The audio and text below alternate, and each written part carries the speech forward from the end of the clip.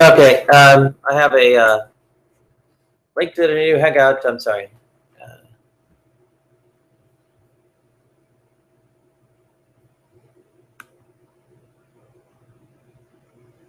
I can't hear you.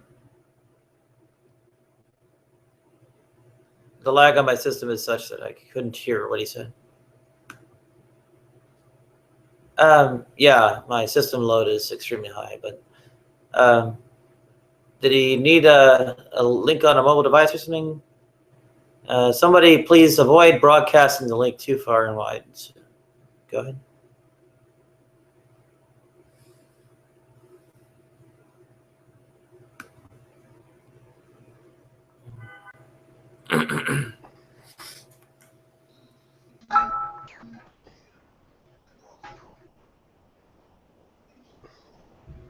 Oh boy. Yeah, this is gonna be fun. This Yeah, big if old our lineup. interlocutors, I'm sorry, if our debate partners and such are getting harassed offline, they aren't around for us to debate them, right? I don't I really don't think he was getting harassed. I think he's just a butthurt. It doesn't whiny bitch. matter. Well, guess what? That's harassing him offline. Right. I mean, why does anyone, flee harassment? Oh, technically speaking, because they're butthurt, right? No. We can't have music. Go ahead. Oh.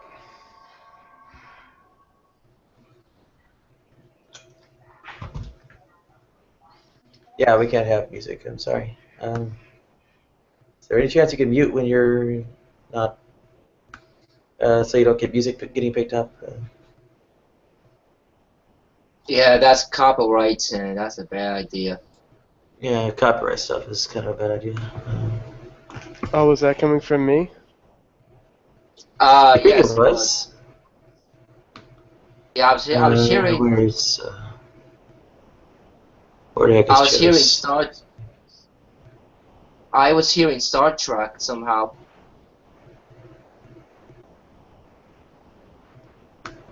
Okay. There's on Skype. I'll do Facebook too. And fingers crossed.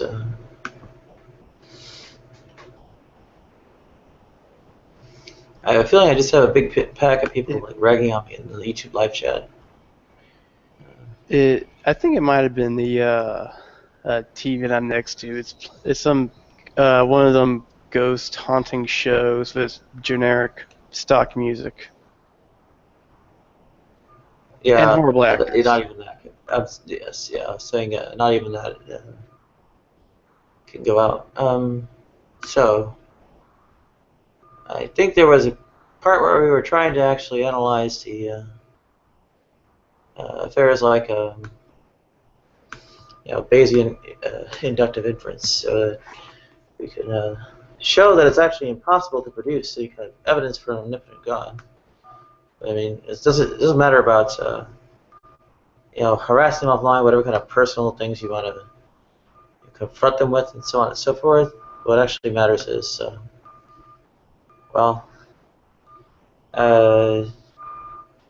actually having like the arguments and such to show that their ideas are false, and that your ideas are true. So, for instance, I would show the failure of the arguments to go about trying to demonstrate there are such things as gods, and then furthermore make successful arguments that there are such things as gods. Right? So that's, and then people who are somehow reasoned and such would see if there is a non-rational, pure psychological, whatever it is, kind of effect involved, would be by dint of just being a good behavior, making a good impression. Maybe I'll I don't know, wear some kind of try to clean up my appearance somehow by losing weight, and also I don't know, wear a bow tie or and some kind of business or dress or whatever kind of outfit. The hammer and the sickle T-shirt is probably not all that high class. I could say it's a nice But at the same T-shirt. time, I think the I'm sorry, basically being on the No, your Sunday best, Sunday best, and that kind of thing. One thing might also be harassing people off the net is itself kind of a dick move that discredits you and your position along with you. But it's not a great idea to do.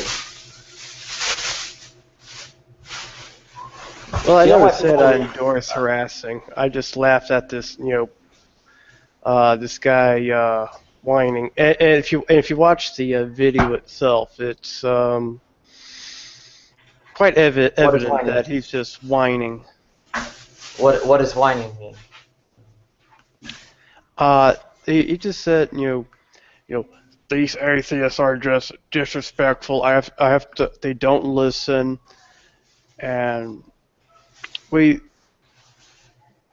I'd have to rewatch the video to explain it fully, which means I won't be explaining it fully because I'm not going to watch that video again. I'm sorry, We but won't be true. able to reach the beyond the 4-hour mark until it's finished processing. So it's kind of a non-starter right there.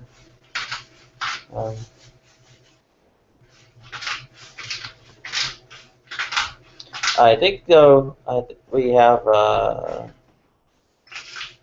a pretty serious kind of practical issue. I mean, the whole thing is to get people in so they can actually present their arguments. They need to present them so I can prove them false. Right. And Well, the thing is about true they also empiricism. need to be, I'm sorry? Well, Hello? the thing about true empiricism is his arguments have been debunked numerous times to his face, but he still uses them, and he maintains that no one has ever defeated him. No, I mean, it's not really uh, quite that interesting. True empiricism was uh, not the real case and such, right?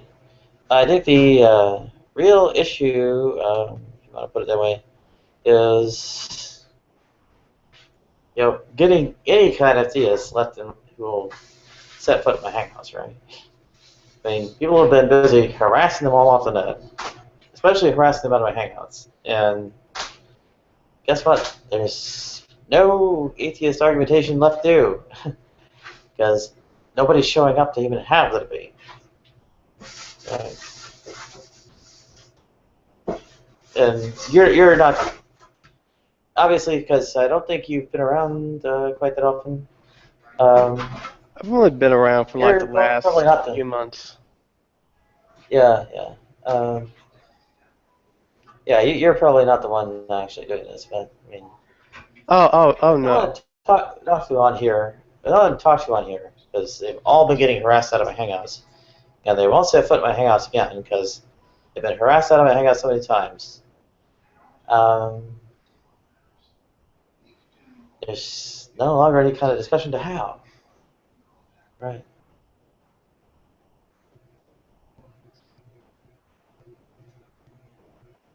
Have you noticed?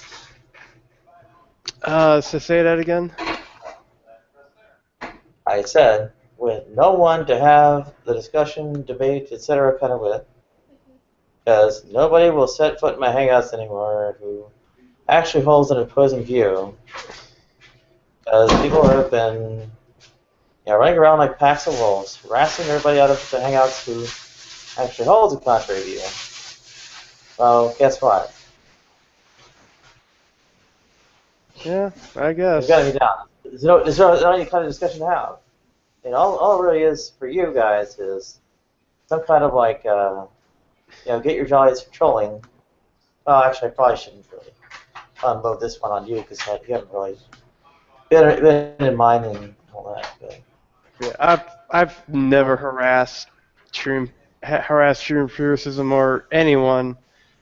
I really don't care enough to do that. I mean, I think people you know, have a different idea of what's meant by harassment. But, well, I go by the definition, which is like, constantly and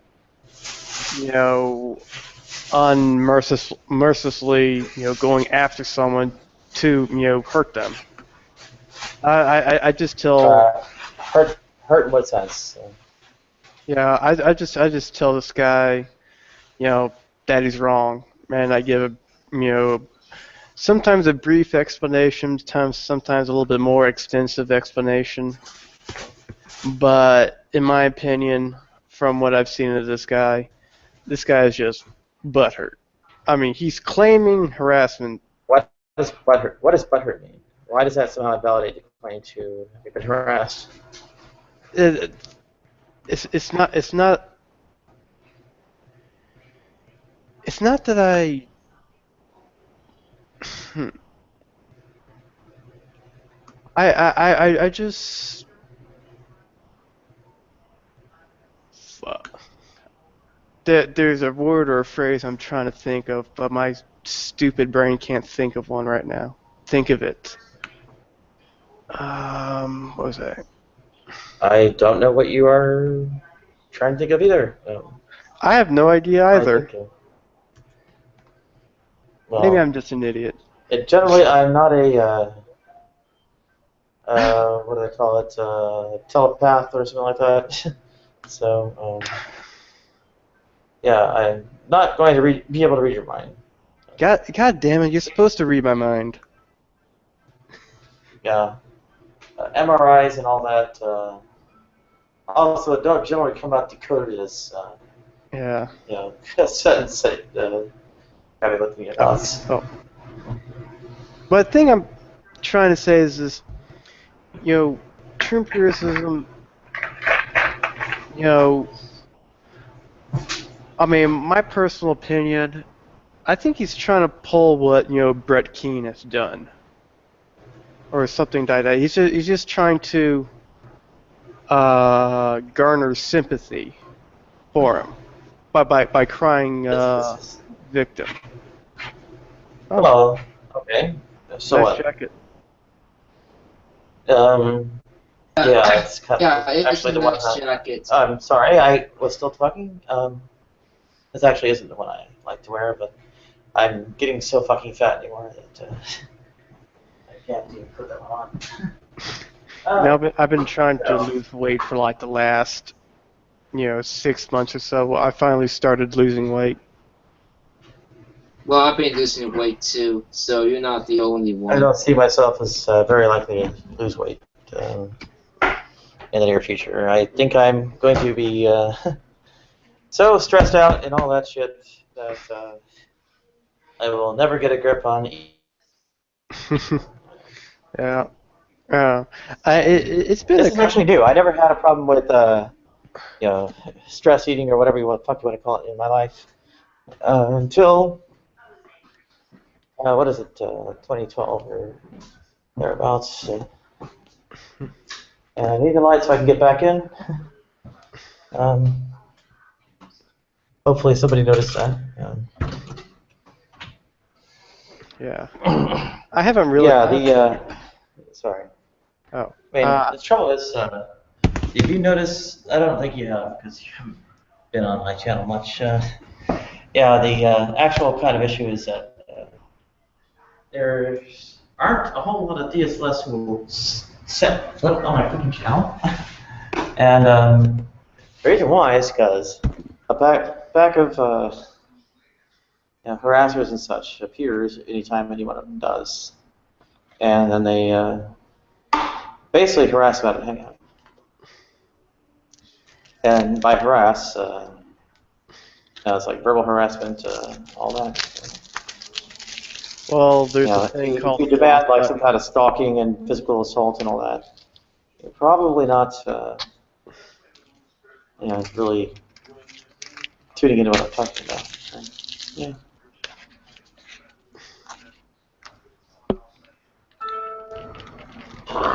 All right, consider. Okay, I'll make a case. There actually is, a need. Actually, I don't think people are here to persuade people that there is no God. I'm not sure if people even really are quote unquote Gnostic atheists very often. I think most of them are, lacteists who just kind of feel, if I may borrow a bit of your term, butthurt. Because, well, whatever it is religion told them in the past, I guess hurt their feelings and whatnot.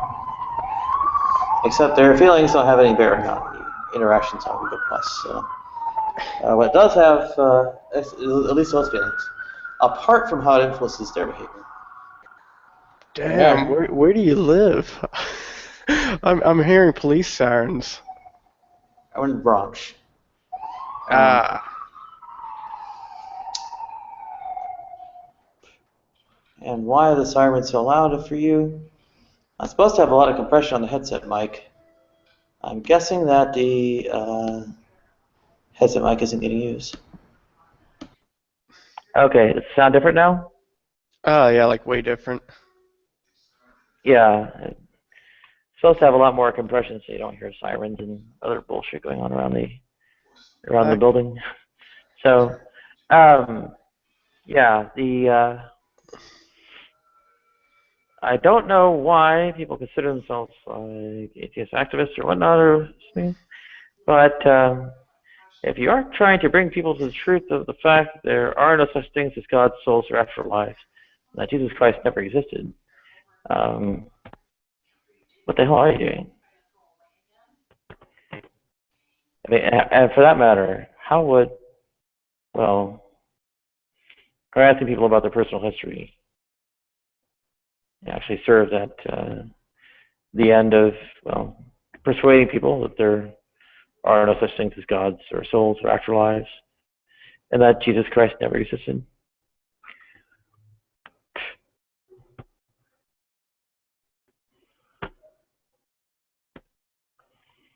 Or for that matter, Moses never existed either.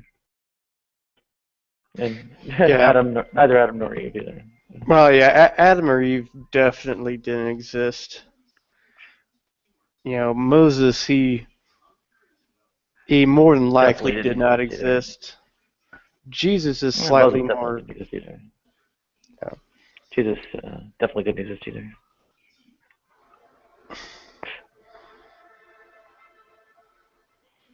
I mean, what language did Jesus speak? Aramaic or Greek?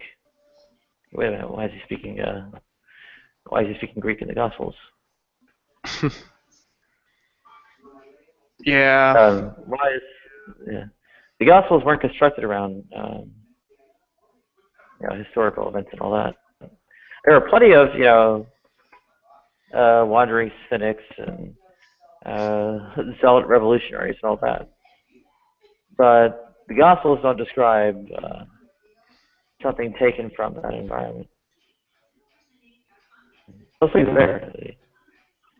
The Gospels are centered around the things that say dual prophecy, but they're nothing of the kind. They're not prophecy.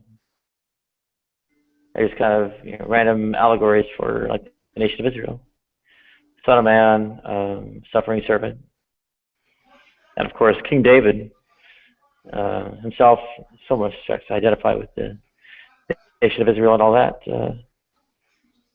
is Psalm 22. So, and the construction surrounding all these mythic things in the Old Testament. Well, there you go. And it's always said to be known according to Scripture, right? At least by all the Pauline epistles and whatnot, right?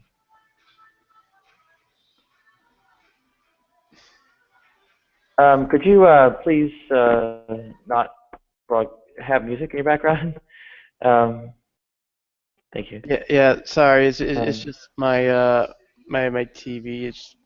I'm supposed to have noise canceling headset, but I guess it's not working all that well. Well, it's probably canceling the noise from your, so that the sound of that thing doesn't get to your ears, but not so it doesn't get to the microphone. Yeah. Anyway, I mean, you know why I go on with this stuff so and like deadly serious about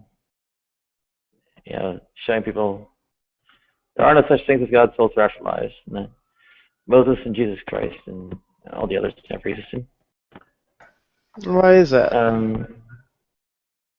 Well, there is a rather serious reactionary right, and they're doing a number of things. They are a strong cultural influence, so the kind of negative kinds of opinions and such that come about from religion are very strongly against me, right? If you poll those who are against LGBT affairs, then you'll find from Gallup is, and now the other hangout tempting out. What you'll find from Gallup is that of those who are against LGBT affairs, they're generally against it for religious reasons, right? And it's something like 80% or so. What? Be fair, that And hangout you was have, yeah, you guys killed it. well, no one had mods, so yeah. Well, you came in. There's a lot of you came in. You harassed you men out of the room, and then you left this one empty, and I haven't been able to resuscitate it. Well, And I wasn't in the room. The whole conversation, which was actually trying to organize a debate between Joe and She-Man, was totally fucked, right? Well, I wasn't present when that happened. I wish I had been there when that happened, because that would have been glorious, but yeah.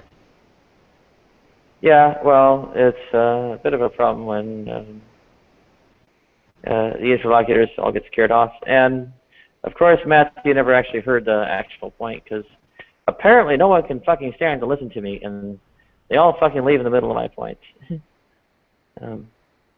And they all tune me out. They all interrupt me. And, well, nothing I ever say gets heard. I can't speak for Matthew, because all he said was talk to you all later, and then he said goodnight. But yeah, I don't know why you kind of, like, if you wanted to get down with me, that's fine. Like, I'm okay with being ridiculed a little bit. No. Even though I wasn't, well, but it happened to happen. That's I'm actually trying to live off this stuff, so it kind of matters when this stuff gets torpedoed. I mean, everybody else is just fucking here to have a little bit of yelling action while they're getting the blood spray from their first-person shooter video games and getting drunk or whatever, right? So, on the other hand, well, it's something very different. well,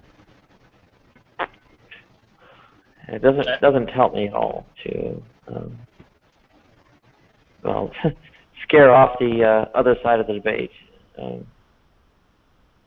well, I don't know what to tell you. That's what's going to happen. Well, maybe I shouldn't invite the religious at all.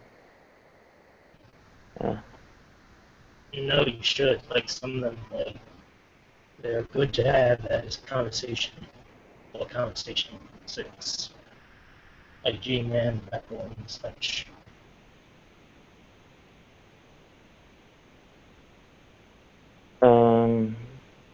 He's asking if a differential calculus was delivered.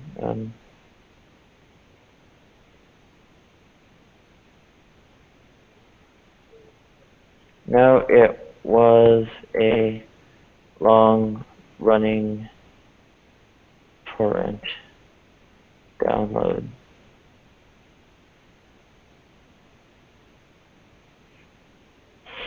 So,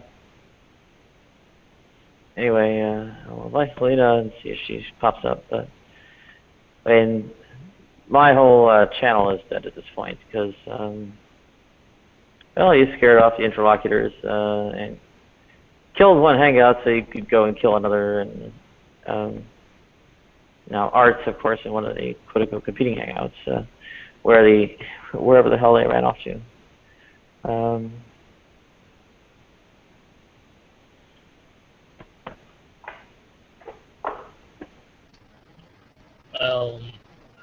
Everyone is going to be here 24/7.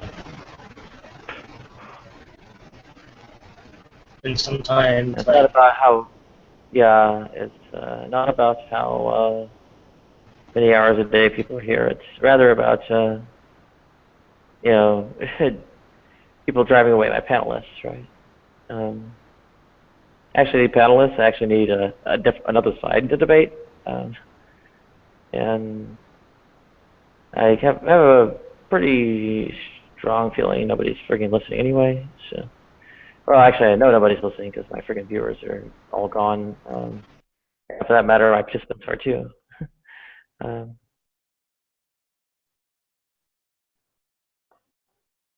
but I don't see why you're saying that your channel is dead. Like, it's just a short period of time where it's going to have, like, few viewers. A short period of time, what? When you're going to have, like, all these, like, few viewers in the room. There'll be more eventually. You just have to play the waiting game and have the conversation flow.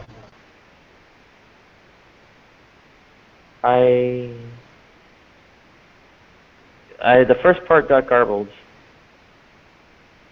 I'm sorry, I'm saying that, like, I'll try and be more clear because I have trouble articulating my words and my speech because of It's an electronic effect. speech. It's an electronic effect. Some kind of like issue with your I don't know, connection or something that's going on.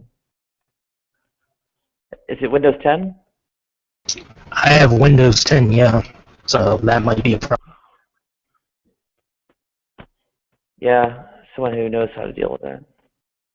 Ludwig is gone too.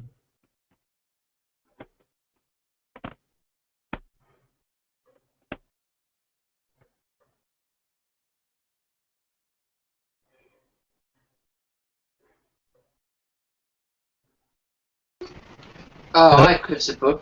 Oh, hey, William. Yeah, but like I was saying, like, you have to... Oh, you can speak.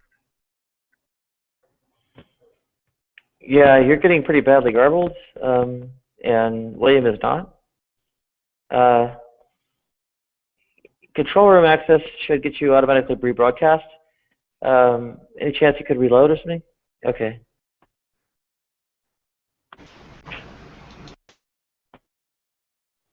Are you back yet? Yeah, he's back. I see Yes, him. I'm back. Okay. Okay, you seem to not be garbled now. And welcome, Yada. Okay, good. Somebody's broadcast you. Yeah, I had to deal with... I'll only have to bear with this, like, for a week or two, maybe. Hopefully a week at the least, because then I'll be moved into the new house, and then better Wi-Fi connection.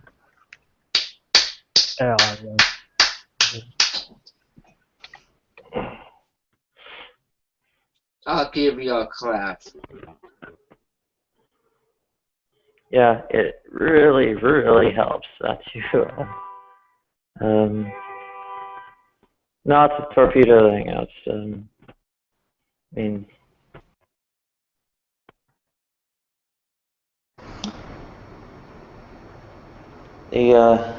I'm actually kind of relied on these things to actually survive. So it's like, whoa, this is cutting into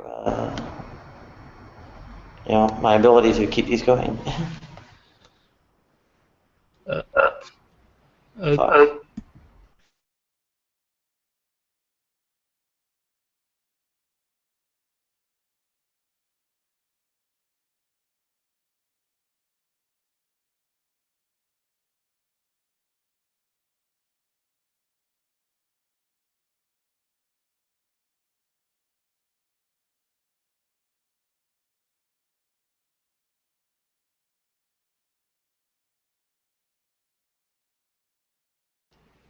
yeah, I checked, and M doesn't have a room running. Who doesn't? I don't know if Nadia wants me to say his name or not again. I don't know.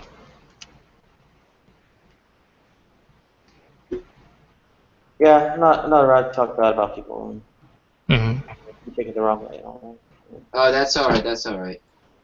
Yeah. So there's I guess one that's getting a lot of viewership and such. So Something's it's wrong? kind of backing up my participants in general, but not participants, viewers. But even with the participants are yeah, I know which one it is. Yeah. The participants running away has a lot to do with that. Everyone basically dive bombing into where G-Man was and running him off. I can understand that. I thought if they would have handled it just a little differently, not giving him, not making it that much differently, they could have had him there for a longer period of time. You know, uh, you know, but that's just what happened. And another thing, Um, the dude treats people like shit. Like, well, he thinks he's got some kind of justified retaliation or something. So it's a bit rough. Yeah. I think the trick is, of course, that it's not just G-Man, right? I mean, not a whole lot of theists are showing up anymore, and well, without someone to debate, Mm-hmm. nobody else wants to show up either. Well, what happened to Darwin's? Well, other people are running him off relatively routinely and such too. But okay. I'm trying to remember when I saw him on here, but I have no idea.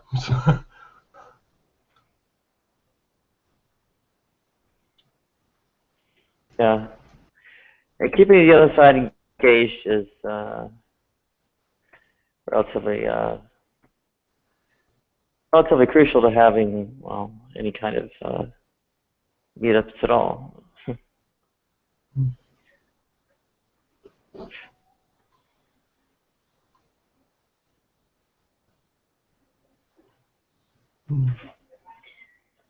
Well, I missed the beginning of the debate and everything. I didn't see whether G-Man just popped in or anybody knew he was coming. I'm sorry, I can't hear you yet. Oh, go ahead and deal with your business.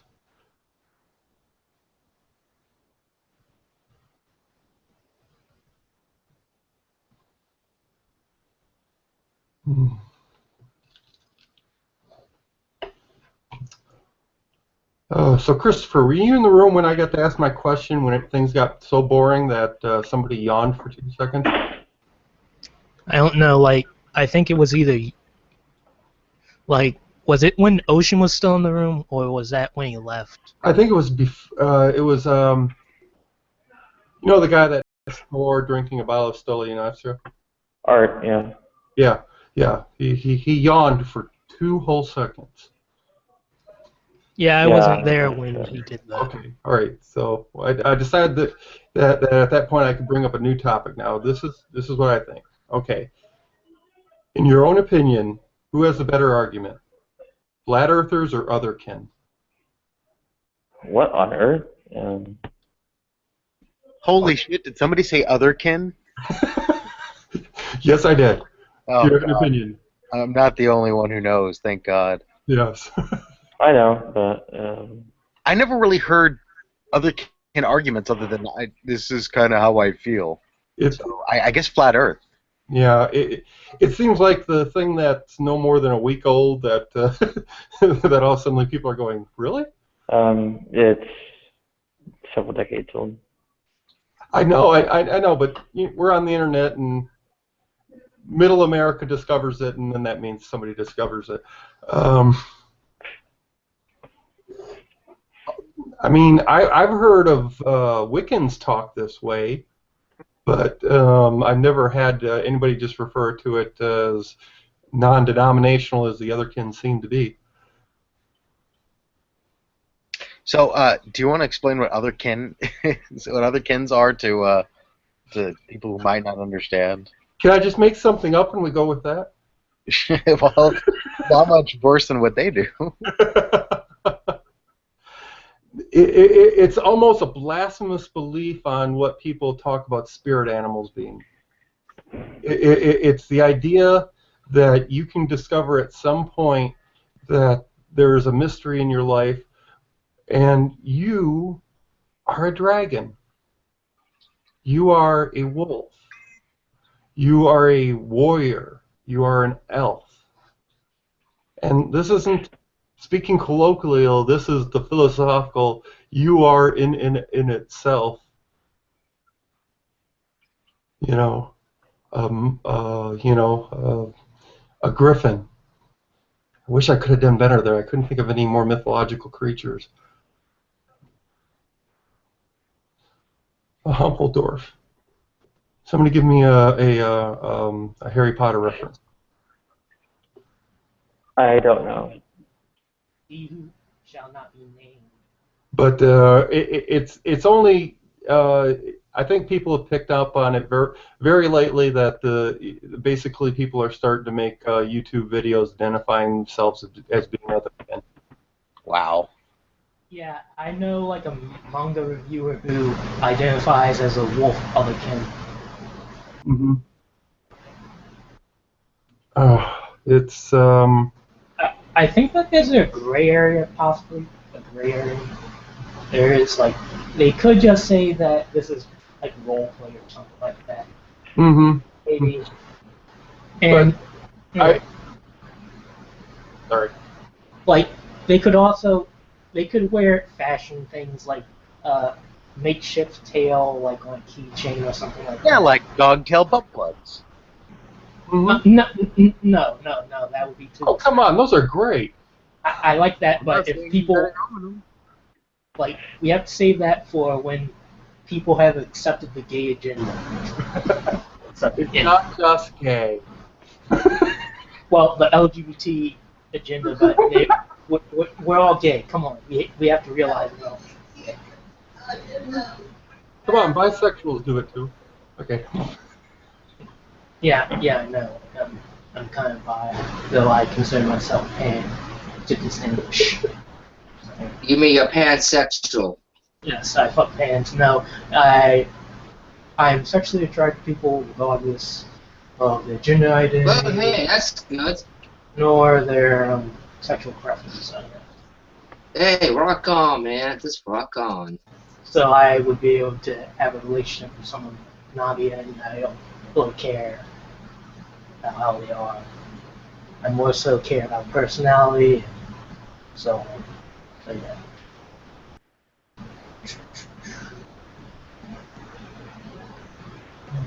So, does anybody even imagine they know anybody who you think could possibly someday identify as otherkin? No,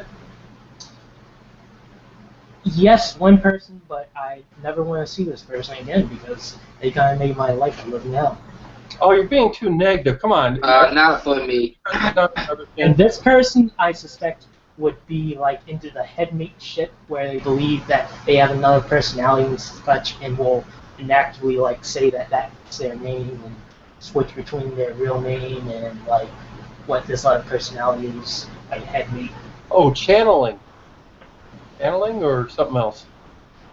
It's like a personality thing, like Okay. yeah, borderline like basically personality disorder. But we can't like really confirm that because like we have to get that person diagnosed.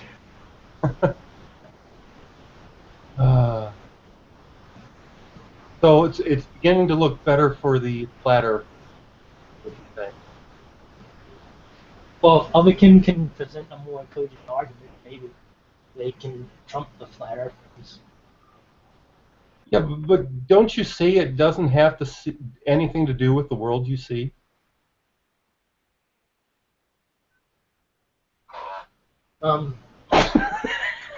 I personally say that both of them are bad arguments, but I guess flat Earth would be a better argument than other kin. I guess. Though, in perspective, like both of them are equally arguments for both otherkin and flat Earth. A flat Earth is ridiculous. It's bullshit. So. Yeah. Okay, so this is the point I'm at. The wealth of evidence, you know, of a reality that doesn't contain a flat Earth and otherkin, and it's like, oh, you know what? I feel for the other Flat kin. Earth, otherkin. Yeah, I'm feeling for the other kin. Damn it! Flat Earth, otherkin. This is help that an otherkin will never ever talk to me. So, but right now, otherkin. Okay, imagine this. So, there's a otherkin who believes in a flat Earth. Now, the reason they believe that this is a flat Earth, they believe that the Earth is a adaptable organism. That's a fuck As a ridiculous. living, breathing. No, continue. Let's continue. And in these different realms of reality, there's these different realms of reality and dimensions.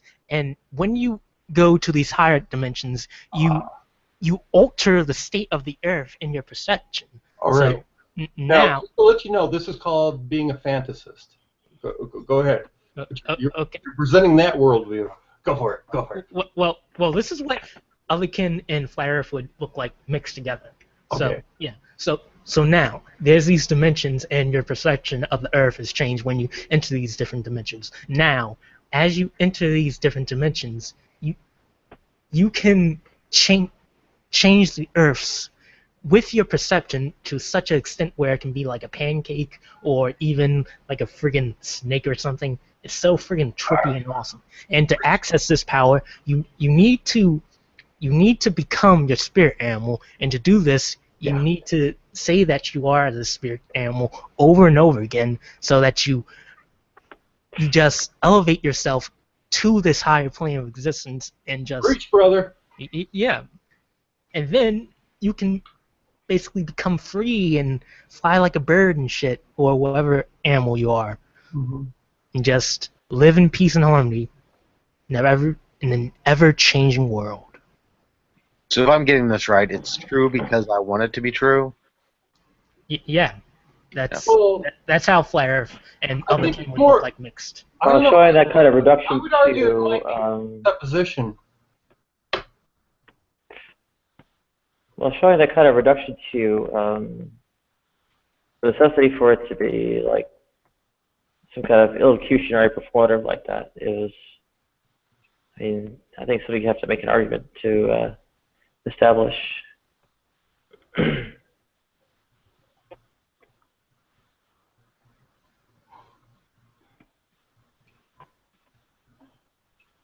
I mean, what is their case, and then does their case really reduce to that? Yeah, I know. I was just creating this argument and pulling it out of my ass and just fusing flat Earth and other kin together. But you're doing it like a master.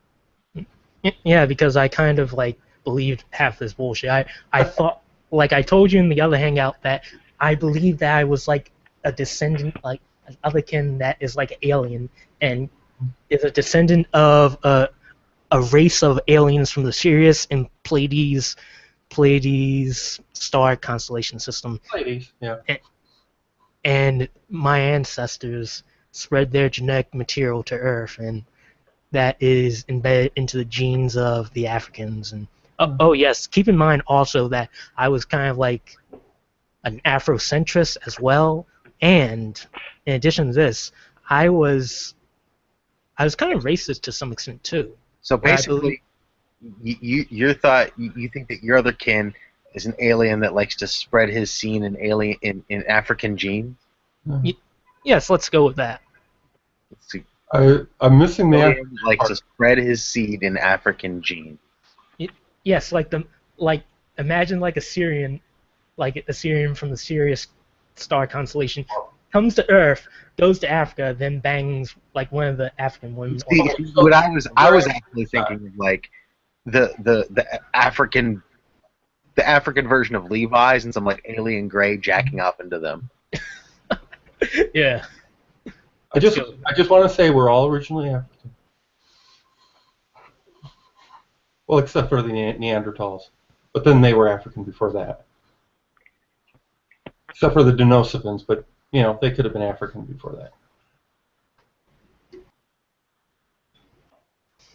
So yeah, that actually sounds like a saucy porno. Just what should we call it? From Sirius to Africa. Yeah. Maybe. No.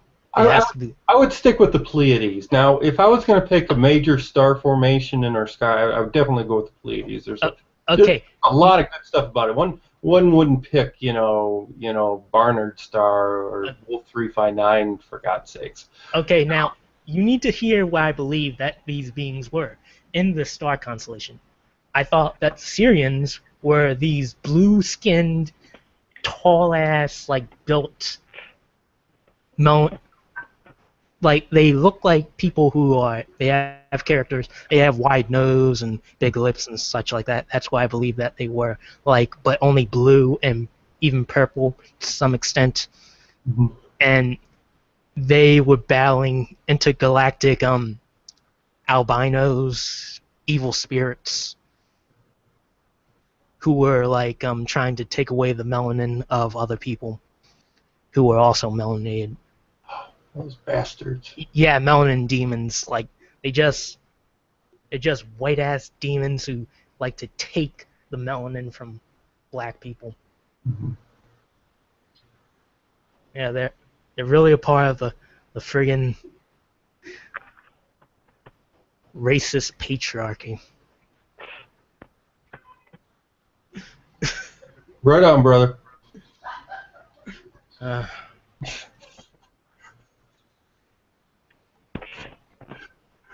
But you got better? Yes, I got better. I grew out of that bullshit, and now I'm still in the throes of coming into understanding like myself and the world around me, and beginning to truly think critically and logically. More power to you. Uh. All right.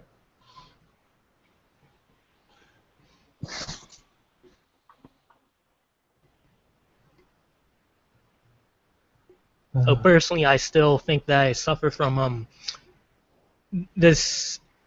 It's like when you look up to someone to such an extent where you kind of can't think that they are wrong, or even if they are that wrong, then that's just how they are.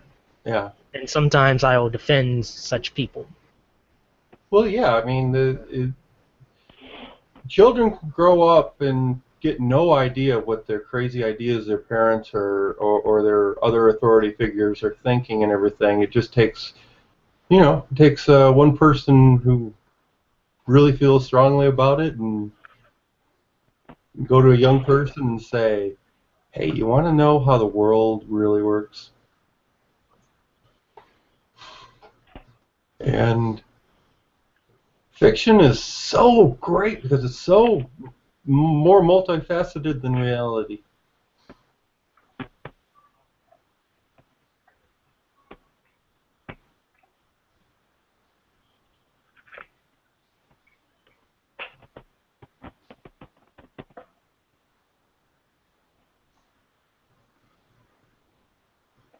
We need a flat earther in the room now.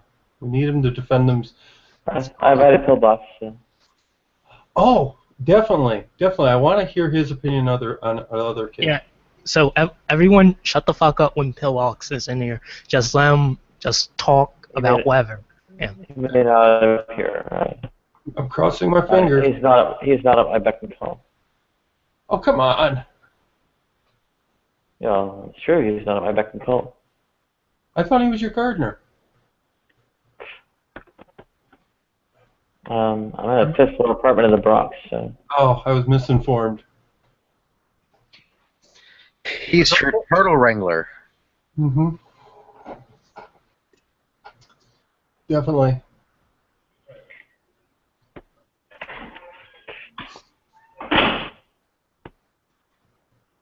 Is that him now?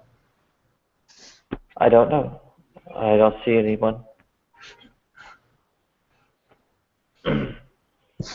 Okay. Let's see. You would see a pillbox in the dark because he glows.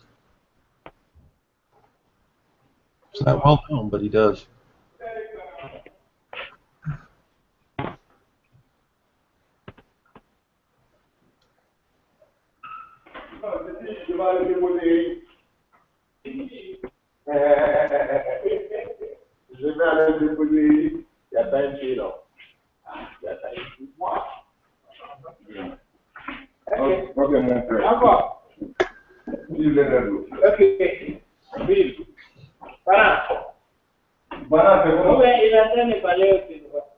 Okay. Yeah. The Dominicans broken in. I got an answer from Johanna Roth, so I don't think he's going to come in. So.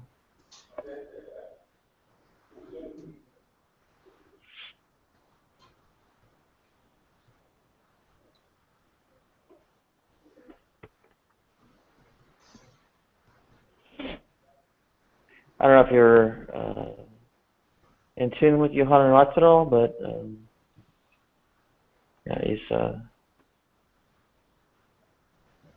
pretty good guy and all that. Did you say Johann Rotz? Yeah. Yeah, I know him. Oh, I haven't talked to him in years. Yeah, it's been a while since he's popped in. No. He's got anything new, or he's just showing his face again? I mean, it's not showing his face, but he's just telling me personal stuff in Oh, okay. external chat. Yeah. Hmm. It's in confidence. No, you're not getting the scoop. Okay. Well, can we try to tempt him in here? Can I talk to him about a four-dimensional sphere? Or? I'm not sure how interested he is in joining right now. Oh, okay. He probably would correct me and say, no, there's many more. Yeah, there's tons more. Like, there's over 13,000 dimensions. And then with chakras, there's over, like, 10,000 chakras. Cool. Yeah. I like chakras. You know, Outlook's got some. What? Nobody watched Japanese anime here? Yeah, Naruto, yeah, I watch that shit. Okay. Sure. I'm waiting for the dream to end. I'm waiting for the new series, like the Boruto series. That's going to be awesome. There's What series are you talking about? Naruto. Okay, I've never heard of that. there's So, oh, I'm sorry. I was just going to mention there is going to be a DVD coming out on Netflix.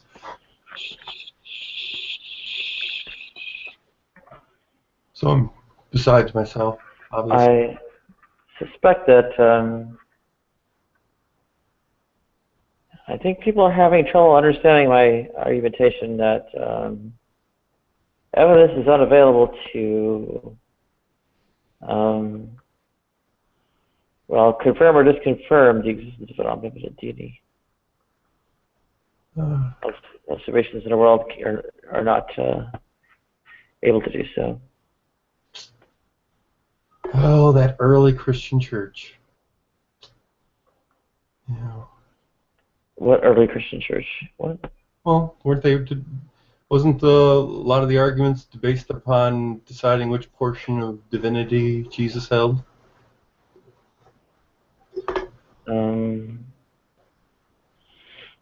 I'm not sure what you mean about. Well, I use very colloquial terms. Trust me, never to use an over-intellectualized term. Let's see. No, my intellect is gone. You're only gonna get colloquial from me.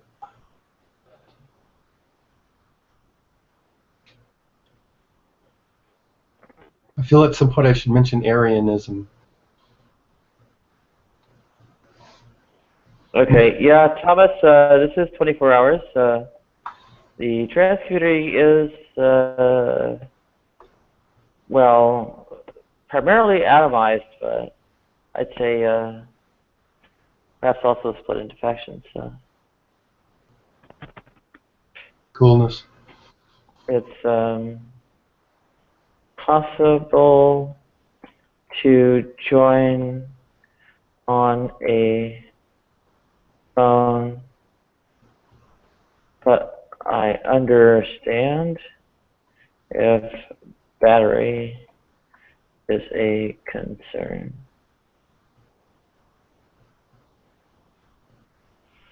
Someone's in one of the YouTube live chats for, I think, the dead video or whatever, asking about the transgender community.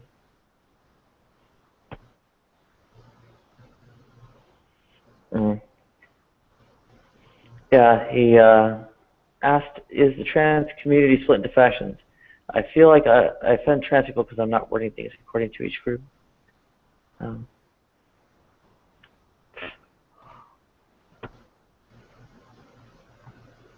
Just following the link will bring you in, but you need the Hangout app. It will prompt you for it if it doesn't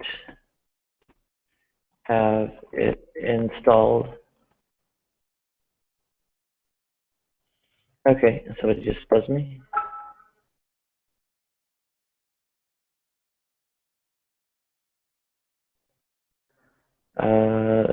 Somebody just sent me a external text chat message, but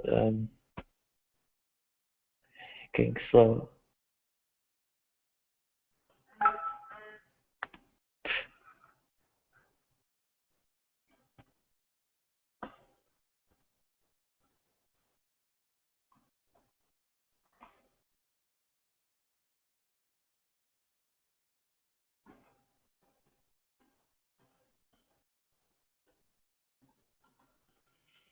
Okay, telling Johanna, may not be able to pray, but I can wish for it to get better even so.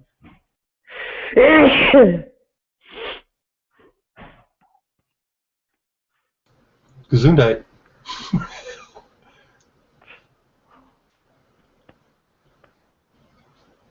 Okay.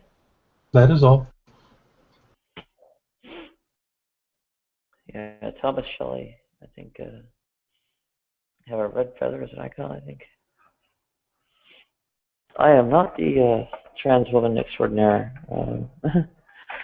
I am, of course, wrecked,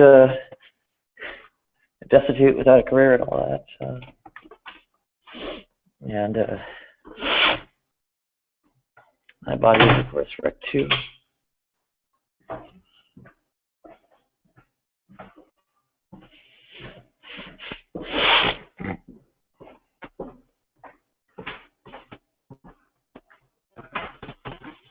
yeah,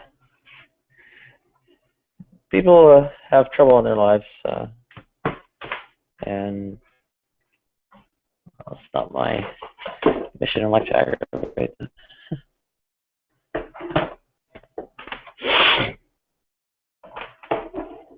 It's just because their views are opposed to mine. Doesn't mean I want them to be hurt.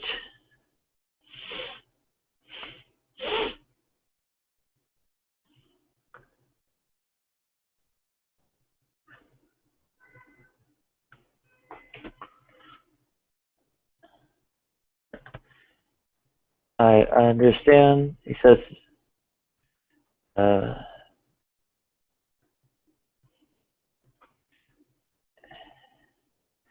a terrible confluence of things happened to me in 2008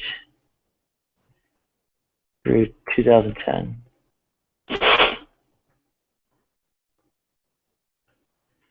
Okay, so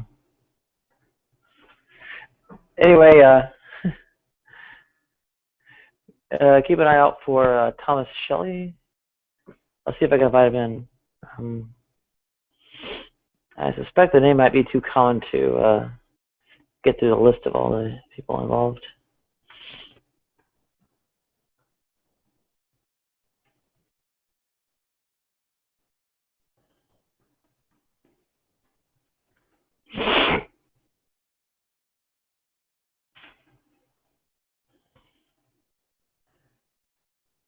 If Thomas Shelley shows up, please do broadcast him. Will do, Nadia. Okay. Yeah, I'm not spotting him in the Google Plus profile search.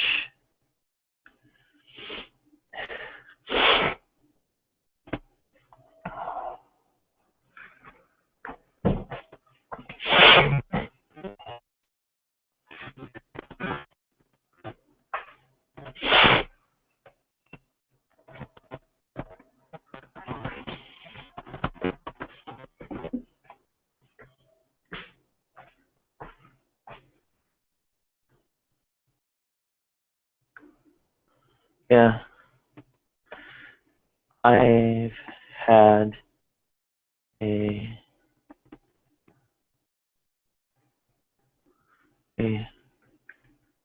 heart attack myself in January 2012.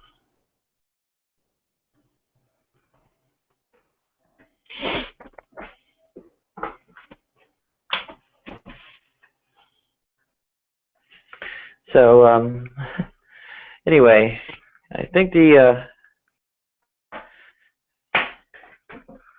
grand message, or whatever it is, I think generally centers around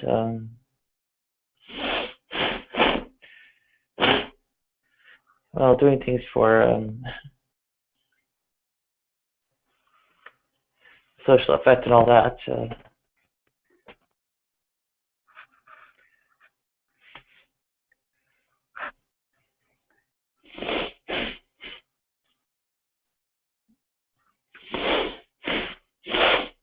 it weren't for the things that I just felt were inevitable or whatever, that are byproducts of the belief, so to speak, I not even be trying to engage. I would just get myself to. Yes, I hear you. Oh, excellent. Who's there? As far as I can tell, I hear you fine.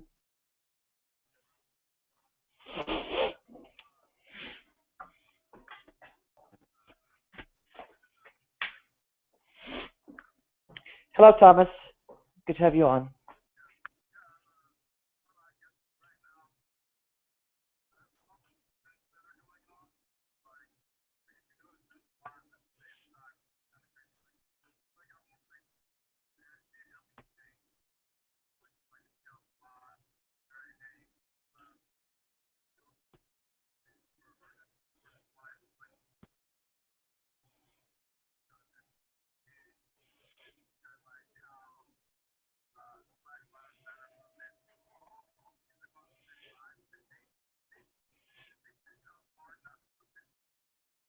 Mm.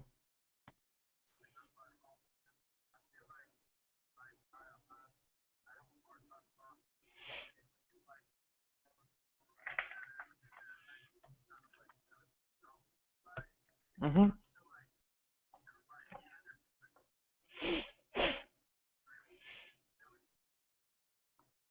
Oh yeah, people being triggered too quickly is yeah, definitely kind of an issue. Actually, is there any chance I can invite you to come over to a different hangout where yeah, I'm running two at the same time, so I'll send you a link in the external. Yeah, I'll send you a link in the external chat. Bear with me. I'll bring it to you very shortly and such. Okay, here we go. It should be in the external chat there. And I can probably circle you and all that too.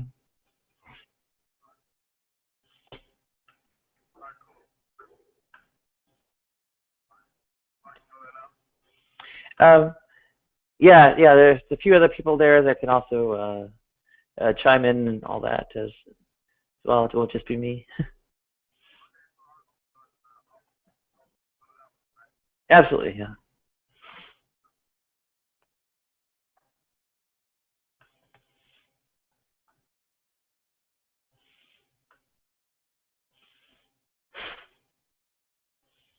Oh, the Kalam? Oh, it's still the wrong one. I'll yeah, I should have gotten the right link out to the external chat. I don't. Oh, no worries. Yeah, and the other call. Yeah. Oh, I think if you tap the screen, it'll bring up a hang up button. You can hang up from there, and yeah, there's a external chat you can get to from the Hangouts app if you start it up cold, and yeah, okay, excellent.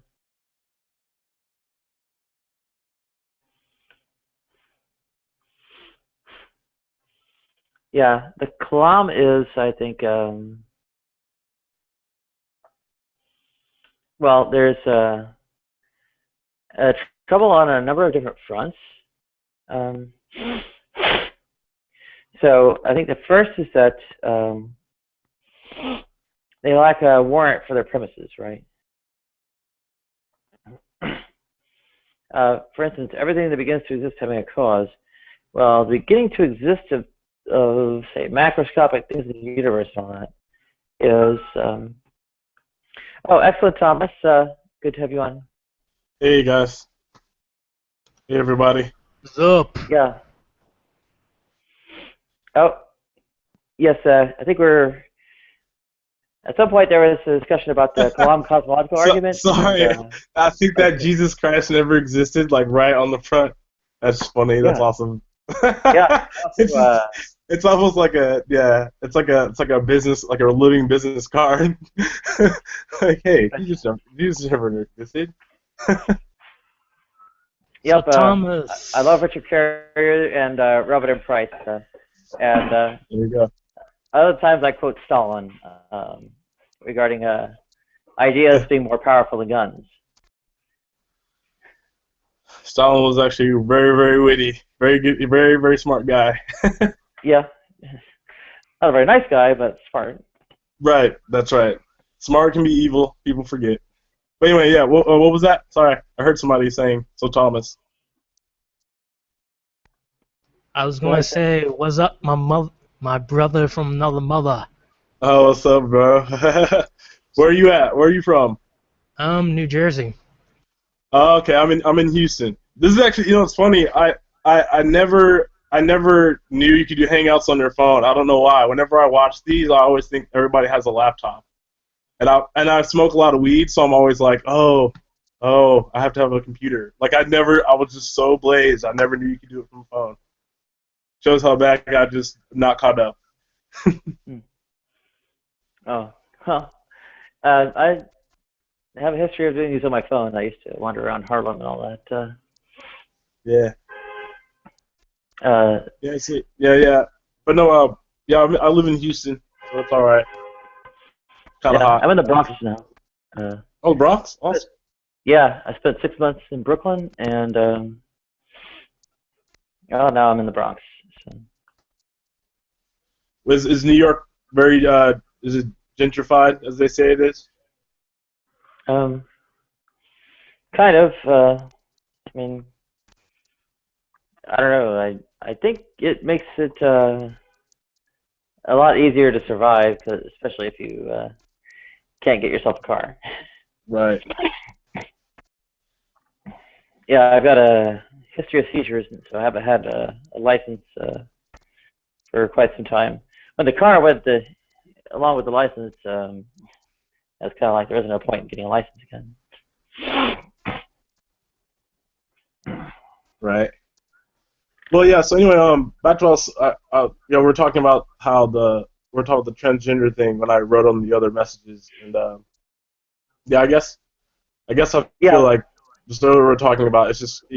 I guess for me, maybe I'm just sensitive to it. Maybe it's anxiety, but I find it harder to just not offend anyone. So like that's why I'm so into sports, because I don't know if I don't know if you guys are sports fans. My thumbnail is an English soccer team. I just pretty much follow sports, and I work, and I just read, and watch C-SPAN, and that's pretty much all I do. Just because I don't know, I feel like staying informed is what you want to do, and I read about stuff, but I guess everything just kind of, I don't know, people just make it hard to kind of be open sometimes. Yeah, I think the kind of garbage going around, what is it? You say Twitter and Tumblr and all that. Yeah. I mean, there's good stuff going around there too, but yeah, I don't know if I'd call it a social justice warrior. I'd call it like no, not that. Whatever.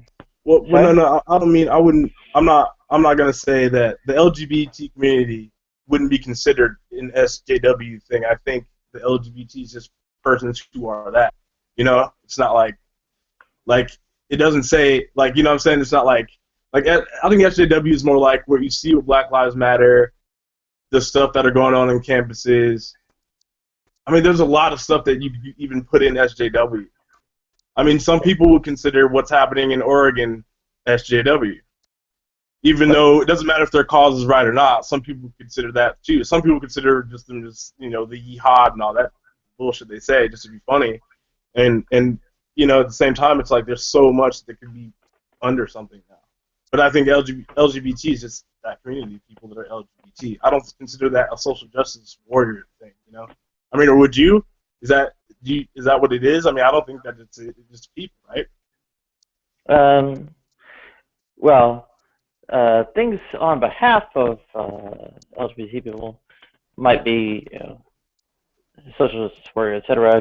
For the advocacy. That's right. Right? That's right. Yeah, like the rights and stuff, like getting rights and like getting the right to marry. Like that is a SJ that would be considered a social justice thing, but I mean, like, I don't know. It's kind of hard to explain. It's kind of like I feel like there's so many movements going on at the same time, and there's not as much leadership in each movement. It's almost like everything is just everybody's out trying to outdo each other for what they feel like they're doing, and then like there's not really any resolution lawfully quite yet. I mean, I think the last big thing was gay marriage. Like it's hard for transgender people to get like the drugs they need. It's hard for surgery too, especially. Yeah, for surgery too. And like when you think about it, it's like there's not really any clear leadership. I don't see it. And it's the same. The same thing goes for Black Lives Matter, for all that stuff. It's like if there's no leadership, I feel like none of the movements can ever be solved. It's and it sucks because you get people trying to like out troll people or out argue people. There's no clear like lens on it. At least that's what I feel like on all of the movements. I mean, every single one. They're all split up on so many things. I think I don't know if you've ever heard of leaderless resistance and such. Which one? I'm sorry. I mean, leaderless resistance and all that. Leaderless resistance. Well, yeah. I think the problem is that there comes a time for that. What age can you really do that? I mean, I think this is the wrong age to do that, because with social media, it can fall better than it can grow. You can call it a leaderless resistance, but I mean, if there's a resistance, who started it? Somebody has to finish it too. That's the point of a resistance. If someone's going to start a resistance, you need someone to finish it. It can't be, if it's endless resistance, then it's just a war. And that's all it's ever going to be. And wars don't end. Well, they do, but like, I don't know. Yeah, I think if it comes to a war, not like real world war, but like it's like a mental war. Yeah, but if it comes to a contest of arms, then the power of the state will pretty much quash us, right? I think that's also true. Yeah, that's true. Yeah. Yeah, given that we're subject to what's in effect a data mining dissident dragnet, that the structuring as something with leaders and such, hierarchical structure, will render one quite vulnerable to decapitation strikes, even if not by dint of assassination outright. I mean, pretty much all you have to do is put the single point of failure out of a job, right? And then when they hit the street, whatever, they're kind of useless. That's true. I mean, if that's the case, then what? When you say hierarchy, I mean, if you can take, I don't know, I guess there's a way to make each group have their own like mini republic within it, but you can't really. I mean, I think there's so much individualism. Like it's like the individualism of everything that we do. It's like everybody's got a blog, everybody's got this, everyone's got their really single view take on it. And if it is a leaderless resistance, then we just have to wait until it all falls down. I mean, that's all you're really gonna do. You're not. I mean, how much can you accomplish until you have? What do you do? Get a group of lawyers together to force the laws, to find a loophole law? Do we just wait? I mean, there's so much that goes into it because people forget, like, all the other things happening in the world at the same time will affect it all at the same time. So, like people don't know that if Iran and Saudi Arabia, if it pops off, that's not very good for us. People don't think about that shit. The thing about Black Lives Movement, yeah, I get it, dude, it's bad, but we could have used, if you look at the Black Lives Matter movement, it's actually, to me, the most hypocritical one. It's like if Black Lives Matter, like black people literally have to, maybe we have to have our own civil war, for fuck's sake. You can't tell me Chief Keef is the guy that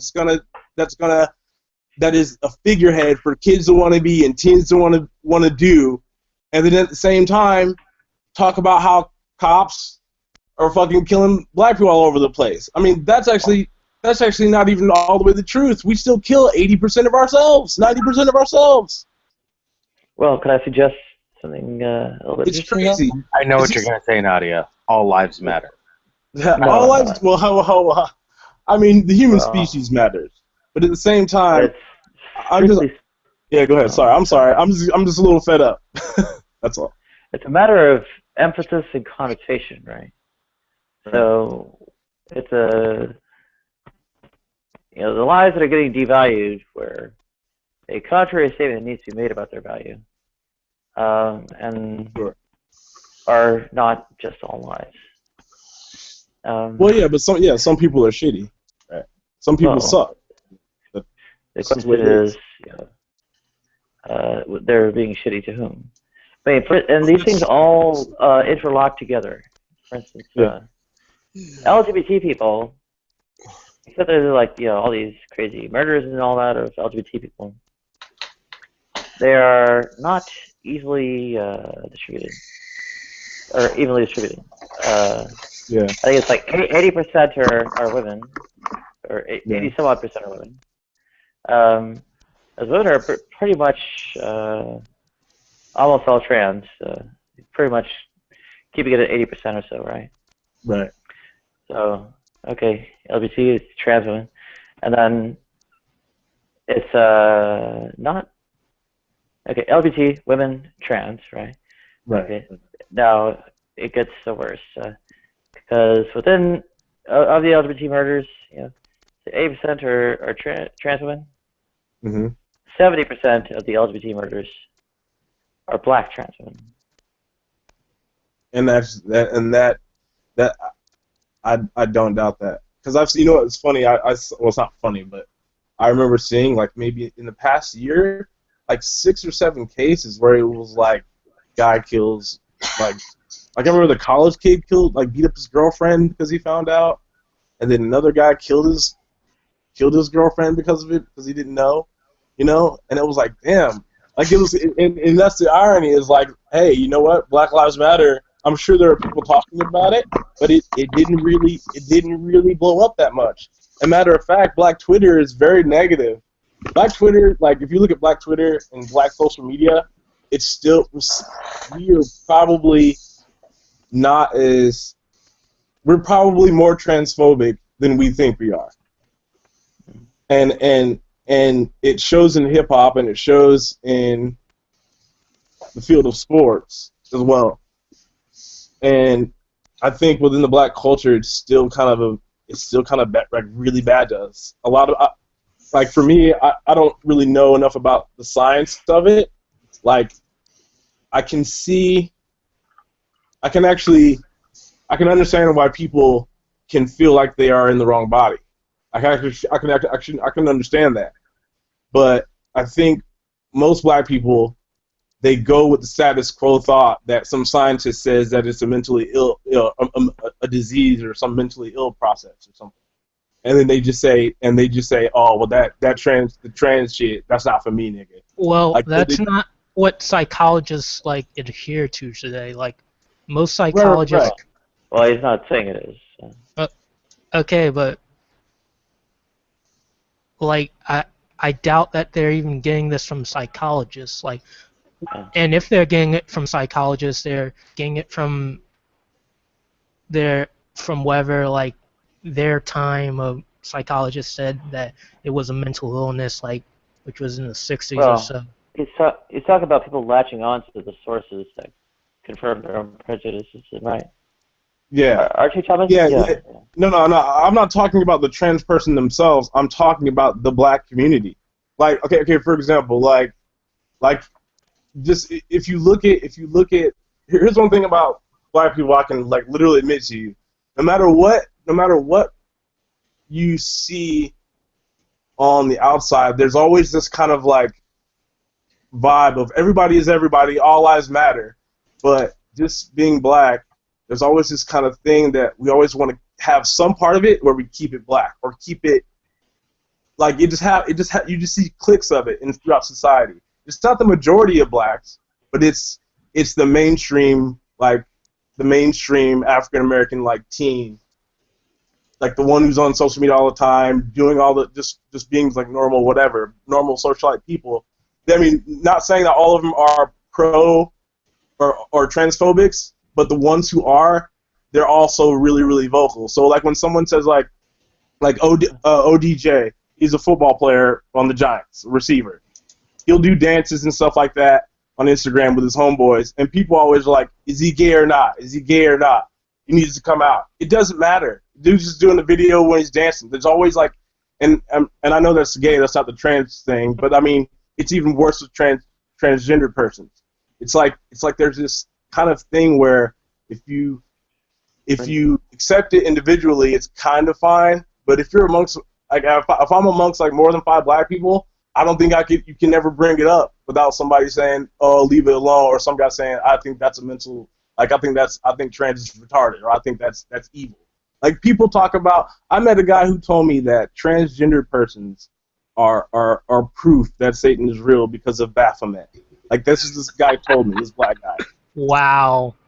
Like, and he showed me the article. He's like, I'll explain it to you because I remember it burned in my mind. I was like, how can someone? Because yeah, what's up? Oh, I'd like to welcome Slim Jim, by the way. It's okay. Good having you on as well. Hey, yeah, I'm intrigued. Continue, please. Okay, so the way he put it is exactly like this. He said, if you look at Baphomet, and I'm sure we've all seen the logo. We've seen it before. So it's when you see him sitting cross-legged, he goes, so he's like he's cross-legged, right? And if you look at his body, he has each part of each sex. The right arm that's lifting up with the fingers up. If you look at the logo, it's more of a less muscular arm, and then it's connected like on the right side of it, it's the breast. So it's half woman, half male, right? And then so he's like, and then he goes into it and he's like, this represents the mentality of Satan. He wants to be both man and woman. He can be everything. He can be all sexes. It doesn't matter, and he is accepted. And then he talks about the goat head part as being ultimately the symbol of sacrifice, and also too, I think it was something like, it's so weird when you read biblical shit, and obviously it's weird coming from me because you guys don't know me, but I went to an all-boys Catholic school, so it's more intriguing because when you look at right. So when you look at the Bible and it talks about goats and stuff like that, they're always sacrificed. Right? So that's a side tangent. But anyway, back to the story. He goes, you look at the goat means sacrifice, right? The goat is it's just like the opposite of, it's just like the normal animal. That's pretty much what he's saying. I don't know if the head really makes that much sense into his theory, but the rest of it, he kind of goes into it, and he was like, if you look at the way his legs are crossed, he has like 2 different types of legs, and then like the tail apparently is supposed to mean the phallic or the penis, and then like just I guess maybe how the picture is shaped, like the main one that you see. I mean, I think it's the Baphomet picture that Aleister Crowley used, but it's just like he was trying to explain that if you look at the body of the Baphomet figure, it is all sexes. The only difference is just the goat represents, I forgot what the goat is supposed to represent, but it's insane though. To me, that's pushing it too fucking far. I mean, I can go for George Bush as fucking, he was in a coffin in Yale talking about, Satan this and Satan that. That's fine because he gave everybody drugs. That's fine with me. But I'm not gonna take that Baphomet represents the transgender people. I can't. That's just fucking dumb. It's just like it still baffles my mind, but I understand how they can come to these conclusions when they have this personal God that give them personal divine revelation. So like right. They can like when with these variables you can have a situation where people can believe all sorts of strange ass shit. Yeah. That's well, true. I don't mean to interrupt. I think we were talking about kind of the perception of trans in the black community, if I'm not mistaken. Right. That's right. And so yeah, a black guy showed me this. Right. Go ahead. Yeah. So I was just again, and you're also, Thomas, talking about some of the people who contribute to this are mainly youngsters and whatnot. So obviously, if we're talking about black people in general, well, this is a construct that consists of a lot of older people who may be religious and maybe some young people who are not even close. So, but that's also true. So when you hear, I mean, that's kind of the hip hop thing, which is that whole machismo falsehood of manhood, and that's where the indictment of that comes from. So again, it's the religious folks, and I agree with you. But the difference with black people, I think, and the whole kind of alternative lifestyles, I think they've always acknowledged them to some extent. They've just never endorsed them up front. Whereas on the more white American culture, they're getting to the point now where they're like putting it on a pedestal almost. So you see a kind of a weird inversion taking place there that I don't see going on in the black community. Yeah. No, you're spot on, man. That's actually quite spot on. I mean, I don't know. I guess I don't mean to take over the. I don't know how you guys usually do this, but because I just feel like sometimes I'll be up this late at night and be thinking about like how the fuck do I figure this out? Because I feel like I'm like the only one. I mean, I'm not the only one, but I feel like it's weird, especially with black people. Like, because I know a lot of black people. I know a lot of everybody, but at the same time, it's always still the toughest. It's always still the toughest kind of like way to address it is usually with black people. I mean, it's weird. And like you said, the hip hop machismo thing. I think part of that is also due to, I hate to say it, but there's still like this it's like a crab in the bucket mentality, but without it having to be even like success. Like it doesn't, like the crab in bucket mentality sometimes can happen in just like what somebody fucking tweets. Like if you tweet something against everybody else, the entire thing will bring you down. Or if you're at some bar and you're talking something and you mention something, it's like no longer constructive criticism. They have to tear you down because you don't agree with the majority of what most of your black friends think. That's the thing. I don't know if that's really crabs in the bucket, but it's just like it's like you can do something bad, but if you get successful doing it, then they follow you. So I could be crabs in the bucket, but if you get out and then open the door for a bunch of other niggas, then they're like, oh, he did it right, so let's follow him. But prior to that thought process was crabs in the bucket. Oh man, that's lame. Don't nobody be doing that. Just like the El Chapo thing, like today, like, and honestly, a lot of it does exist on social media. But the friends that I do talk to, and we chill, and we play games, and we like watch soccer together and stuff like that. Some of them they still are kind of in that same group. So like I don't know if you guys know, El Chapo got caught today again, and like most of the things on Black Twitter. Thomas, before you continue, why don't they just shoot El Chapo? I mean, they had to shoot 6 of his guys or whatever. Just kill the guy. This is all. Well, I can tell you why they had to shoot El Chapo. I can tell you why. I mean, it's think about it this way. He probably orchestrated the raid himself, for all I know. Well, no. Don't think about it in the terms of what happened. Look at the events prior to. Remember the students who never got found, the missing kids? It's better to keep El Chapo alive than kill him, because if you keep him alive, that's something. That's a piece of real-time gold. If you kill him, then it's you need to hurry up and find those kids or get to the bottom of which cartel killed those kids or stole those students. You cannot let 43 people go missing. That's just insanity. And also, I mean, they've had hundreds of thousands of people die there. But the problem is, too, people forget El Chapo is responsible for us getting high. I mean, contrary to popular belief, I don't know why people think the war on drugs is like this thing where like we can defeat some guy. The war on drugs is we're the number one customer, and they're the number one provider. So we shouldn't have you can't kill the guy that provides it. They'll let that guy live just so they get the income. I don't think so either. Yeah. We shouldn't even have a war on drugs. Welcome, Ding, by the way. No. Yeah, I guess I agree. I agree. We shouldn't have a war on drugs. That's true. If drugs were legal, it would be a lot better. I mean, I think, but they, I don't know. Heroin's pretty bad, though. I don't know about heroin. No, when we're talking about war, I mean, that's not an endorsement of legalizing it. I mean, I can hate you and not be actively at war with you. We don't need to do battle with drug abuse. It's not a battle. No, that's true. That's right. I think we, especially in the prison system, they do a poor job of rehabilitation. They don't.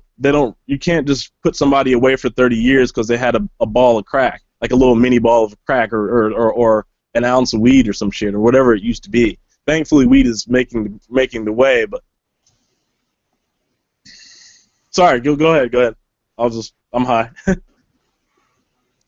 You were saying about the war on drugs? No, I mean, we're in agreement on that. Everyone agrees that the war on drugs is stupid in here, right? Meh, I kind of like it. Of course you do. I feel negatively toward it. But, okay, back to what I was saying. Back to our subject. I don't want to go too much on a tangent. But it's the how the black community treats the transgender community. And I think, I think for the most part, lesbians and gays within the black community don't have it as hard because it's been more accepted within the black community. But I feel like there's not enough. I'll tell you about Yeah, go ahead. Thomas. I'll tell you about Thomas. I feel like in the black community with the whole trans thing, Yeah. they're the least likely to be kind of upfront about it. And again, you're dealing with a community that's got kind of a violence problem. So when you mix the two, this shit just blows up into a murderous rage. You know what I'm saying? Right. I mean, and that's another thing. It's like I've always thought about, if you think about, look at all the races that have come here over time. It saddens me because we've been here since slavery and we still haven't got along with each other. But Ellis Island, in the years of Ellis Island, the Italians came over, the Irish got over, they all had their problems, and it was the Irish also came over during the Civil War, so they're probably actually one of the first, and Asians too, when they built railroads. But it's messed up because it's like everybody just sticks together better. I don't think that. And that's not like 100%. You have, each race has their own part of their population within America that doesn't give a fuck either. They're doing drugs, they're doing violence too. It's not like every single person, but at the same time, the black community sticks together the least. If you look at Ferguson is a prime example of that. How can you riot and burn down your own buildings? At least in Egypt, they knew how to riot. Egypt, they went to Tahrir Square to riot. You don't go by the Joe Boz kebab shop. You don't blow up the kebab shop. That's the fucking spot. You don't blow up the liquor store. That's the fucking spot. You don't blow up the ladies' weave shop. That's the spot. You go down the street, you march to City Hall and say, you know what? If we're gonna get violent, let's tear it all down. If you're gonna get physical and get bloody, then make a statement. Then don't fucking rob the liquor store. Don't talk about my son didn't have a gun and then there's CCTV or whatever TV footage of them pulling out a Glock and shooting. We look like buffoons because we just don't think the plan through. I don't agree with the Oregon attack, but at least they fucking did it organized. Yeah, I'm not gonna send them fucking snacks. I don't really agree with their cause, but at least they did it in like a semi-fashionable manner, for fuck's sake. You can't. I mean, dudes is robbing the 7-Eleven. Like, dude, you're not killing 7-Eleven. You're not killing 7-Eleven. It's $1 billion company. Do you know how much? Like, do you not understand how it works? If you I tell black people all the time, if you want to make a riot, if you don't want to riot, you have to use the Gandhi way. Don't fucking work. I'm not sure I agree. If 2 million black people stopped working in New York City, they would fucking notice. They'll be like, they've been on strike for 6 months, and you have to choose people who work in sewage, construction, the Knicks. Just say, you know what? If Black Lives Matter, we're going on strike. We're not playing basketball. If Black Lives Matter, there is no NBA. If Black Lives Matter, why the fuck are you catching the football? Stop. That's how you do it. Do low-income inner-city black people have the luxury that these people who took over the building in Oregon have? I mean, they get together, they can form a militia. Nobody looks at them twice. But a bunch of inner-city black youths get together. There are legitimate gang laws where you can't be in a group that large if you're a convicted felon, for example. Right. Now, here's another thing. I'm happy you brought that up. Now, here's the one thing, Black Lives Matter, and this is it's going to bring me to a separate point. This is the reason why I'm actually I've always been 50-50 in the Black Lives movement, because if you look at all these black people getting killed, I'm not saying, now I know for a fact all of them don't have prior conviction, but some of these people have been irate. Like, even like, if you see I watch body cams of cops shooting people because I have a strong stomach, and I kind of like to make sure cops are doing their fucking job, because we should watch the people who police us, I think. But anyway, if you look at the past shootings and stuff like that, some of them are the cops' wrongdoing, but some of them are like, dude, you can't sell cigarettes in the street. You should know that. You've been to jail before. If you have it sucks, because I don't want to say, oh, I'm for the white man, but damn, nigga, if a cop says walk to the sidewalk, just walk to the sidewalk. Okay, you don't have to start a fucking issue, nigga. You can roll your weed at the house and play NBA 2K and get on Twitter 20 minutes from now. Thing here is disgusting, dude. You can't always blame a cop. Right? You can't do that. This cop performed a chokehold that was not authorized, And Okay, so furthermore, killed. it was bad. Okay, that was wrong. That was wrong. That's right. Okay, you're right. The cops. Yeah. We're also But- talking about the difference between how people of different races are treated by the police in most, and well, at least especially inner city areas. It's not as easy as if there's a white guy selling cigarettes on the street, probably not going to be choked to death by the police, even if he resisted arrest. Wait. White people get their ass kicked all the time. Listen, if a They very do, large, yeah, they do though. a very large white man tells an officer of the law that they're not interested in being arrested, maybe they get choked out, maybe they get talked to nicely. But the fact is, if you're in law enforcement, and Mr. Garner verbally admitted he's not interested in going to jail. He was told he's under arrest, and he said it ends today. I don't want to go to jail. Now, how they took him into custody, we can debate that back and forth. It didn't That's look true. professional, Shouldn't have checked but him out. ultimately, you don't tell officers of the law on the street, I'm not interested in going to jail, because you're going to have a big problem right there. I agree. And I have no problem with him being arrested. What I have a problem with is what it seems like the statistics say, and anecdotal evidence such as the video of Eric Garner being killed show, which is that it feels to me, and I feel when I get pulled over versus when I'm pulled over in my friends' vehicles, that I just seem like I get treated differently by the majority of police officers. Well, that's true. No. I get treated differently too. I don't know what that means. I never had my ass kicked. Okay. For example, though, here's what I'm saying. In the black community, there is always going to be this overwhelming, and it's very understandable of fuck the police. Now, the Garner, I'm really high, mind you. I guess what I'm saying is I've seen every type of. I've been in the hood before. I've been in the suburbs. Like when I was in my Catholic school, I was in a group home, and the group home I was in like really affluent, like suburb Colorado. But I had also prior to then I lived in the hood in Colorado, and I also lived in the hood in North Carolina before I moved to Denver. And what I noticed is like if you grow up super impoverished and you see the difference, that white people do fuck with white cops fuck with white people all the time. Cops fuck with people all the time. I mean, really, they really bleed blue. A lot of people forget, like people in Baltimore forget some of those cops are black. A lot of the cops are black. They have a lot of councilmen that are black. You can't always say it's just. I see a lot of shit on the cops anyway. What's up?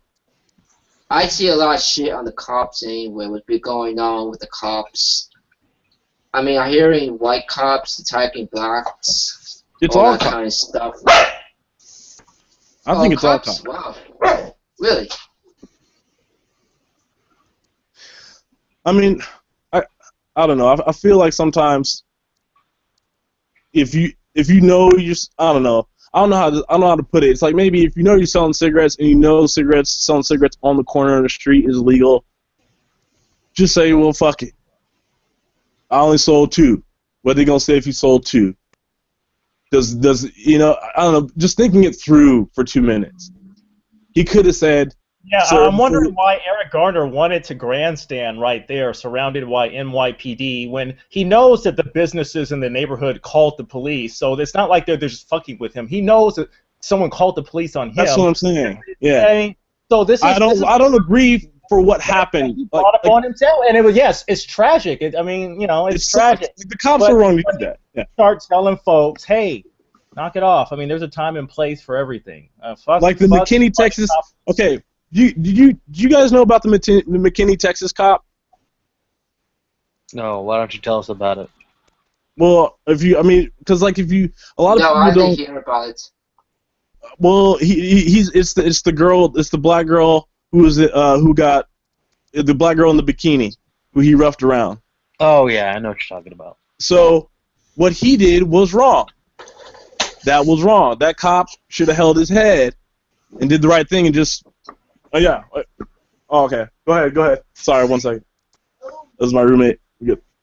So, like, a lot of people don't know. Now, the white lady who got into the fight with the girl, she actually lost her job, and she was the one who started the fight. So the justice is actually quite done relatively well. Besides the way he handled her, he handled her really improperly for a cop. And also the other two cops who chased after the kids. I don't know why those guys ran, but they ran. Have they not? I don't know why we always fucking want to run from the cops. Just stand there and just talk. They can't arrest you for saying. Okay, Thomas, you can't tell me when someone has a gun pointed at you that you're not going to be the least bit afraid or fearful for your life.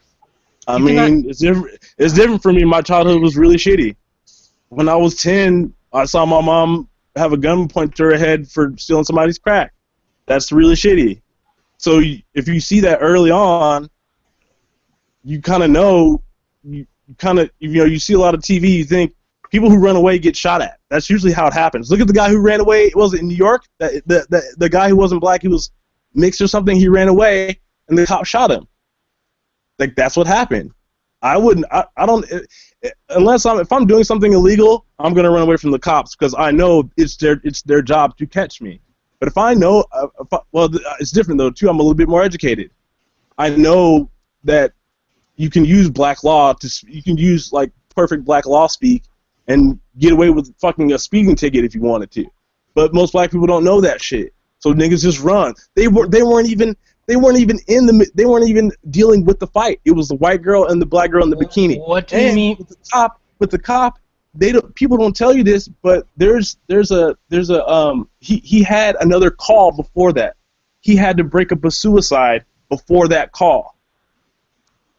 So if you're a cop, or supposedly, I don't know if this is true, but if it is true that he was on a suicide call before that call, I don't think the psychiatric ward or the shrink ward of police knows how to tell a patrolman how to deal with the suicide and then go deal with the fight with this white chick fighting this black. Okay, but you're presenting anecdotal evidence at best. Like, you have to give Yeah, I kind of agree with Christopher on this one. I feel like if you were really on a dramatic call, I'm pretty sure, I'm not a law enforcement person, but I'm pretty sure there's a protocol for you to inform someone that you're probably not fit to be on duty if it's that big of a deal. You know what I mean? No, I mean, it was like right after the call.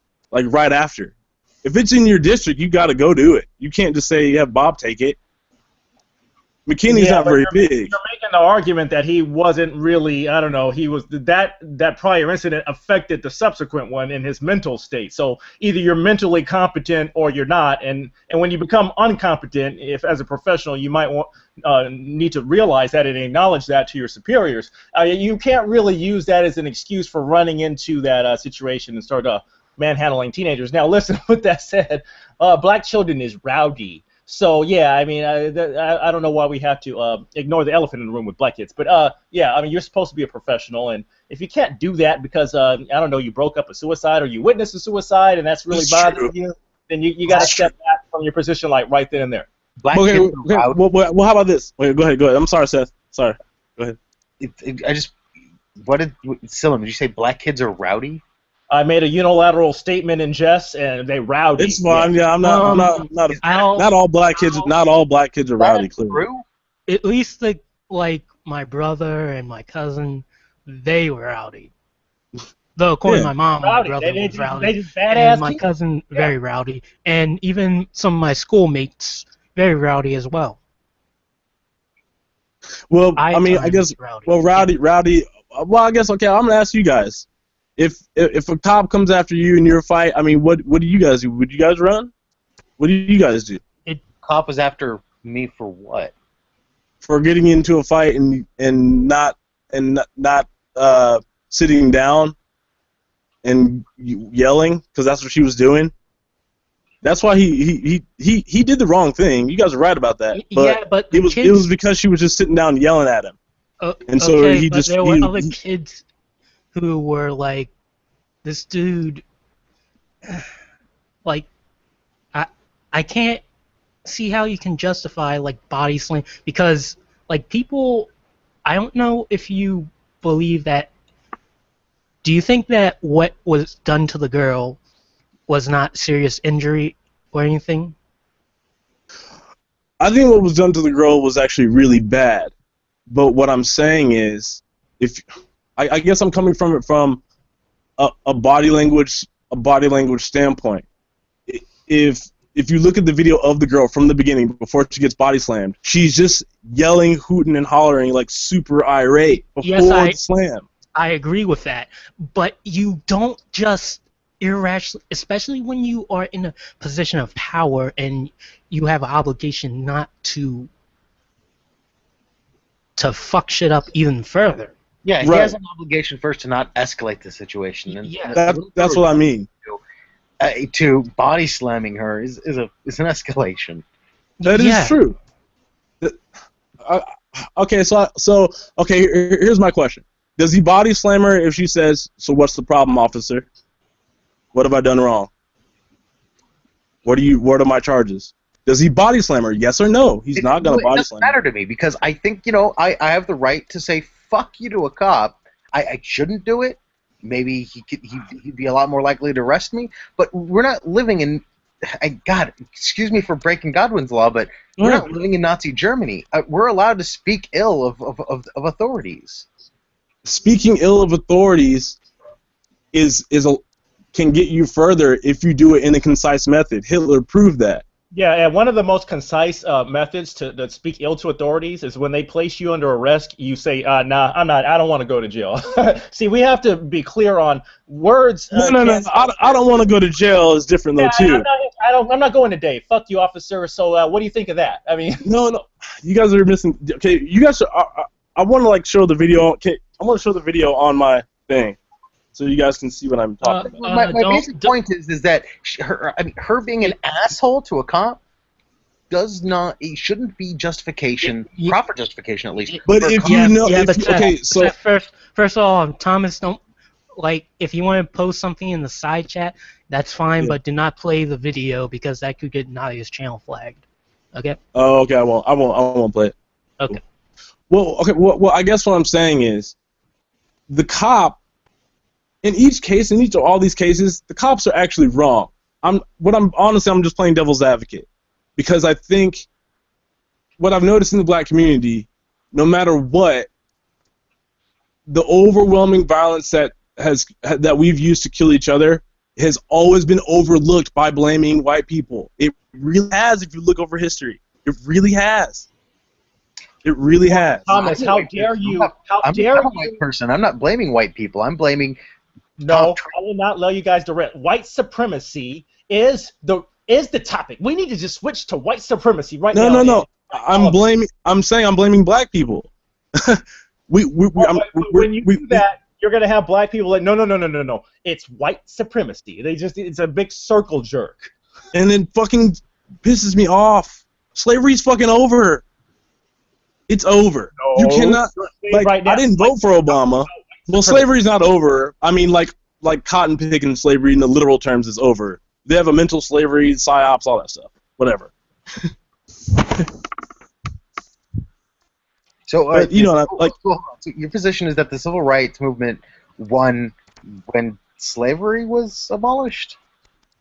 No, what I'm saying is, black people can't keep using so much of the past and so much of one single enemy, which is white supremacy or white people.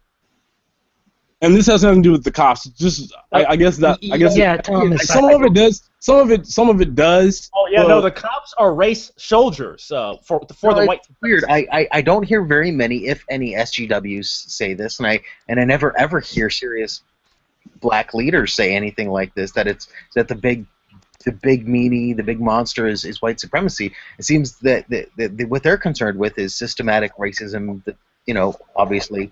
Well, more so the patriarchy, Seth.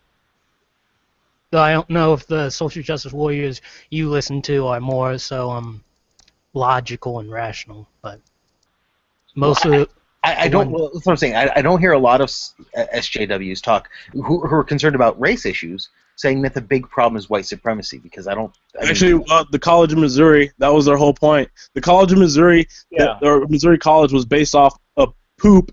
Like, it was seriously some guys put shit in the shape of a Nazi symbol and the swastika. That's how it started. And Chris kind of was tying on it too. There's kind of like a cabal of factions that kind of communicate independently, but behind the scenes are just just kind of the same entity that just changes faces.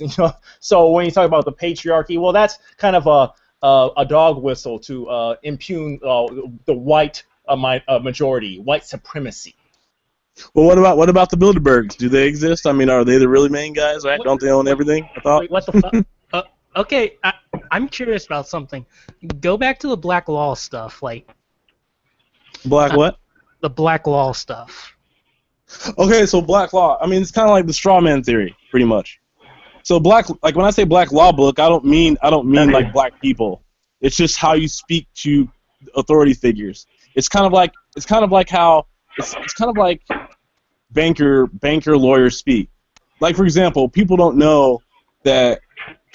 notice it, but when government officials, especially the president, whatever speech they're reading, when they pass some sort of order, the way they tell you shit is supposed to be literally given to you that way so you can accept what's given to you. George Bush Sr. is a perfect example of that. He said in what, 95 or whenever he was president, I forgot when Bush Sr. was president, but he said on TV, we're going to try to achieve a new world order. That's like people think. Yes, he did. No, he didn't. He used the words New World Order, but he didn't say we're trying to achieve this. He was just talking about the New World Order, as in the way the world is. No, that's not. No, you should watch it really quick. He literally said we will be successful.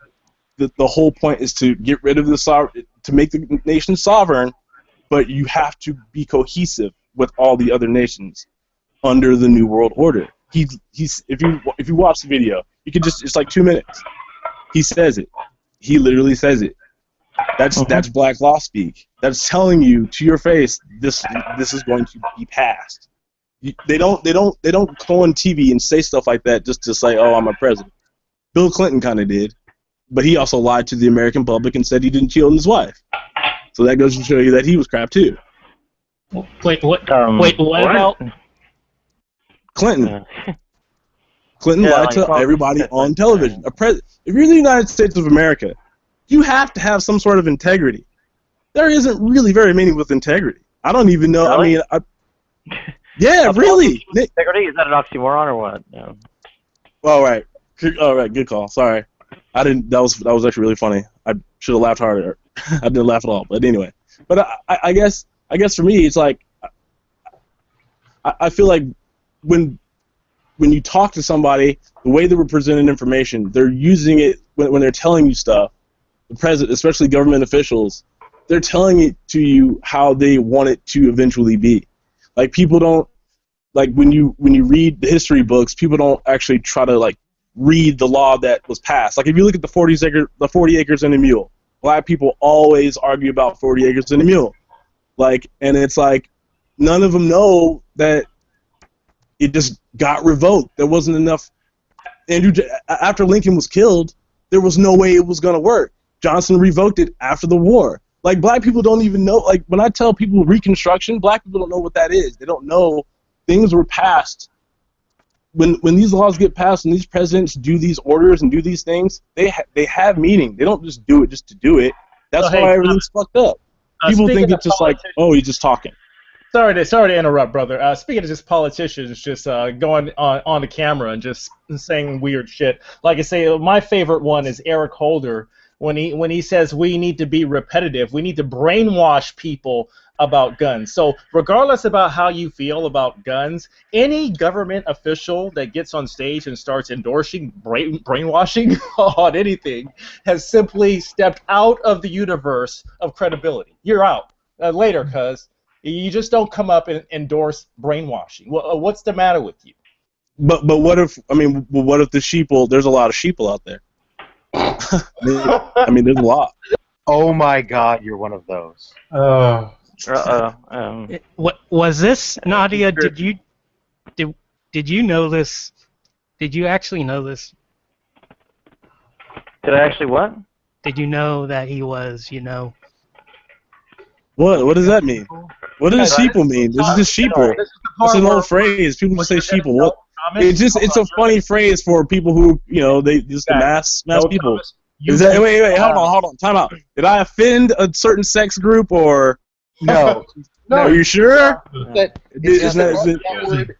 It's just that the ideas that word denotes are so ridiculous that the word sheeple has actually kind of ricocheted and actually become an insult for people that use the word sheeple. I would briefly.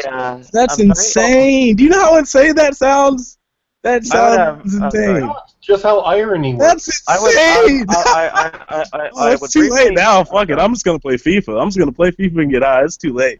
If it's been cataloged that hard, what does it mean? Sheeple. I'm sorry. This is what happens. That once the tinfoil hat has been placed on someone, you don't have to put it on. Someone places it on you to marginalize you. That's just how it goes.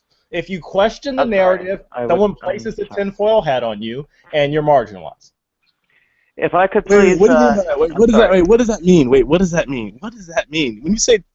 I mean, do you know a lot of... I mean, what does that mean? What does that mean? I'm actually defending you, Thomas. You don't realize it maybe necessarily, but what I'm saying is... No, I don't. Yeah, no. I mean, I kind of do. Marginalized means. Well, no, because, like, okay, for example... I'm sorry? Okay, go ahead. I'm sorry. Yeah, very briefly, I would note that the Thomas appeared in the YouTube live chat and such, and well, it's good to meet you or meet him and such. I wouldn't necessarily endorse the ideas. Go ahead. Right. Well, if I can explain it one other way, because actually Slim kind of helped me, even though I don't think he meant to. The word sheeple is the new literal tinfoil hat. The tinfoil hat idea wasn't some. I mean, somebody legitimately thought that the government could read his mind and legitimately put on a tinfoil hat, and there was a few people that did this. This isn't. And it's so ridiculous and so over the top that the tinfoil hat became synonymous with, oh my god, this person is crazy. Sheeple has become that. When somebody uses the word sheeple legitimately, it's the new tinfoil hat. You might as well put a ball of tin and wad it up into a hat. Wow, that's so stupid. I don't know, man. That's really charged, Seth. I really think that's charged from your perspective that I have a lot of respect for, but I think you're bringing. No, guys, you're missing. It's just a word, like certain words. It's just tinfoil. Yeah. We're saying could you perhaps clarify for us what you mean by? I'm sorry, I was asking if you could clarify for us what he meant by sheeple. I mean, what exactly are you describing with that? Go ahead. Okay. Okay. When I mean sheeple, I mean like the people who can't ever believe that there could be like the people who when they watch the Democratic debate, they're like, I'm going for Trump. Well, my wife doesn't like Hillary very much, but my daughter does, and she likes her CDs, and I don't know, like the normal masses that can't ever even think outside the box. I don't mean people like people who can't have the discussions that we're having right now. Mm-hmm. Like what we're doing right now, most people on the street really don't do that. Seth, my brother, you would not assess any of your fellow Americans as behaving sheepishly in some regard. Not all, but there are some. There are some people who can't. They have to have Fox tell them. You know what I'm saying? Like they don't look at alternative news. They don't do hangouts. People who honestly believe like their vote will work and it will count and I'll become upper middle class. What Seth has to say about his fellow. You don't think there's any Americans out there acting sheepishly or like sheeple? On some level. Come on, man. Yes, but sometimes when my head's cold, I never think of actually using tinfoil to cover it. So. I would. I don't know. Well, I would stay away from it's a big deal. I don't endorse sheeple. Forget that. Just misled people. Just say I don't know how to say it. Just normal, Netflix doing it for the Vine. That was a funny meme all the time type people. You guys know what the fuck I mean. Shit.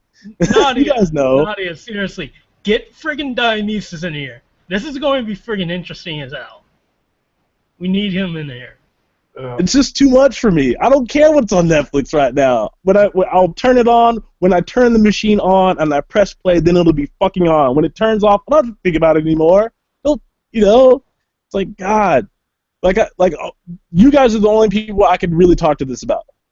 I could in a 2-mile radius. There's nobody else. There's nobody else. No way. Not in this neighborhood. I'm in a really nice kind of poshy up and coming. Okay, so I live in a house that's like built in the 70s. Each house next to me is like a mini mansion. Each guy who lives in it probably works for Shell Gas. Each guy in that house probably has a maid. I saw a guy who pays Mexicans to put Christmas lights on the outside of his house. These people don't want to talk about. They don't even know that sheeple is cut up this much. I don't even know if they know what the word sheeple is. You guys, at least you guys reacted to it. You guys were like, oh, here we go. Oh, here we go. At least you guys reacted to it. If I said the word sheeple, he'd be like, rhymes with people. You know, that's what. I have a secret to tell you. I have a secret to tell you. Yes. I'm a part of the elite. You're part of the elite? Yeah. Oh boy, here we go. Well, no. Over there, Chris. See now. The way you just said, the way you guys treat sheeple is the way I treat elite. What do you mean by elite? There are so many levels to elite. So many levels, and you know that if you're elite. Are you petrodollar? Are you like Brzezinski elite?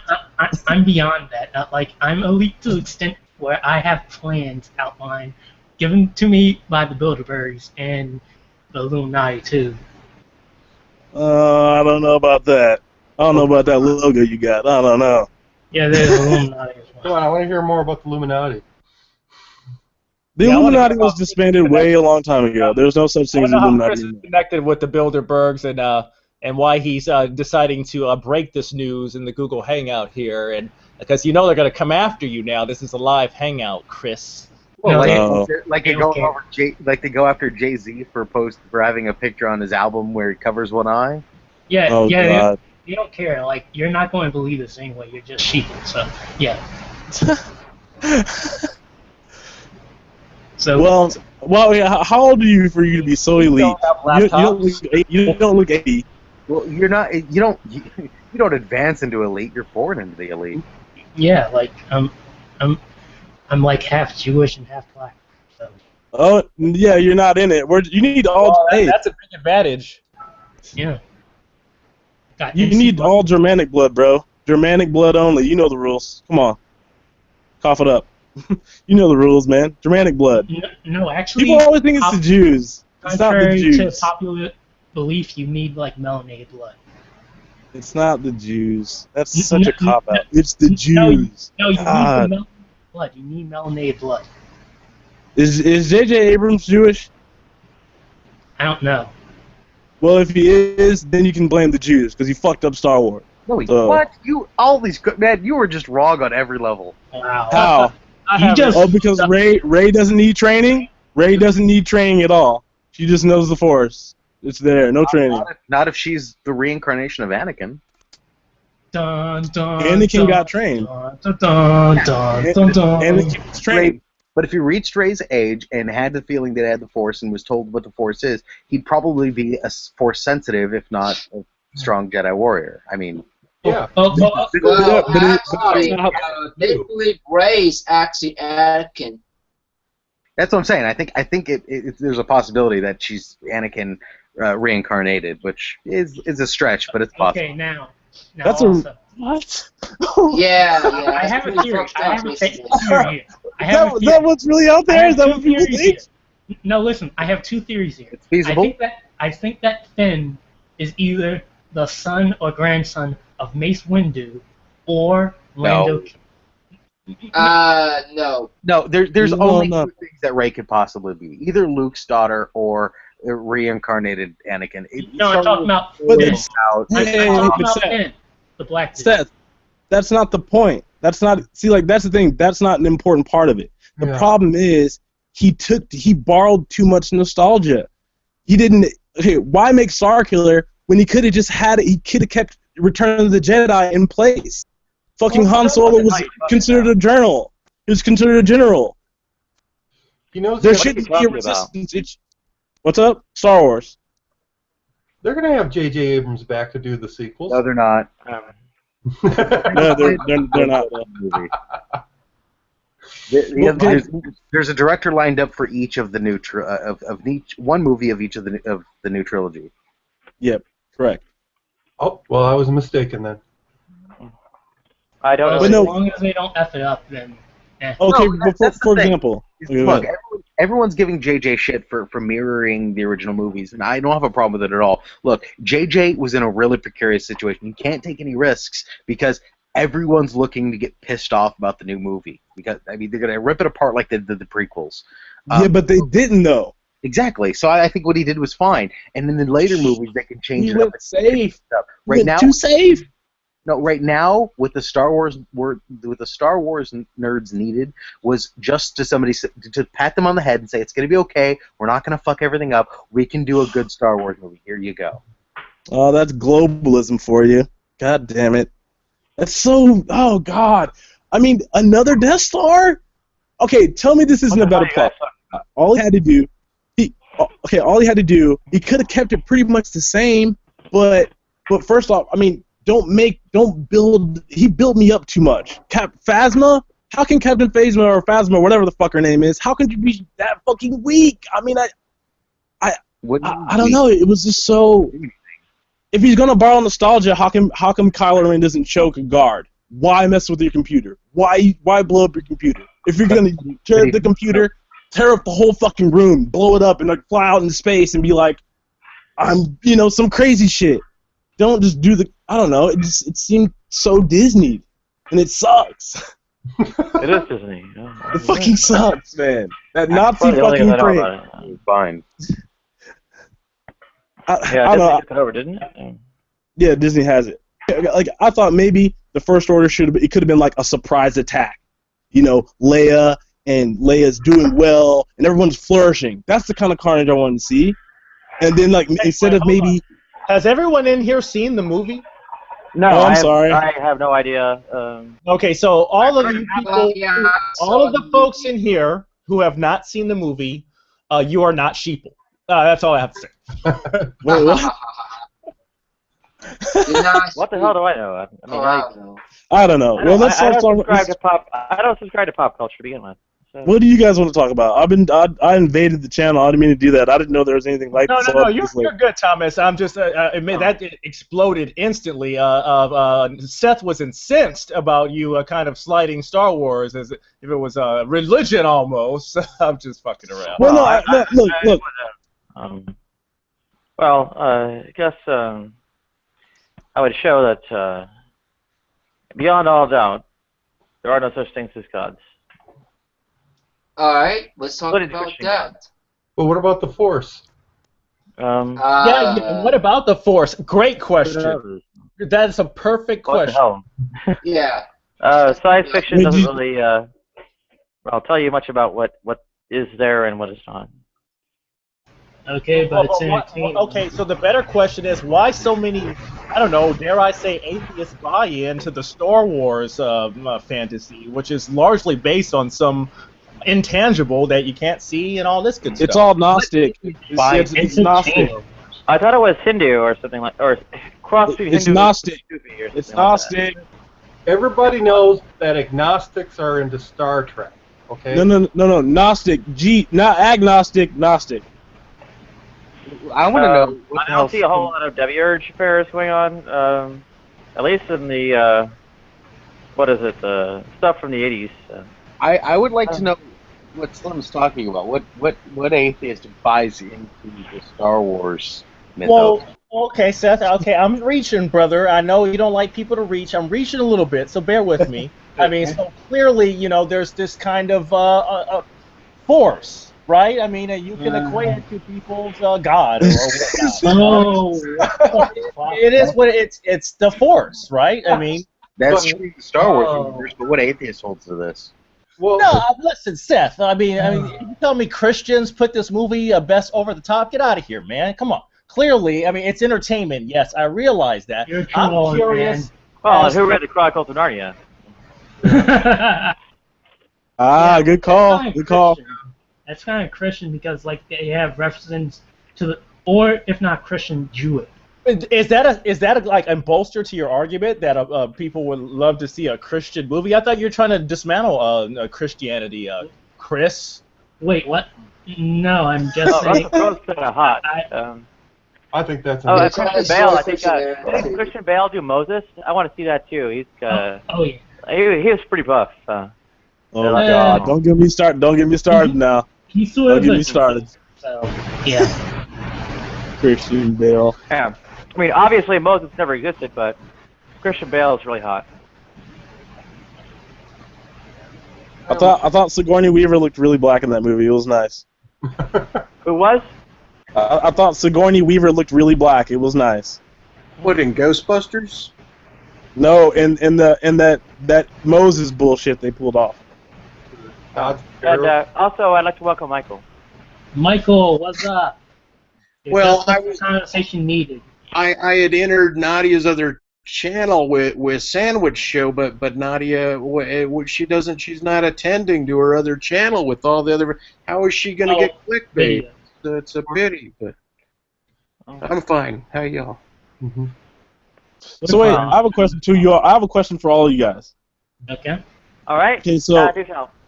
I have a question. So, is everybody on this hangout? All of us, or not all of us? I don't know yet. Is everybody atheist here? I'm an atheist. Not. Part time. I know for a fact that there are no such things as God, souls, afterlives, heavens, or hells, and that Adam, Eve, Abraham, Isaac, Joseph, David, Saul, Moses, Jesus, Muhammad, and the Buddha never existed. Go ahead. Actually, Christopher's a Scientologist. Seriously? Yeah. Yeah. Yes, I believe in Lord Zenu. And beyond that, I'm the reincarnation of Lord Zenu. Of course not. Okay. You can. Okay, it's funny. Here we go. I know. Okay. Yeah. You're not really Scientology. You're not. Anyway. So. Yeah. So now for me, I'm actually halfway. So it's like I can't choose one. I can't choose one because they both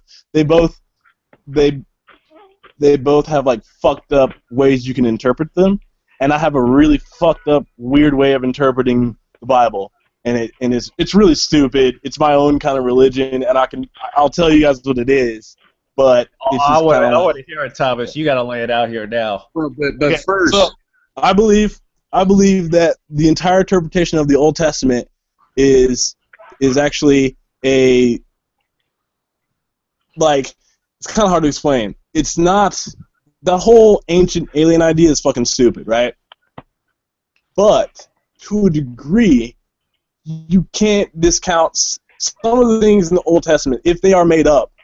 Some things describe shit that we would consider easily done.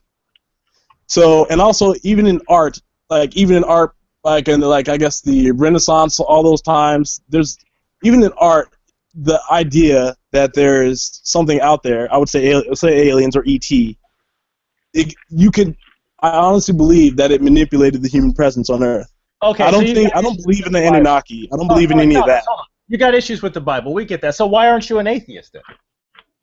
Because the reason why.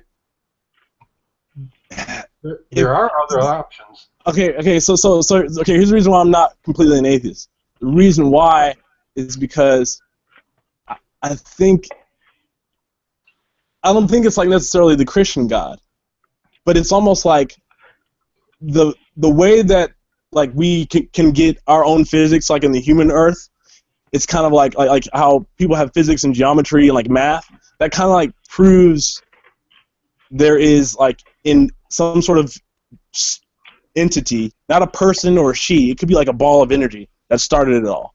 It doesn't have to be human, but it certainly did. I certainly believe there is no feasible way it's just a Big Bang. Because if it's just a Big Bang, then actually, and not that none of it matters, but technically none of it matters, then we should just do what animals do. It doesn't really matter. None of it really matters. It's just like you're just floating along in space on a big ball, and that's it. We're chips on a ball. Yep. But the thing is, I think, I could. But I show think you, so I can't choose. So you know for certain. I can show you so you know for certain that there are no such things as gods, or souls, or afterlives, or atheists, and heavens or hells. Well, that Jesus Christ never. Think about it this way: if there's no such thing as the afterlife, then I mean, what does it really matter? Because so we have no souls then, right? Is that right? We don't have souls? That's right. We don't have souls. technically, you could say science proves that though, because the energy in the atoms. Maybe like when you die, Okay. It's like the atoms in your body is like literally the soul.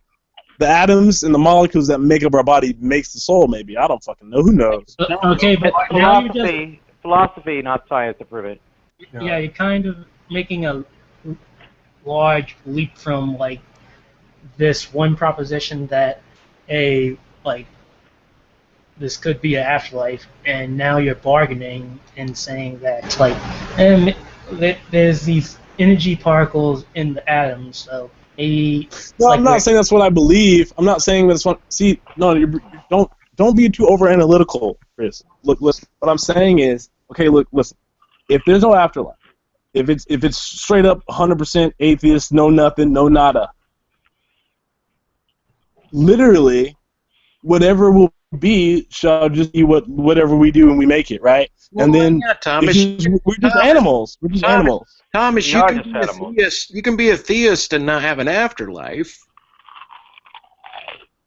You can also have a No, I don't mean the afterlife part. I mean to all of it. That means the meaning of life should be just doing what you see deers do or what you see bison do. You reproduce, you find shelter, you eat, and you migrate. No, but that's what it is. Existential What does it that there is no meaning of life. You do what there is no meaning of life. So.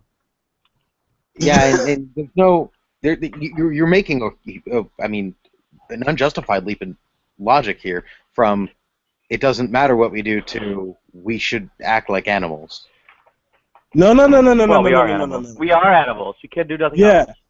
First off, animals will outlast us. B, animals have done a little bit better to the earth than we've ever done to the earth. You can't sit here and tell me that's not the fucking truth. Oh yeah, because all the plants have really helped. You're making. I think. Yeah. You need so you're making a category area here. We are animals, so I mean animals have done both good and bad to the earth since we're animals. Speak for yourself. Yes. But there has to be the reason. There's a reason why we want to go up, not down. There's a reason why. I don't know what you mean by more, not less. I don't know what you mean by up. Let me prove to you that you are an animal. All right? Are you eukaryotic or prokaryotic? There are no such things as eukaryotic, prokaryotic animals, or. No, bear with me. Do your cells have nuclei? So nuclei? Yeah, I mean, right. Right. Okay, are you multicellular? Yeah. Okay. Or am I? I don't fucking know, man. Are you sessile or motile? Do you hold still or do you move? I move, yeah. Walk around. Bipedal, humanoid, hang whatever. Hang on. No, that's not what an animal is. So next is, do you consume other life to survive? Are you heterotrophic? I eat meat. Did you say consume? Yeah, this is that lowest common denominator logic that is typical of a communist. Go ahead. No. Wow. Okay. Do you eat other life to survive, or do you get your various nutrients, minerals, all that from things that are not living like the soil? Go ahead. Yes. Okay, listen. Look, I get it. Okay. All right. So, just give me your denouement for fuck's sake. I'm sorry. A eukaryotic, multicellular organism that is, furthermore, motile, right, and heterotrophic. Don't forget that's what animal means. Go ahead. I mean, Nadia wears a hat that's got metal on it. It's like an aluminum hat to keep the gods from affecting. We just talked about that. We just talked about that. That's funny. What? Seriously, Mike, it kind of. I don't want to say rare form, but it's kind of close to rare form. No, Mike, it means I like to be. The man is a sharpshooter. Show him that. No, Mike, it means I like to be the receptive partner in anal sex. Go ahead. Wait. So if we're animals, we're animals. But what I'm trying to say is now, I think Seth, you said something. Humans have done bad and animals have done bad. What do you mean by that? besides the cows that we grow to put all the methane in the air, those animals are doing something bad. We're forcing them to do that's bad to the environment is something animals are doing that's bad to the environment. Wait, say it again. I'm sorry. I'm saying that everything that humans, they pass gas. They fart. Slim, since humans are a subset of animals, everything that humans do bad to the environment is something that animals are doing bad to the environment. Yes. Okay. So right. But in terms of like human progress, we're not. All of us are not like Bambi. We're not like the literal deer. We're not. We have cars. We've made things like the petrodollar. We advance, right? This evolvement. Yeah. What do you mean by bad for the environment? You can't pass gas. Are you serious? No. Not just pass gas. That's different. I'm talking about. No, it's not. No, it's not. Thomas, be careful. I'm telling you, bro. It's a slippery slope, man.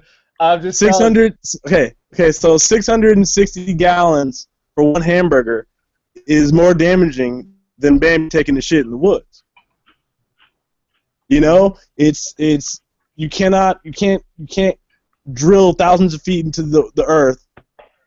You cannot just dry the earth of all its resources so you have more shit. That's not the way those animals do it. So we're animals, but we're worse. I'm not saying we're all bad.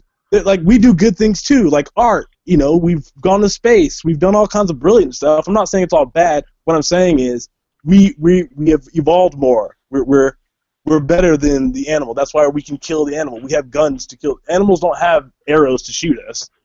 We can make video games where they do, but they don't in real life. That's the point. What? We can do more than the animal. You just said animals don't kill in real life? They don't kill humans. They're like with arrows. They kill humans. A bear kills some lady in the zoo. Yeah. But technically, their claws and teeth are kind of weapons that they just happen to have built in. Yes, but I mean, no bear is gonna be like, oh, I'm gonna take this fucking bottle and break it and stab you in the face. We kill animals for sport. No, that's kind of borderline, Thomas. That could happen. Yeah, I don't trust those bears. Well, now, Thomas, the idea that kind of like the idea that somebody died for our sins, and that the idea that our mind can be ideal and crystalline and idealistic, but since we're animals, we consume and cannibalize each other and kill and then mitigate and marginalize that and call this good and bad. It's kind of a weird little shit show that I think is that with a complex. It's what allows theology to have a role is the fact. That's true. That's true. We're animal clumps. How does theology? I'm sorry. How does theology have a role in it made for it by the fact that we're animals, or? Well, yeah. Is it something else that you say gives theology a role? Go ahead. Well, I'm just saying, like, the idea of an incarnation of God as a human that gets to suffer and die and shit, breathe, and talk or whatever. I mean, I'd like to see a photo of Christ taking a dump to see if it's green. Hey, by the way, the point is... Wait. Hey, I'll let you finish. Real quick tidbit. There is a theory that aliens showed the crucifixion of Christ to Eisenhower through a hologram. Just letting you know. Get back to your story. You're trolling now. Well, I would. Thomas, now you're officially wearing. I would guess that George MacDonald had, as a devout Christian, a rather summarized description of that. And that is that Christ suffered unto death, not that so that we might not suffer, but so that our suffering might be more like His. So that we might be scourged and mocked before the crowd, forced to carry our cross, we're nailed to it, and then have a thorn driven as a spear to our sides. Yeah, that was awesome. Wow, kind of hot too. That's very that was amazing. America masochism. Hey, Yada. That's Christianity. That is a standard doctrine of Christianity. Suffering gets you closer to Christ. Well, but all I was suggesting... time or nothing beside the glory to be revealed. Well, so you're drawing that off of there that we should not only suffer but suffer like it. But I think the forgiveness of suffering, that as a topic, as a genre, comes from the fact that you embody and you have to cannibal. Forgiveness of sin, right? But your idealism is deviate from the purpose, will, and commands of the God. That's sin, and the God commands you to suffer like Christ, right? Well, to suffer, comma, like Christ. Well, you know what then? Nadia, you probably would like. I mean, I'm surprised you don't like the old school Old Testament God. He's more your taste. I'll shoot a lightning bolt up. Because it's kind of like because if you're a communist, it's like if you don't believe I'll help you, then I'll blow you up and take you take you off the face of the earth. That's the old God. Yeah, like number 31 and such. The God of the Old Testament and such. Basically endorses, has divine commands for Israel to go about, slaughtering everyone in the, tribe commands to attack. You're right. He did kind of do yeah. I see what you mean. Who are, of course, made brood mares and sex slaves. True. That's awesome. Hey, it's a job. Hey Nadia, how are you like a Christian? I mean, you're polite to people, you treat them like you like to be treated like yourself, except for maybe the butt plug part. But then the whole thing, he seems a little bit like you're not of these suffering. If I did unto others as I wanted to have done to me, well, I would be, castrating men, lining up about a dozen to sodomize them at a time, and of course shooting them up with estrogen. Wow. I don't tend to do that. Oh, well, yeah, I instead of love your neighbor as yourself, I was at treat your neighbor as yourself. I got it all wrong. Must be in translation. Well, by doing those things to myself, that's why I love myself. Right. Yeah, like the golden rule kind of is subjective and full of ripe, open interpretation of gold. I think the real problem is if one were to take the golden rule literally, it would make miserable the neighbor of a masochist. Nadia, I think, is Nadia's on. She is called to a higher rule, the platinum rule, where you treat others the way they'd like to be treated.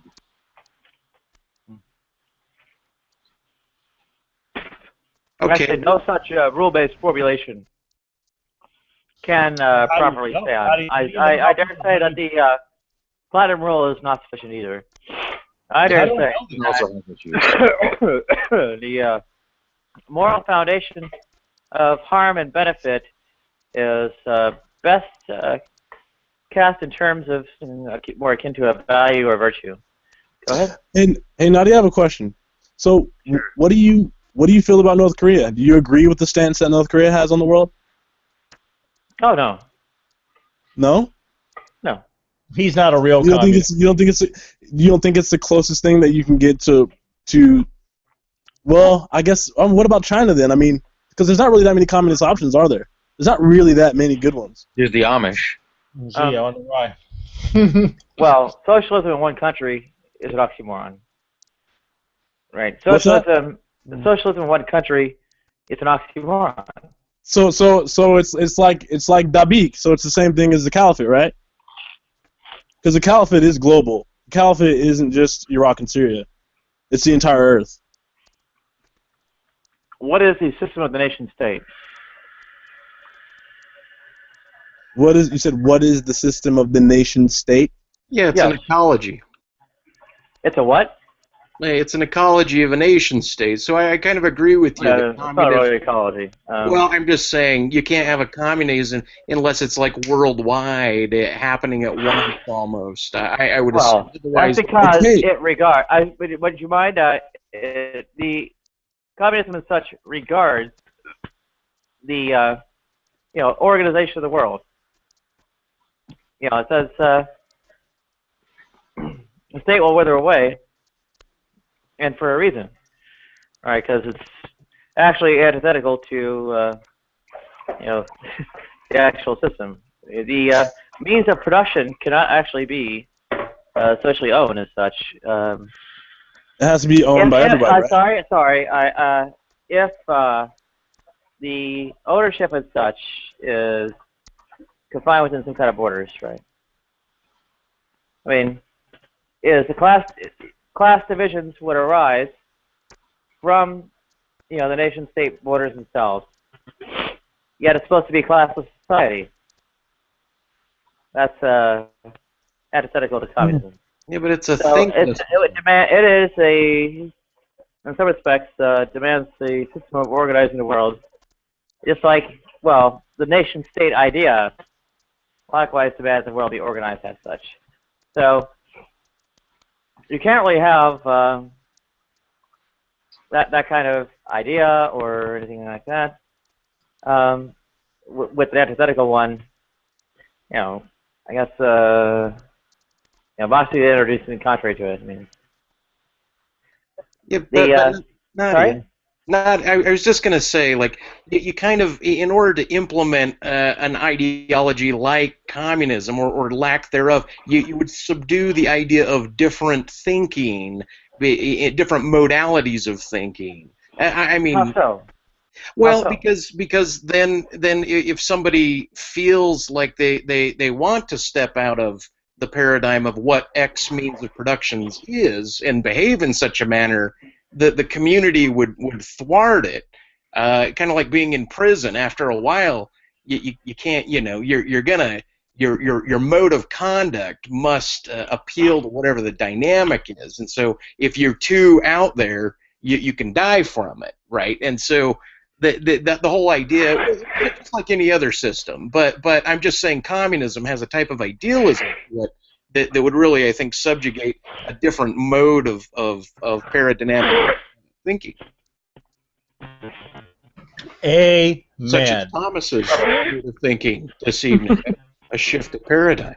Okay, so wait, so Nadia, my question is there any form of communism on the planet Earth right now that fits your bill? But before she answers that, Nadia is not a communist. She is a globalist. She has simply not realized her potential yet. Oh, so you're for the plan. You're for the plan. You're for the globalist plan. I'm an anarcho-communist. So have you heard of Agenda 21 then? Have you guys have all heard of Agenda 21, right?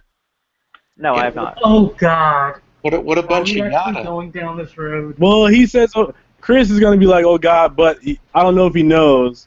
Agenda 21 is under the UN, so it is. You can buy the book from the UN website. It's not listen, Thomas. Place. Don't give me that shit. I don't like that shit. You know it's the UN. Okay, Thomas, I want you to present the argument for why Agenda 21 is going. Well, I still challenge people to consider. You wouldn't make the same kind of question about say a system of the Westphalia nation state, right? You mean here? Wait, what do you? Well, I'm sorry. I mean, you're saying the Westphalia nation state system, right? That sort of thing. The what? I'm sorry. Oh yeah, you said the West is still in the nation state system.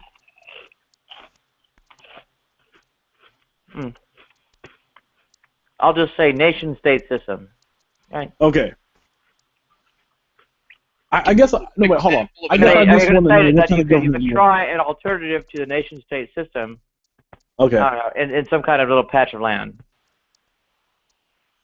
Like a tribalism. Like, give us an example, Nadia, of a non-nation state, and compare it to like tribalism, so we get an idea of the difference. Is it the orthodoxy and the history of what we call a nation, and the idea of it, the enforcement of it, or are you referring to patches of land that have different tribal units that are maybe more amorphous, or how do you describe this?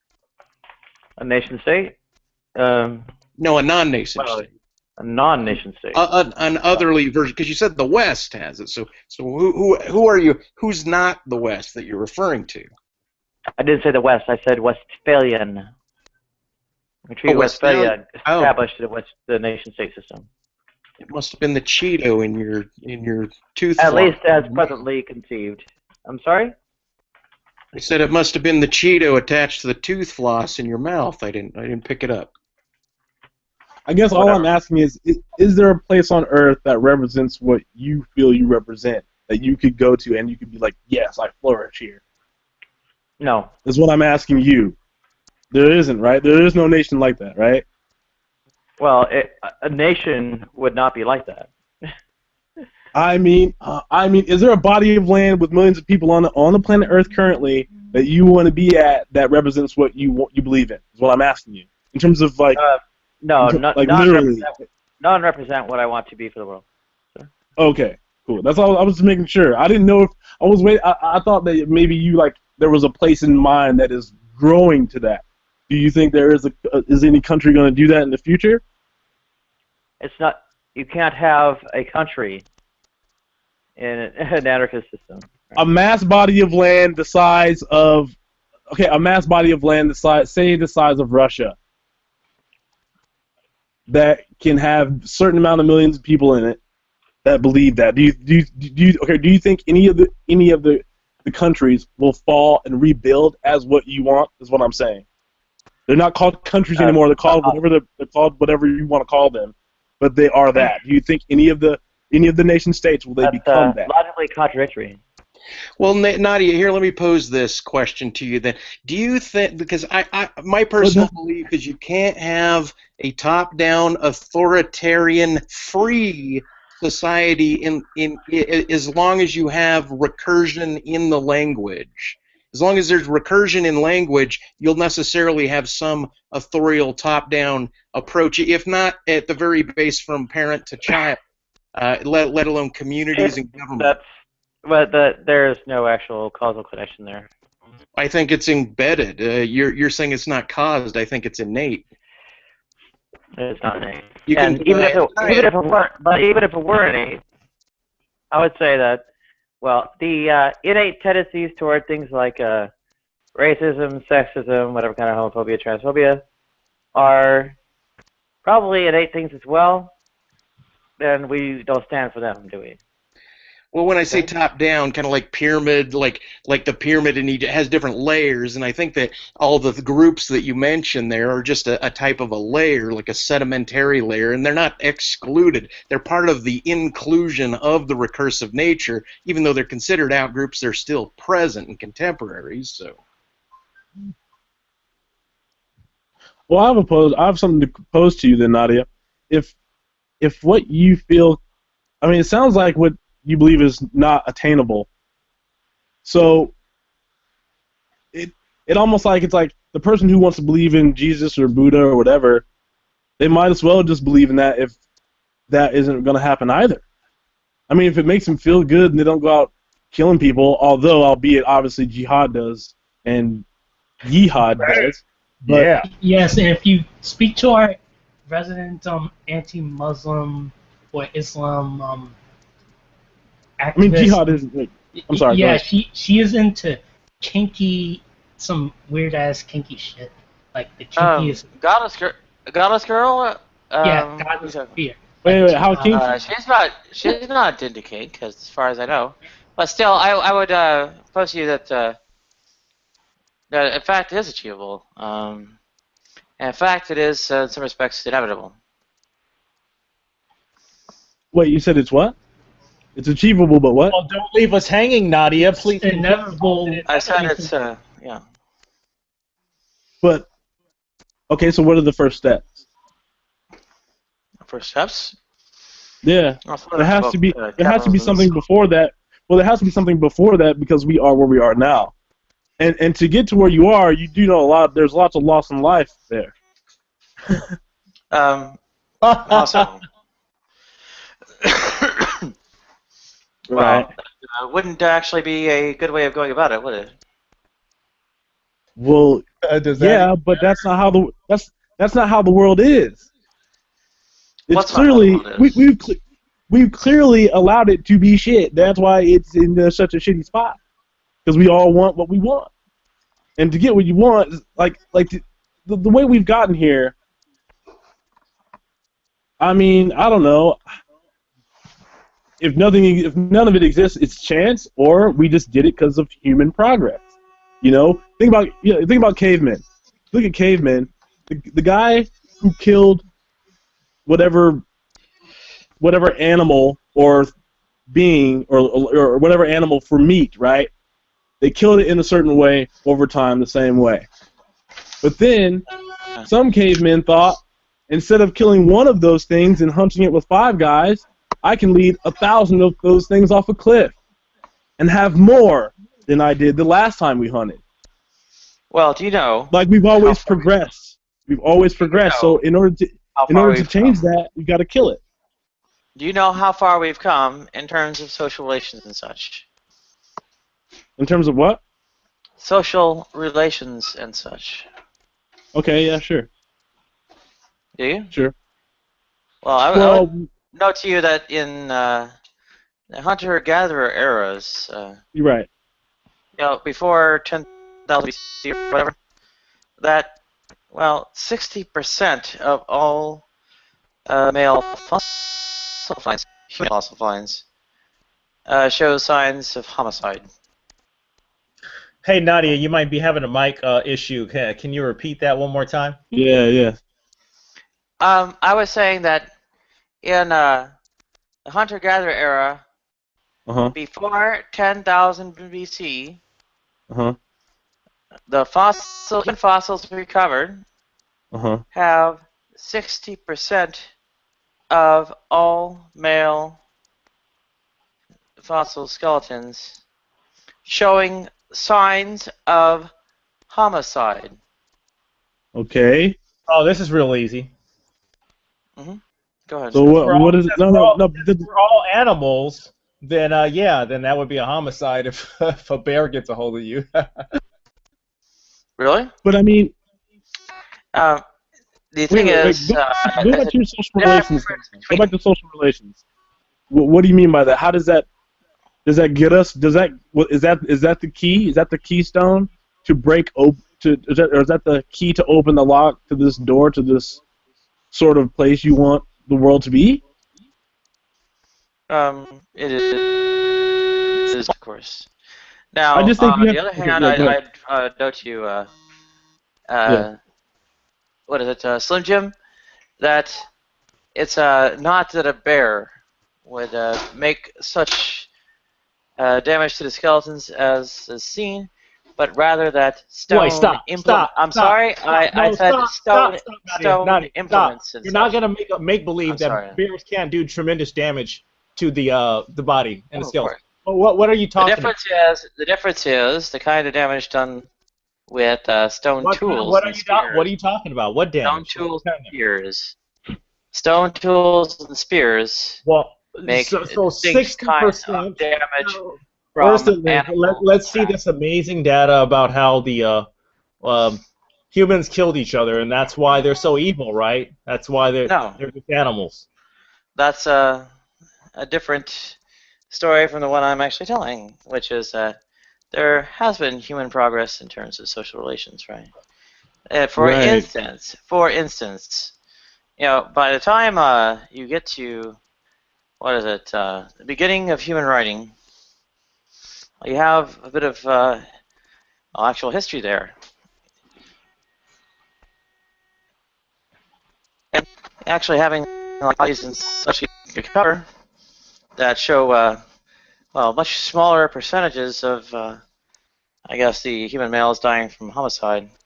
You also have there's a difference between weapon. Aren't we all animals?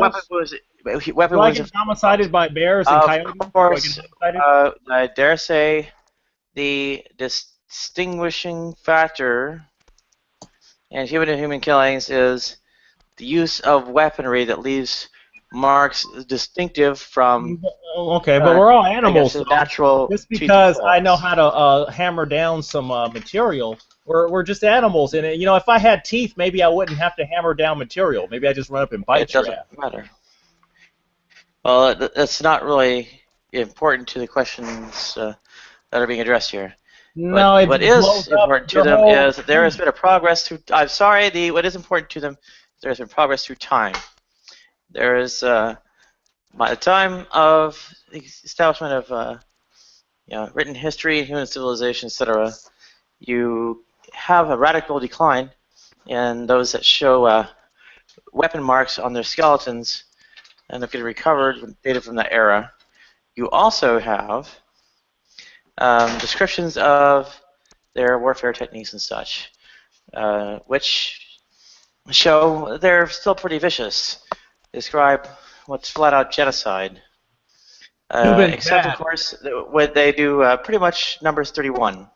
Apes follow Koba now. I'm sorry? Numbers 31 was actually the order of the day. It was the same way the rest of the world pretty much conducted warfare at all times, whenever they conducted warfare. As it's actually documented in human history, how there was a transition from going through total genocide, kill everyone, to taking young enough females as slaves or concubines or sex slaves or broodmares, if you want to call them, or go through the various kinds of they should have had things that imposed on them. I'm sorry. They should have been doing that from the beginning. That's how that stupid. Wasn't done from the beginning. Why would you kill them? I'm sorry. Documentation actually shows that when earlier from when women were captured in that way, what they would actually do is comprehensive genocide, killing the women too, because apparently they didn't have enough tools, weaponry, whatever, to subdue the women, right? So it goes on. After some, I don't know, a few hundred years or whatever, they say, actually started capturing male prisoners. Didn't treat them very nice. What they would do instead is blind or castrate them. And that would, I guess, sufficiently disable them or render them less aggressive or whatever so that they could be controlled. And of course, later in history, the slaves and such were not,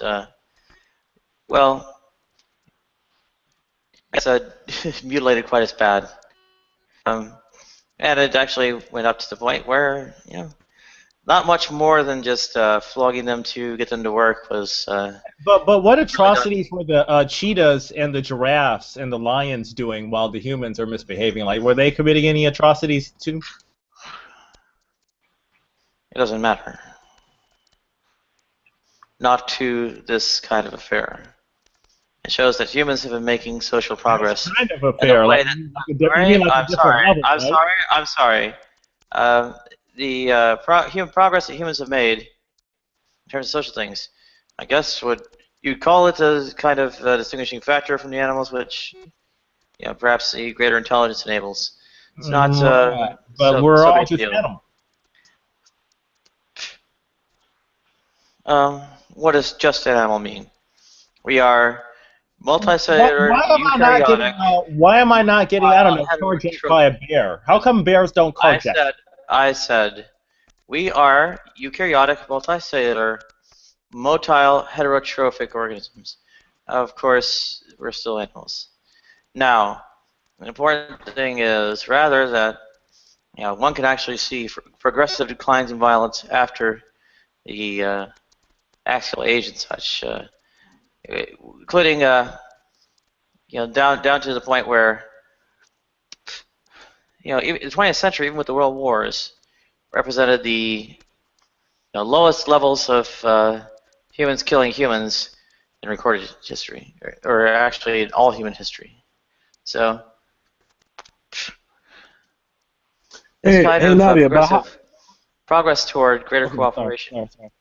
Maybe they got jobs at we should Walmart. aspire to accelerate. They got jobs at Walmart, so they didn't really feel the need to kill people anymore. Maybe. I mean, why worry about the cause? Just human violence toward other humans and such by whatever kind of direct or indirect means. is decline. And The Better Angels of Our Nature by Steven Pinker documents evidence of this. Go ahead.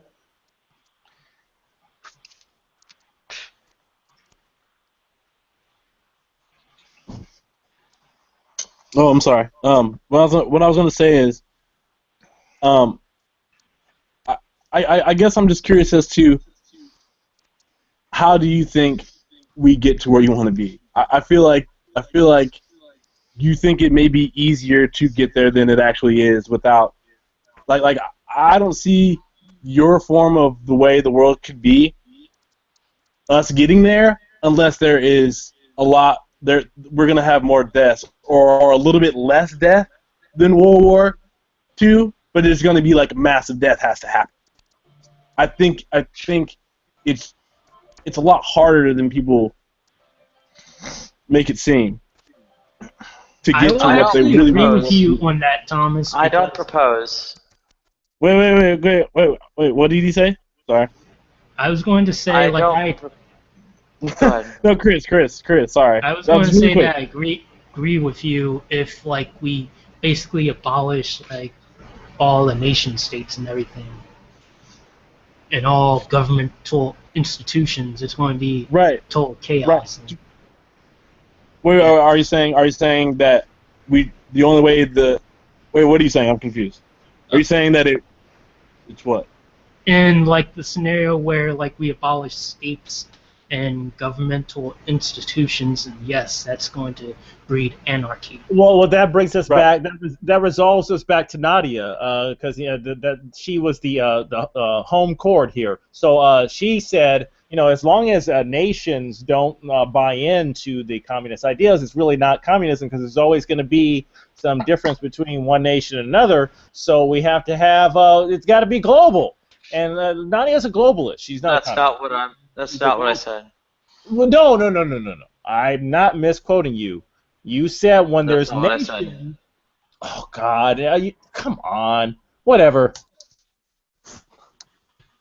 Yeah, what I said was that I'm sorry? Sorry. No, that's my bad. Go ahead. The nation states are not compatible with communism.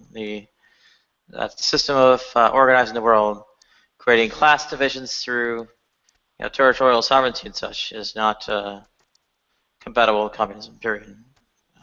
So okay, so what about the in the conspiracy theory world? I hate saying it, but in the conspiracy theory world, what you're saying could actually work, but it has to be under that New World Order Illuminati bullshit that people are eating up. It would have to be under some sort of governmental institution, honestly. What's up? I still cannot. Well, there's a bit rigid. There's a bit rigid of thinking. The class distinction between the ruler and the ruled, between government and private affairs, is another one to be abolished and such. And in some respects, you might regard it as a government so big, literally everyone is in it. No, wait. Well, hold on. What was Chris saying? I want to hear what you were saying. Yeah, you can like the government or not. For better or worse, they are kind of if we were to abolish the government tomorrow, we would have serious chaos, because then social programs out of the water. So basically, what are you guys talking about? Who's abolishing government? I'm proposing if we were to abolish government, say tomorrow, I would.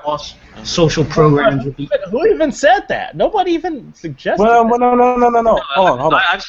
I'm suggesting. Yeah. Go ahead. I'm challenging Nadia's ideas. Sure. No. Nadia's all in favor of government. I mean, she doesn't want to abolish government. She just wants to expand the barrier. No, border. In her view, she does not be outside. And, yeah, but in her view, governmental institutions and class divisions, they can't exist, and they need to be there has to be an equal distribution of power. Now, So, but if that philosophy is so advanced, so virtuous, we would have. Yeah, that's what I'm trying to get at. This is hocus pocus, guys. Yeah, that's what I'm trying to get at. Like, this would only be possible for a civilization that would be thousands of years ahead of us.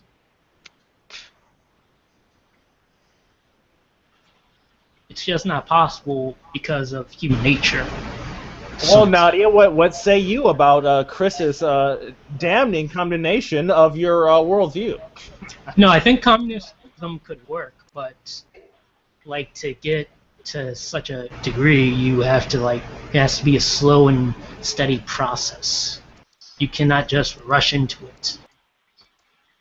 Especially if it's like the sort of communism that you're proposing, which is anarchism, where you have to abolish the government and state institutions.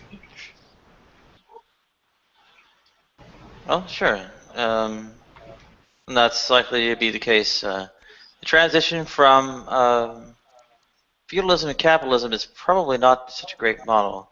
The transition from slave economies to feudalism is probably more instructive, because that took quite a number of millennia.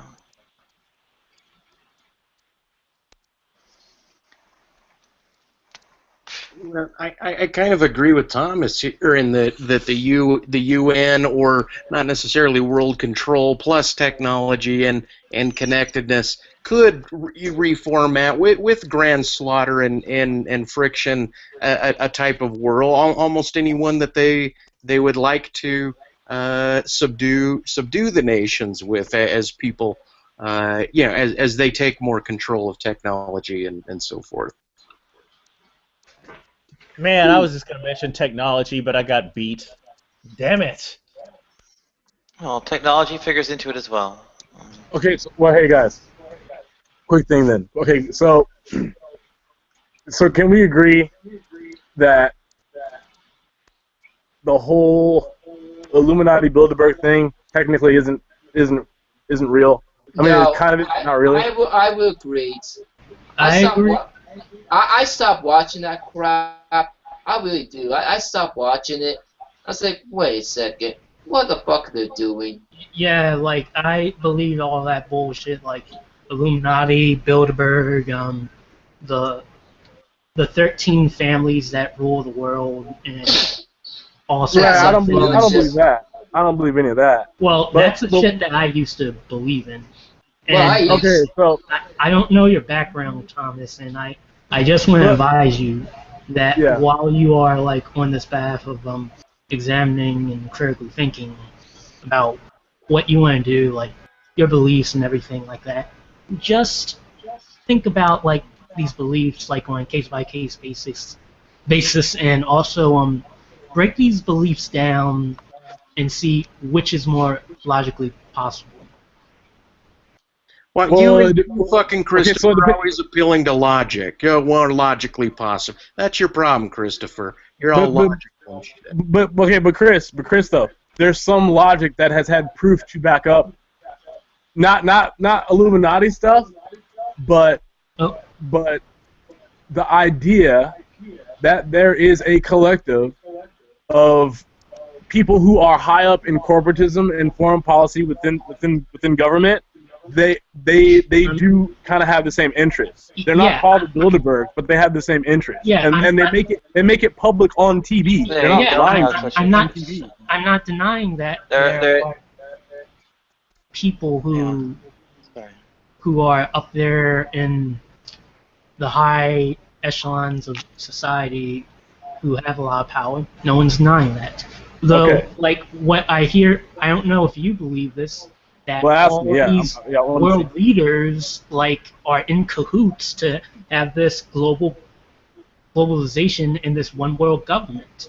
And now that doesn't make any sense. Now, for example, the one world government idea is the foundation, but the fact, like when people say Obama is a reptilian and he's related to the Queen, that I don't buy that. That's retarded. But what I'm saying is, you have proof of it with the literal privatized institutions that are in our country, the IRS and the Federal Reserve. That has nothing to do with the United States of America.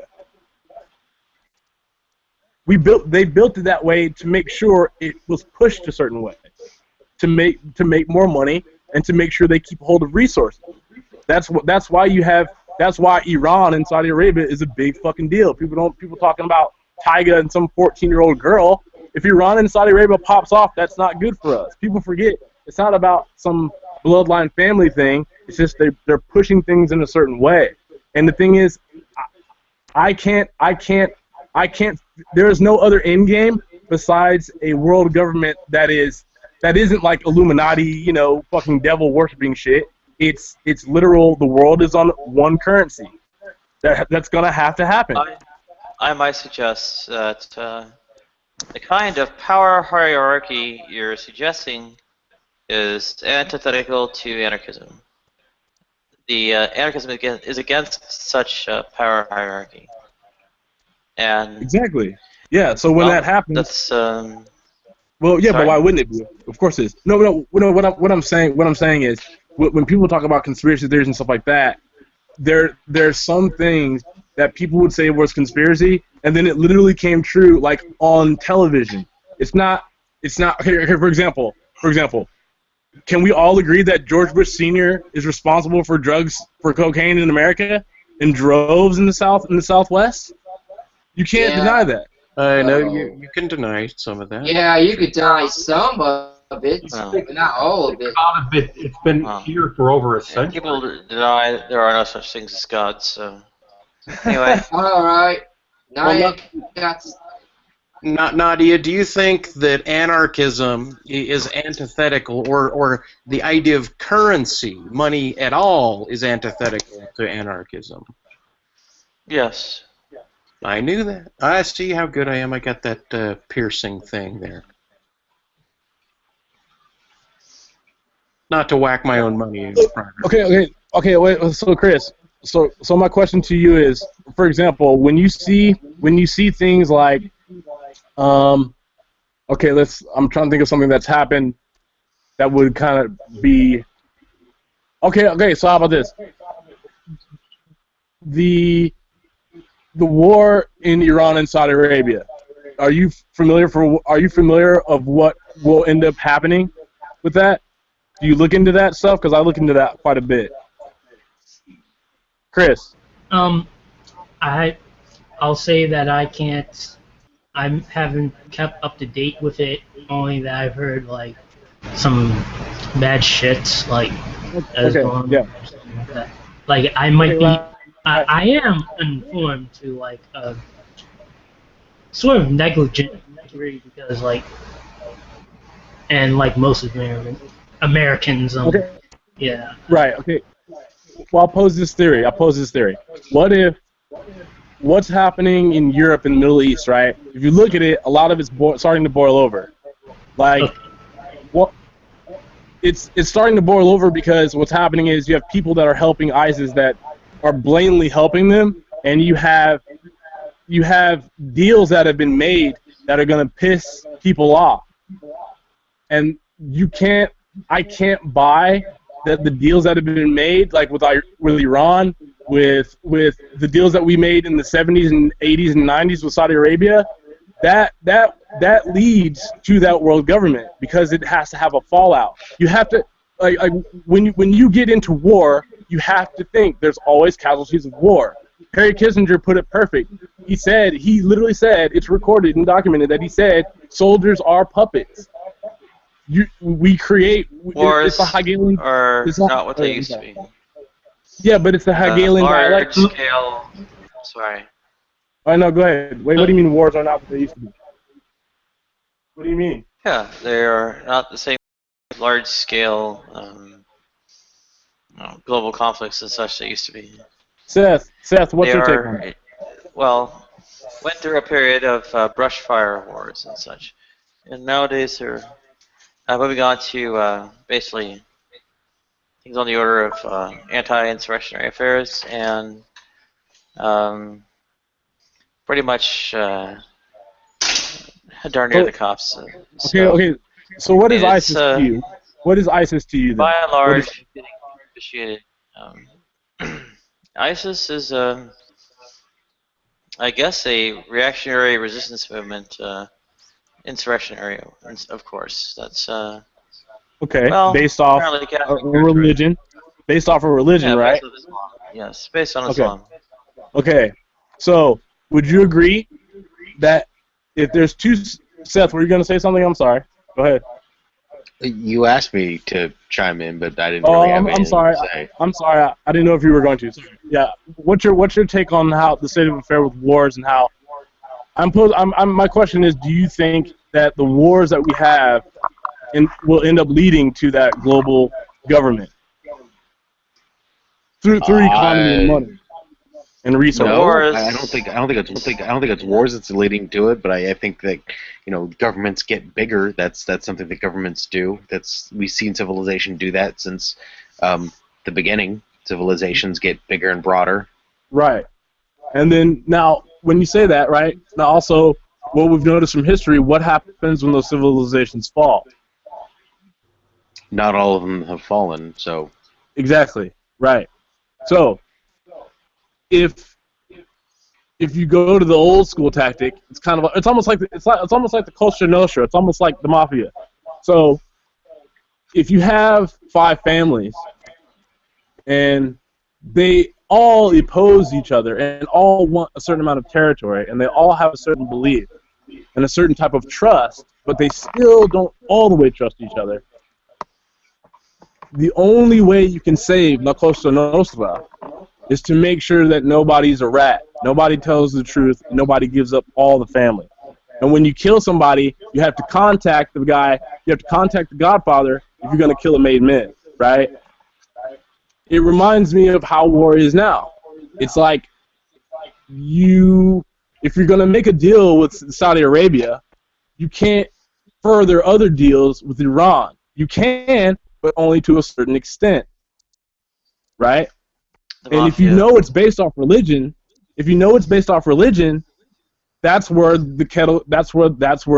it blows up. We saw that they can't quite handle it on their own in Arab Spring, albeit Obama is partially responsible for that. Him and Hillary Clinton fucked it up, and that's the truth. The global economic elite aspect of oligarchic power structure is not, in fact, analogous to the La Cosa Nostra. No, I'm saying it's the idea that you have families that stick together. I'm using it as an analogy. Obviously, Italian mafiosos aren't the same at all as governments. But what I'm saying is, it is the stick-together pattern. It is taking and giving. That's why we're in the pocket of China. That would be what's called class consciousness. Okay, well, call it that. What I'm saying is, look, I think you guys don't worry so much about the analytical side. Look at literally what's happening. It's right there. There's no conspiracy because it's right in front of your face. I feel like. I don't. Speaking of the non-analytical side, you have to excuse me for the shameless commercial. I am marketing this here tinfoil hat for $5.99 on my YouTube channel. $5.99. Tinfoil hat. Get ready for the New World Order and globalism. How much? $5.99 plus. I'll pay. You know what? That sounds like a steal. I will pay you $12 for one that says "Wake Up, Sheeple" across the front of it. Oh God. Deal, my friend. We'll be in touch with your order. Put it on Etsy for $5 and I'll buy one off you. Fuck it. I am going to mention something here about ISIS right now. Now, there's a lot of layers that a lot of people.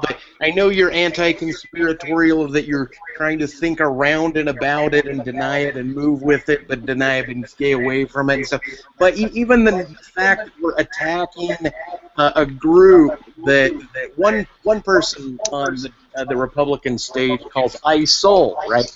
To differentiate it from ISIS, but the very propagation of the term ISIS, there's a goddess Isis, right, from Egypt, and she listens to the prayers of sinners and misfits, right? Oh, no. Right? And so the point is that we're at war with the misfits and the downtrodden. Like we're supporting the cutting out the shit class symbolically, propagandically to the country by this name. It's very peculiar. Even the word Iran is crazy, and Iraq is crazy. You know, these names are crazy because of their link. Seth, I'm sorry. Seth, I'm Guys, sorry. we're having echo problems. Seth, you're echoing. I thought I was muted. Sorry.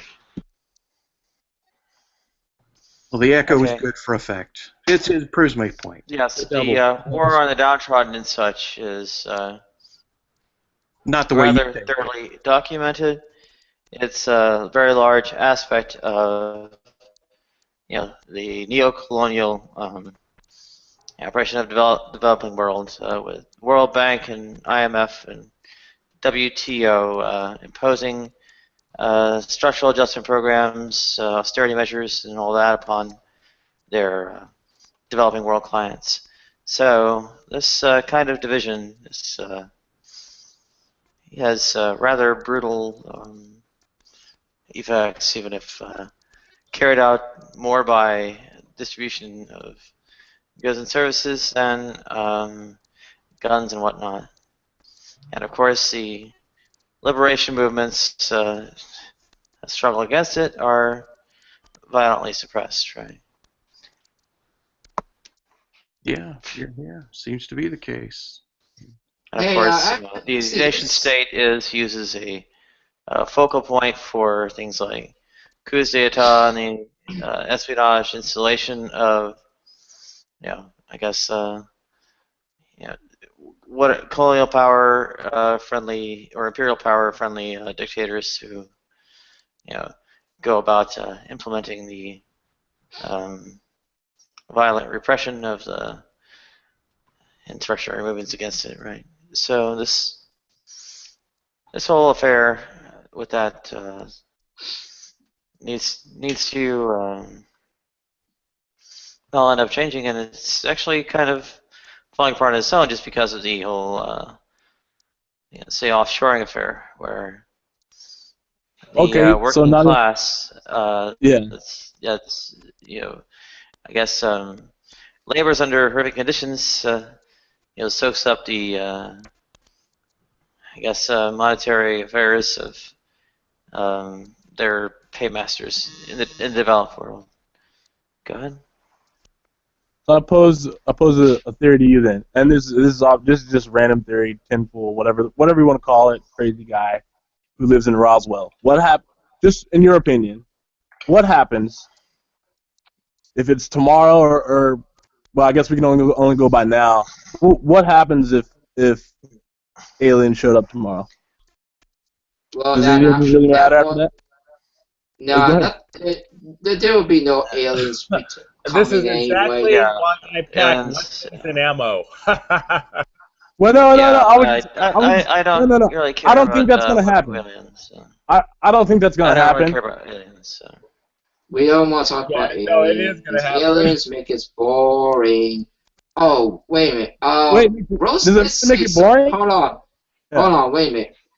Rose did say something about ISIS actually a couple weeks ago on her podcast actually. Mm-hmm. Yep. If he was watching it sometime, yeah, Rose was saying something about it. Yeah, Hey Nadia, just a side point. I'm wondering why and I mean I know you sleep during your room, but it's your room. But why do you allow like Jack and John to just sit in here for hours on end and taking up space without saying, "Hey guys, maybe speak it up or let's bump you"? You know, I mean, why? Just curious. I generally don't bump people like that. Because that's not in line with communism. Amen. Right. Well, I was just gonna go to bed then and keep the space going. So. All right. Have a good night, man. Oh, by the way, my feet. I actually I had to have those blisters that you get on your feet. Those big bumps. Those big bumps that you get on your feet. I have a lot of them, and that's why I had to have my surgery, and it fucking hurt like hell. That what happened to me. Oh, I hate that. Yeah. No, I relate. Yeah. Well, we could pick that up another time, but yeah, all right. Well, it was You have a good night. amazing. Lots Well, of. okay. Let's not talk about the alien theory because it is out there. It's too much. But I guess for me, I guess I feel like right now everything's just kind of just going. It's just going faster than it was, and everything's so individualized. I feel like whatever society that we have in the next 100 years, I mean, it's always totally different for the most part. I mean, if you go 100 years back, it's totally different from now. And I think 100 years more, I mean, you never know. Maybe it could be it could be either one of those things. You never know. That's the weird part about it. It kind of like. Well, we don't know yet. I mean, we're still doing railways, and they probably had to pick it. It would take 1,000 years to get our railways. It says, "Hey, hi, let's play some music to you," and they get the music and they understand what the fuck is going on. It causes war. So we got a long time. No, I don't mean aliens. I mean just humans in general. I'm talking about all the movements, whatever. You know, like if it's, I don't mean like I don't mean like aliens. I'm not talking about that. I mean just the way the world is. I feel like. Yes, I understand. Because you look at it 100 years ago, it's totally not like now, and 100 years from now, it could be totally way different. I hope it's like Blade Runner, but it won't be. Yes, 100 years now, things could be much different. We will evolve to higher power, and we have extra more things. Evolution. Yeah, I would strongly suggest the civilians. Losing you. I hear her. I said I would strongly suggest the appearance of aliens is not realistic. Well, they're not realistic anyway. I mean, I don't believe in aliens anymore. It's all in movies. Can we talk about something else, please? That's what I'm saying. I'm talking about humanity. You guys All right. Yes. So you talk about 100 years, we will evolve to the point we'll be more powerful than anything else. Yes, I understand what you're saying. Yes.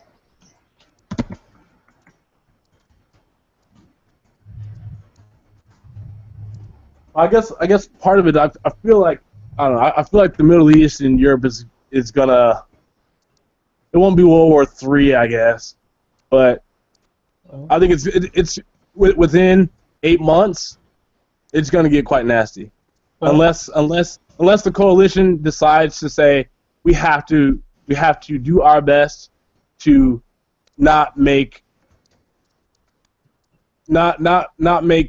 our fight on this form of terrorism now, because it's a different form of terrorism than 2001, certainly. But if we're going to be in this, we have to end it a totally different way. It can't just be, because there's so much technology too. I mean, and there's so much resources at stake, and there's so many people who want to.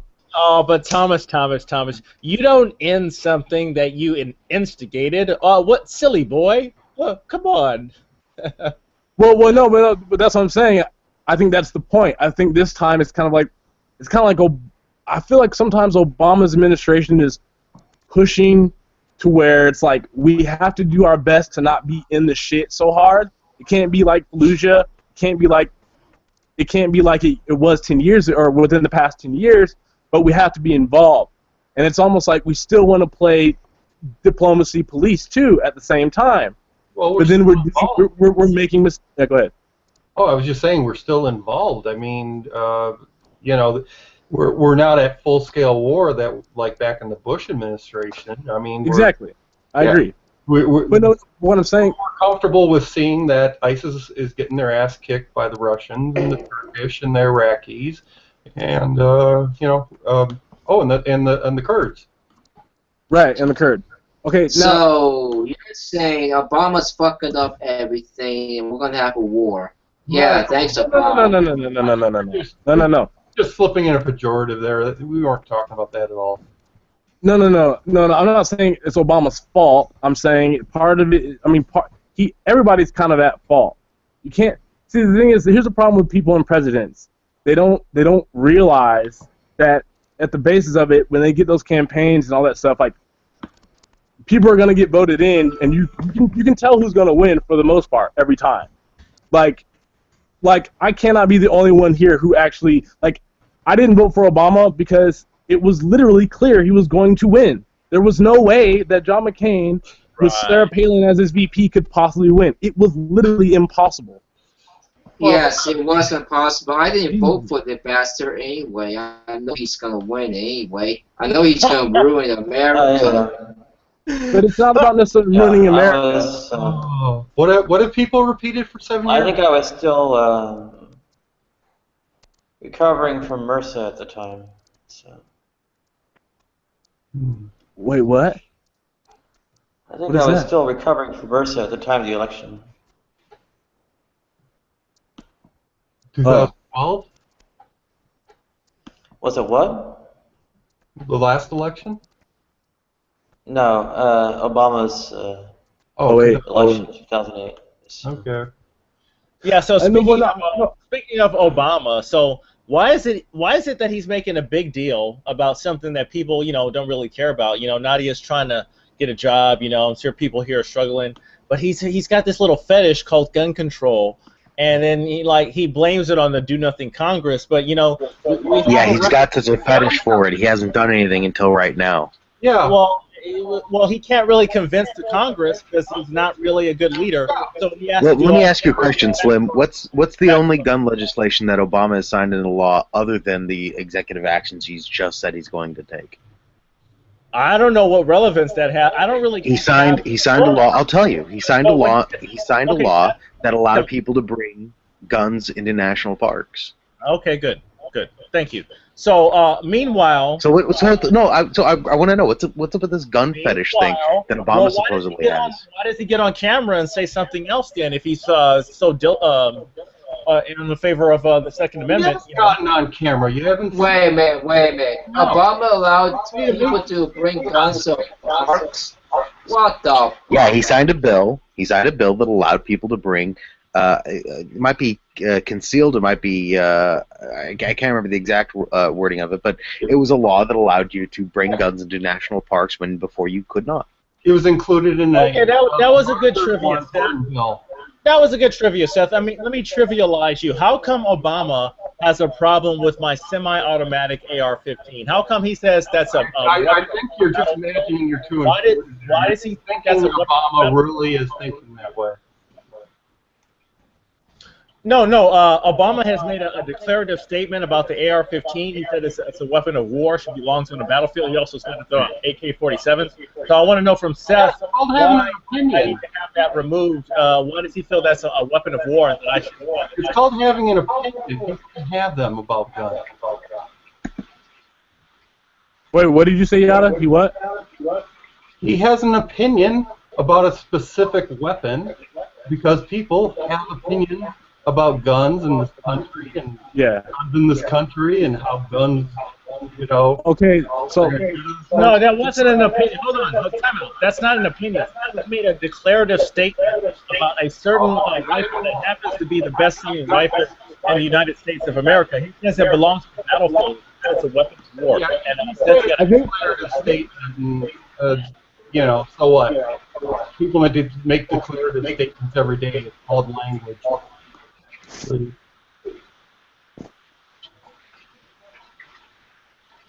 Yeah, but okay. I speak English perfectly. When he said that, I understood what he meant perfectly. But if we're talking guns, then look, I think you guys have to realize that he's. I feel like he's purposely doing things with this gun thing where he doesn't want to scare. Because I live in Houston, right? He never wants it to be so to where Houston is like, we're going to secede because you're taking our guns. He doesn't want it to get that bad. but he has to appease to a lot of the super mainstream left. He has to, because they don't believe in guns. They're not that big, but you're right. He has to appease to a very small circle that happens to just be well-financed. Bloomberg, the guy just throws money around. It's like, they call people gun nuts. Well, he's a gun control nut. Because who? Yeah, but not necessarily though. Who does that with their own money? That's a fetish, dude. I'm telling you, that's not normal. I'm sorry. No. Thomas, too. This is the same guy who's banning soda pop. I'm just telling you. Look beyond the whole thing, dude. Okay. Look, listen. When you say look beyond the whole thing, you have to look at what he's not noticing. For example, all the mass shootings, right? These are all mass shootings. Chicago has been bad for fucking years. Mexico is worse than what the United States is going through. Those people those are facts. People don't know what to do, especially when there's no father in the home and you give a bunch of brown people guns. All hell breaks loose. I mean, that's just the bottom line. Go watch Stefan Molyneux's take on gun control. I mean, he's not going to pull any punches. It's going to be it is what it is. No. That's what I'm trying to tell you. So for you to say he has a gun fetish, I don't buy it. It's not the truth. About Bloomberg. No, when Bloomberg is a billionaire who spends his own money to literally create vast. These are businesses set up to just have talking points about guns. Moms demand action, or every town for gun safety. These are all he finances this stuff personally. That is some fetish. Right. Shit. Yeah. I mean, oh wow. And an eccentric billionaire. I can't even think of another example in politics right now. Jeez, they do such unusual things, and we should hold it all against them because we have a good conspiracy theory to back it up. That guy's he's not Bill even Gates anymore. He's all for eugenics and killing people. Yeah. Yeah, there's our example. That guy's scary. No, I don't. Seriously, he needs all those bodyguards because he knows he's dirty. He knows it. I don't know. I guess what I see more violence, right? Are you talking about the whole black thing, right? Okay, for example, there's a story I heard on this hip hop blog. It was this Chirac hip hop blog, and these guys are walking in Chicago, right, smoking blunts, doing it for the vine, all that shit. So, this guy, they're smoking a blunt with this chick who was on some block of some rapper who died. And they're talking about it, and she said, what people don't know is, and she swears on her life, I don't think she have to lie about guns in the hood because they're clearly there, but she said something like, she feels like there's people that are deliberately just leaving train cars of guns, like those dudes, the niggas in the hood aren't getting guns because they're not gun owners. They're not going to the store and being like, oh, I passed the background check. It's whoever it is getting the guns in this country are allowed to get guns in the country because they are allowed to. Mm-hmm. Well, we do have an encumbered gun industry in American history, I'd say. Yeah. I got a question for Thomas. Thomas, how do you feel about feel that guns are perceived in the black community in general? What do you think the perception is of guns in the black community? Your wide angle view on it. Okay, so my wide angle view. First, I will say, in order to say it, you have to strictly go to inner city hoods and metropolitan areas. First off, there are black responsible gun owners. There are black militias. People don't even know that shit, but people can complain about there are black militias. There are that shit really does exist. It's not so that's the first thing. There's different layers to that, but the more violent side of the black view on guns has been through inner city ghetto, and this is where you tie into the war on drugs, though, because none of this really even occurs without George Bush Sr. Because he allowed, when he was in charge of the CIA, he had to make sure that you have to give and take. When he was working, when the Nicaraguan cartels and all the cartels were working in the South, this is far southwest, throughout California, Mexico, and then you get Central America. you have to let some of the contraband get over here to get info. But the problem is it's like the Hegelian dialectic. You know, you give somebody a problem, but you don't tell them that you made the problem. They raise their fists in the air, and you provide them the solution. You provide the problem and the solution, and for me, that's how the whole mentality for black people. Like, black people don't know that it wasn't like we were on some Zulu Nation shit and niggas in the hood got guns. If that was the case, it'd still be like the Black Panthers. But the Black Panthers were infiltrated too, and they were corrupt. They were on drugs and getting high. Too many niggas. Yeah, people forget. You know, like, black people in the hood, unfortunately, they've made it a lifestyle. And unfortunately, it kind of starts in the late 70s. It starts from Vietnam too. A lot of guys came back high. You know, people forget. Yeah, people forget. Obama wasn't like black people. He's not like, he's African American, but he didn't live that life. In the 70s and 60s, he was like going to school and doing it. Dudes were coming back from the war like, I'm about to pimp, I'm about to sell heroin because I'm broke, and the GI Bill isn't helping people like they say it is, because it wasn't, and it didn't. And it's like, just like now.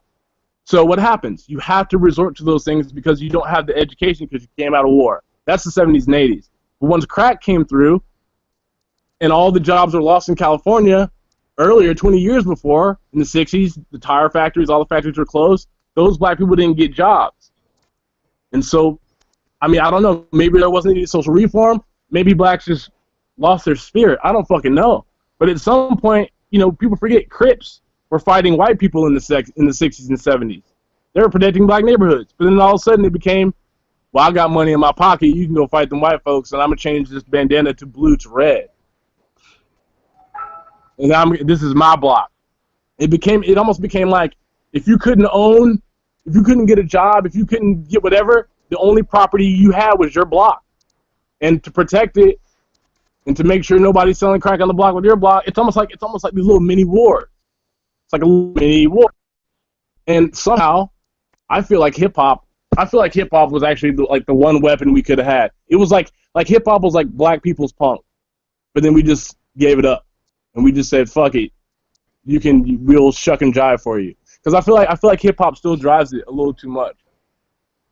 It's fucked up saying that. I mean, this is also what I'm talking about. It's kind of a tangent, but black people's views on guns do stem from a mixture of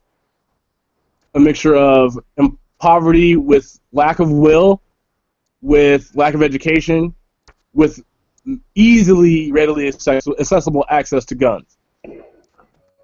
And it's led us to. With all due respect, brother, very well said. A lot of stuff has gone on, but I thought you did it really succinctly about how you break it down, the transition there, and it almost looks like a targeted event if you really kind of break it down on that kind of level, right? I mean, you can't say that it's not. You can't say that it all the way is. And I'm not one to just throw white supremacy out there. I don't do that. I mean, I think people just throw it out there just because they're just ignorant. But when you talk about just real systemic stuff, like, you know, that kind of progression about, you know, listen, after the 60s, you saw that decline of families suddenly. I saw that. And then, you know, the drugs were there. Now, listen, I'm kind of disappointed that drugs were as effective as they were, but, you know, the crack being as cheap as it was, and there were government subsidies, and a lot of that turned around into the drug trade. That's what makes stuff kind of weird and suspicious to me. Well, yeah. Well, I mean, when you get to the family thing, I mean, that's just a part of. That's like I said, it's a mixture of lack of will. That's the will part. Like when people talk about, oh, it's the families and parents, like, every black person knows that already. Like, I'm a product of it too. I never met my father. My mom, I luckily didn't turn out to be a crack baby, but my mom did crack. I'm 9, so I'm in the last kind of years of kids who are like right after the last of the whole hardcore crack epidemic. And the whole father thing, like the family thing, that is actually a big part of it. But the problem is like when you say that it seems suspicious and targeted, the reason why there is technically merit is because literally how the drugs got in. Like if and the thing is, there wasn't really anything they could do to get it in certain parts of the country in the South until Clinton. That's another thing about Clinton too. Like Clinton kind of helped launder all the drug money. A lot of people don't even know that shit. You could blame Clinton and all that crap. Thank you. And we have a Clinton running for president right now. There's a I know. Yeah, guess what? More drugs. We don't need it. We don't get $2 about it. I mean, but there's the same. Now, hold on. I'm going to say something for a minute. Hip hop used to be fun. Now it's crap. I agree with that 100%. Wow. Well, no, that man is right. We're not even going to debate this. That man is right. Period. You do know, I mean, you're talking about mainstream rap. You do know that, right? Not all rap isn't crap, but the rap that's good, you're not going to hear it. You're not going to hear it unless you search for it. Like, literally. It's not on TV. It's not on YouTube. I mean, it's on YouTube, but it doesn't have 5 billion views. It's not Hotline Bling and fucking Drake. That's shit hip-hop. That's not good hip-hop. Yeah, I understand what you say. The reason that hip-hop... Well, I'm sorry? Back in the good old days, hip-hop music used to just be fun music. And I did like it for a while, but after a while, it's just like, oh, fuck it, man. I'm just like, I'm going to my rock music. I'm going to go somewhere else. I'm sorry, but I can't take it. But that's what I'm saying. The reason why it changed... but that's what I'm trying to tell you is, if it changed and it's shitty, that means people are buying into it. The genre would have already died. It should have already died and then somehow resurrected back to the soulful side. That's what I'm trying to tell you. Yeah. It clearly has more appeal than you think it really does. That's what I'm saying. The whole that kind of goes back to the gun thing. Like it's so awkward to me that you meet more black people when they talk about guns. They're like it's really weird. It's like they don't know you can have a permit and buy one. Like they don't know that it's easier to not. They don't know that it's harder to get a gun. If you have a gun and you are a felon, you're going to go to jail. As if you have a gun and a permit, and you know the law. Says that if you're black with a gun, it doesn't matter how you get it, you're gonna get hemmed up. Period. That's just white supremacy. It's like a boogeyman. I'm gonna be honest with you. I don't think guns really benefit black people. God, this is just please, let him speak. Let him speak. This is okay. Go ahead. Yeah, tell me why. And the reason is because we're slaves. No. The reason is because, don't get me wrong, there's nothing wrong with having a firearm and that whole type of thing. But if you don't control, the police or the military, you can have all the guns in the world, and their ability to protect you is limited. No. I think in a capitalist society, the way you win is basically with economic organization, and you're going too far. Now, what you just said, blacks isn't positive for have guns, right? It's not in our favor. I don't mean that. It doesn't really. I don't think it does anything for black people. Honestly. And I'm black myself. I'm into black history and all that type of stuff. I mean, black people back in the day had guns. Okay, in the early 1900s, 1800s, they had guns. They defended their families the best they could from race riots and the Klan and lynchings and stuff. But it was never enough. Okay, because once they brought in the military and all this other stuff, they were always outgunned. So I just think that if they really want to empower themselves, they have to do it economically. That's the only way. No. I don't buy that at all, because in the Constitution, it says you're allowed to have a gun. It doesn't say. I didn't say that. I know they're allowed to have guns, but I'm saying the guns aren't helping them. Well, you can say that for everybody then. Okay, exactly. I don't think guns really empower people. I think what empowers people in a capitalist society is economic organization and also competition. And the more competitive they can become economically, that's how you eventually win. Wait, hold on. So I'm not a militiaman. No, you're going too far. I don't mean you're thinking like the government overthrowing. Literally mean if I'm walking down the street and someone has a knife and I have a permit and I have an open carry because I live in Texas and I can have one. If I'm a felon and I shoot that guy, I go to jail. But if I have no priors, no nothing, a permit, open carry license, all the permits, I'm sober, and he attacks me, and there's maybe one witness in the corner, unless I ricochet and I hit a kid and I kill that guy, I don't go to jail. It's self-defense. Yeah, I mean that. I get you. I get you. You're like, but, I'm not gun-toting young thug sipping on lean with bullets. I'm not that type. I don't mean like, you mean like, that's what I'm saying. I mean black people literally fail to realize you can be a lawyer and grow up and still have the gap, but you can have it legally. You don't have to point it sideways, just point it straight. Yeah, like, I get you. I get you on that, man. You're going way far. I don't mean anarchy now. I kind of feel like, yeah, black people need, it's good, to have guns, especially in a society in America. That's what I mean. Like, they society can come in handy, but they don't really improve your quality of life. Like how likely is it that I'm going to be walking down the street and some guy's gonna just randomly stab me for no reason? I mean, it depends on where you live. Barring, I understand if you're in like a rough area or a neighborhood like that. I get that, but I mean, generally, I don't go into areas that, where I think that type of thing is likely to happen. I stay in areas where that type of thing is unlikely to happen to me. Okay. And I just, the idea, I thought about gun ownership myself, and that type of thing. And then I'm like, you know what?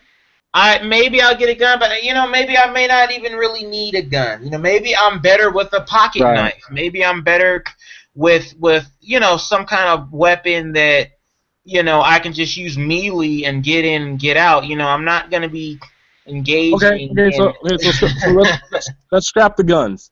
You said, and you're black yourself. So how do we do it economically? Because the education part and the self-education is actually quite poor still, in my opinion. It's not bad as it used to be, but there's still very prominent, smart black people that are going to universities and colleges that are going far in all walks of science and technology. But we clearly know that it's not the majority, and it's not half. It's not even half. Yeah, I get you, man. And when you say economy, that means education. So how do you think we? If it's not, I'm not saying it's guns or that, but what I'm saying is I feel like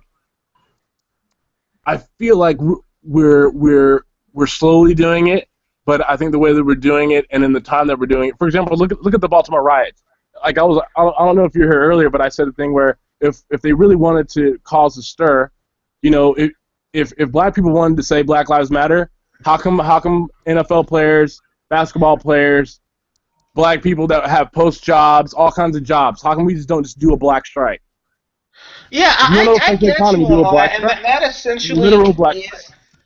that essentially is what happened at the University of Missouri.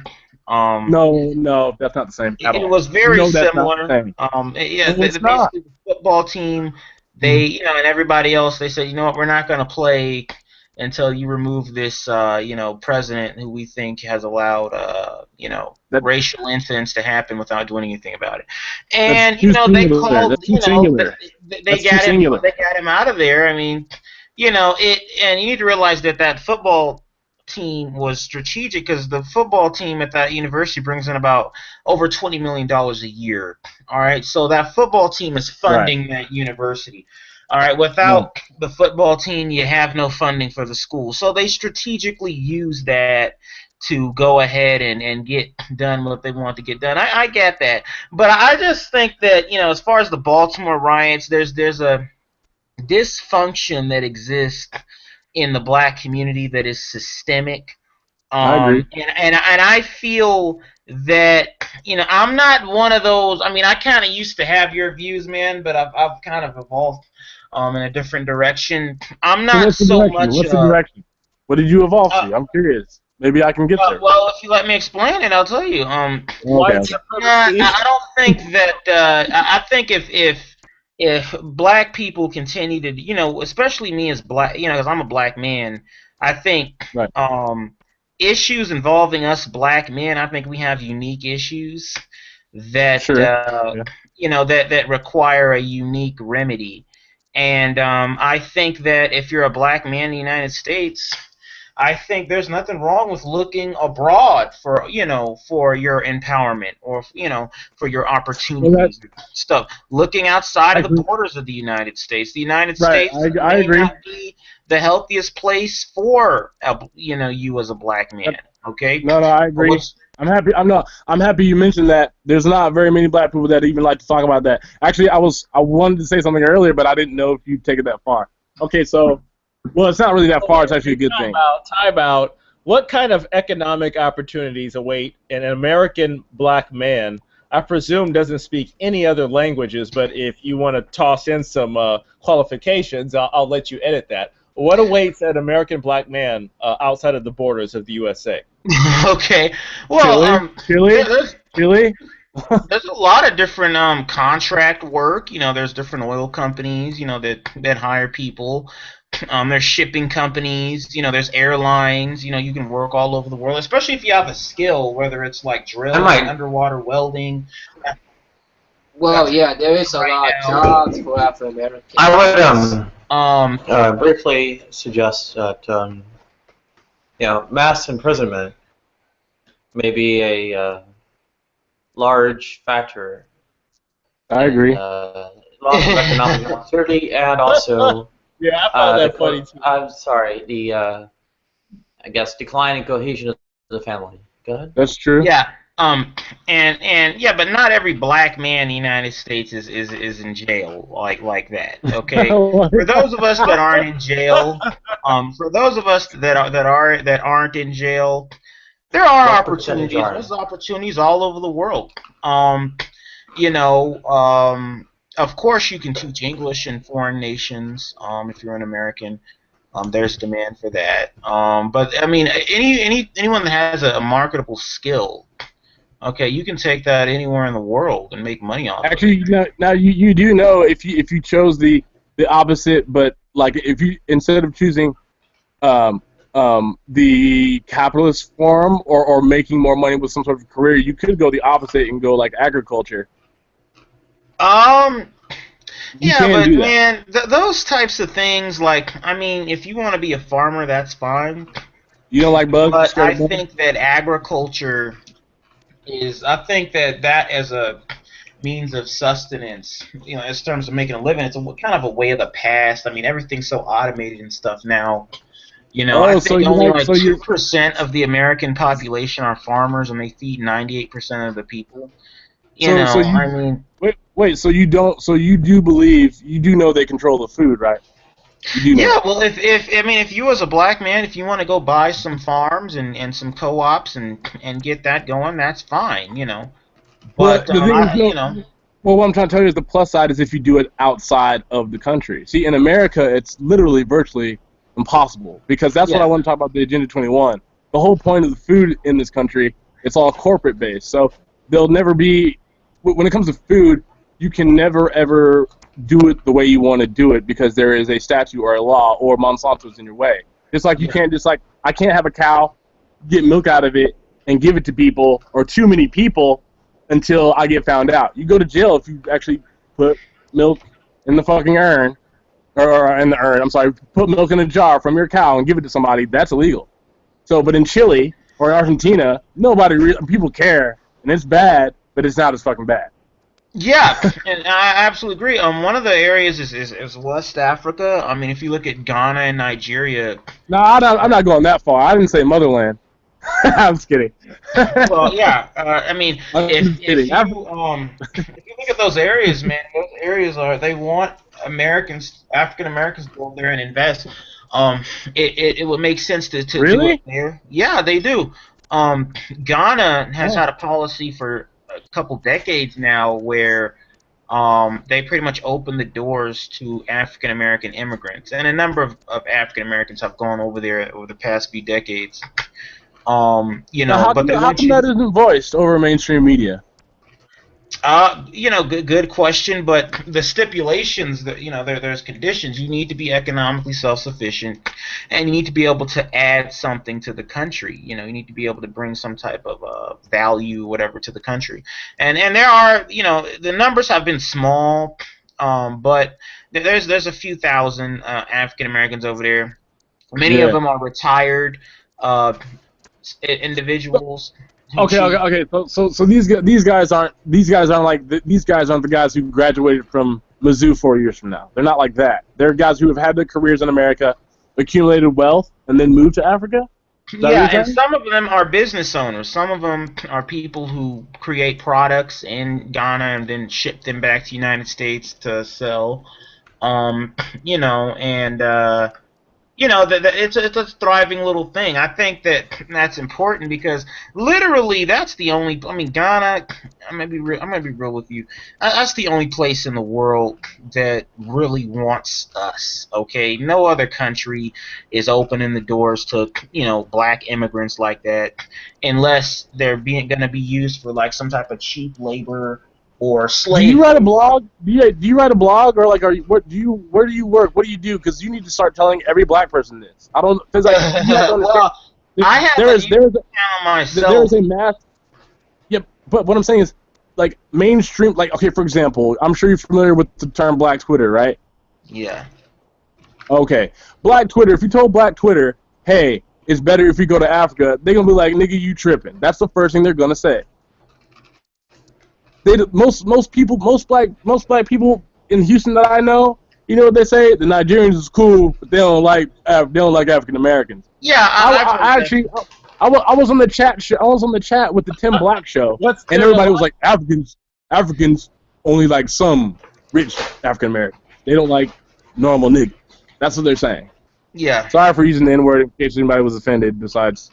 Yeah, I get what you're saying, man. But that was just my point that there are options. There's other alternatives to. You're right. Sorry, I went far. Yeah, you're right. If another place, a lot of black men in the United States have made a big inroads in is Brazil. There's a lot of African American men in Brazil. It's true. Yeah. Yeah. I read that. Now I hate that. I've actually read that more about women. Unfortunately, that's what they give you. They don't give you the economic side. They give you the women's side. Yeah, but I mean, I've heard of guys going down there and having businesses and stuff. There's some guys, right. But definitely the women there are a big draw. I mean, they have some of the most beautiful women in the world. If I went to Brazil, I would just invest in a soccer team. Most likely, that's what I would try to do. Yeah, I mean, you can invest in a semi-pro soccer team and. Work from there. I think you need to be looking globally. Like, my mentality is to always look globally. I don't just look like in the United States because, I mean, the United States is what it is. It's not gonna change. As far as I don't think we'll ever see a day when blacks stop rioting or stop being upset about racism in America. Yeah, it's just never gonna happen as long as there's a United States. Yeah. There's going to be racism. There's going to be that, those types of societal issues. Either until the United States crumbles and falls, or until it gets conquered by another nation. That's the only way that it'll ever change. So that gets back to what we're talking about now. So now, I mean, I'm happy we spoke because now I'm going to go look into that. And we can change the subject now because I'm fulfilled. You did a really good job of answering. But my economic standpoint.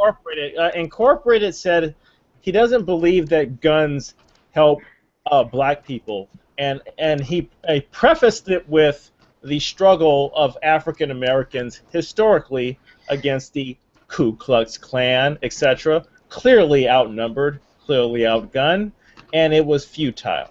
And my question to Incorporated was, he is historically accurate to the T.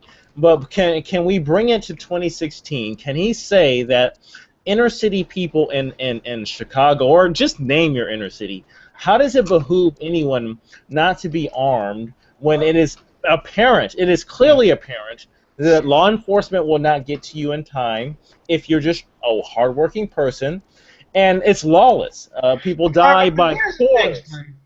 If I could get in, people in the people that you described, I mean, who are hardworking and they're doing well for themselves and that type of thing, and they have something to defend, they're not in those inner cities. They're out in the suburbs somewhere. Okay, the people in the inner cities are usually your people who are your most marginalized people and who don't have anything to begin with. So if you're an inner city person and you're being robbed by another citizen of that same inner city, it's basically they're robbing someone. It's someone that doesn't have anything who's robbing another person that doesn't have anything. So there is no net gain or anything. I'm not understanding. Are you endorsing robbery as long as the? No, I'm not endorsing robbery. Look, the people should defend themselves. That's great. Okay, you want to defend yourself? Fine. Okay, but like I said, there's a systemic situation there that causes, this dysfunctional behavior, and I think that if the only way to end it is blacks gonna have to look globally, for solutions to their problems. The United States doesn't have the solutions to that problem. Is not within the borders of the United States. You can have all the guns you want. Fair enough. Okay. No, fair enough. I mean, so I don't know where the floor is, where you define where people should start to explore their global options.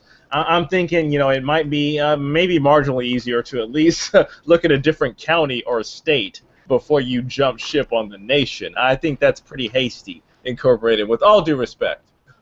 I think you could do both. I think you can look locally in the country and globally. Anywhere and everywhere. It's just like an animal in the wild. An animal will, the carnivore will go anywhere he can find food. Okay. It's the same thing with humans. You need to just go anywhere you can find economic ability, or economic opportunity, But that's not what you said. You did say leave the United States, and that's again, I'm not putting words in your mouth. That's kind of an indictment on the chances within the borders of the United States, is it not? Wait, guys. Certainly is, but like I said, you can make money both internationally and nationally. Wait, real quick. When we're talking about guns, we still haven't really talked about what about the Oregon militia then? What are they after? Does anybody even know? Is there anything?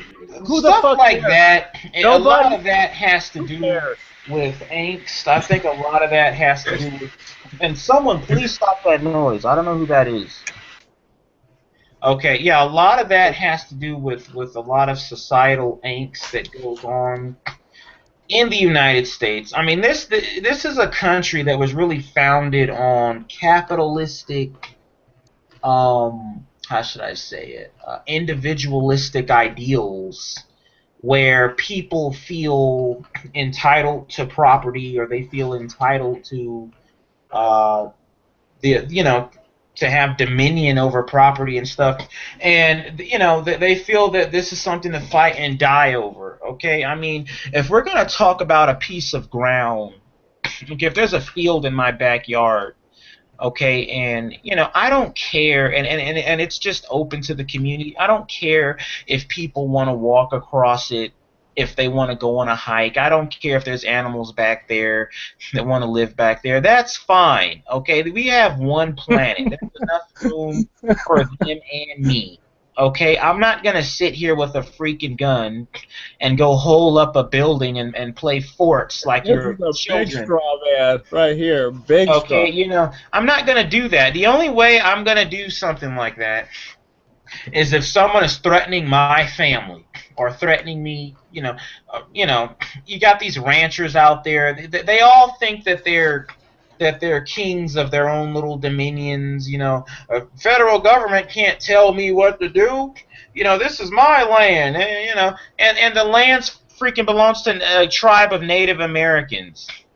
All right, and they're just totally showing their ass over some land that's not even theirs. And it just goes back to the whole entitlement thing of property and, the way the country was founded in the ideology. So, yeah, that's just how I think about it. I think it's ridiculous. Yeah, but come on, Incorporated. This is entertainment, and even I mean, come on, they taking over an empty building with nothing at stake. I mean, this is just. I mean, you're right, but you know, they're calling. If this is terror, then sign me up, because at least no one died. We got Saeed and Farouk. But you see, stuff like this I can only say yeah. They'll go from doing this. Next thing you know, they'll go occupy a school and say, well, you know what, if you don't give us what we want, we're going to blow the school up and kill everybody in here. Yeah, that'd be a real tragedy, actually, if that happens. Yeah, you know, I mean, it's the same people. I think that there are certain demographics in the United States that have angst and that are frustrated because they feel that for whatever reason that society is maybe it's evolving or it's going in a direction or that they don't want it to go, or maybe they don't like the president or whoever the political leadership is. So they feel entitled to, you know, they abuse the Second Amendment and they feel entitled to act out their angst, you know, by causing great public, you know, disturbances, occupying buildings with guns. But meanwhile, hold on. But meanwhile, Tashfeen and Saeed are stockpiling weapons, building bombs, and the neighbors don't want to report it because they see weird stuff going on, but they don't want to be racist while they're going to unload on some unsuspecting mass event. Come on, man. This is not the time to talk about turn in your guns and common sense. The common sense, we're past that shit now. Yeah, but out of the bottle. And you're a smart enough man to know that terrorism, anytime you have international terrorism, please, who's doing that? Please. Well, can we talk about video games? Let's talk about video games. There's a noise. I don't know who that is. Okay, thank you. Okay, I didn't mean to mute you, man, Frank, but you know, or I mean Thomas. I didn't mean to mute you, but I thought, you know, there's a noise coming from Frank. I mean, you know, I mean, you're smart enough man to know that anytime you have international terrorism or anything like that, that's always backed up by big money and oftentimes big government money. Okay, people believe it or not, people don't become terrorists by themselves. They're either funded or they're facilitated. Okay, this ISIS group, it's been documented that they were trained by us, okay, to overthrow the Syrian president. All right, and then when they couldn't do that, they decided to go ahead and become ISIS. And you know, I mean, no one's fooling me. You're not going to show me a picture of a damn you know, ISIS rebels and they're inside of a troop. You know, what do they call those things? Those troop carrier things that have the armor, and you know, they're riding around in tanks and got, you know, 50 calibers and Humvees, all the shit that America left over there after they got out of Iraq. All right, they were given that stuff, okay, or they were given access to it. Okay, I'm no fool, okay. These people, these terrorists, I don't fear them. They are no threat to me at all. You know why? Because number one, your chances of dying from terrorism in the United States are so minuscule, so small that it's. I mean, you're more likely to die from lightning or getting hit by a car or anything like that. I don't. It doesn't even faze me when I wake up in the morning, okay? I'm not thinking about a damn terrorist. All right, the biggest threat to me is, you know, maybe, I don't know, the police. You know, the way they've been acting lately. You know, I'm far more likely to get killed by one of them if I slip up than by some guy named Raheem or some guy named you know, who's, you know, give me a break. All right, give me a break. Yeah, but when I was a child, you know what? Well, hold on, Incorporated. It's not really about your risk assessment of being killed, really, because this is used as a crowbar for freedoms. Because, you know, every time this happens, gun owners get indicted is like, well, we need to common sense.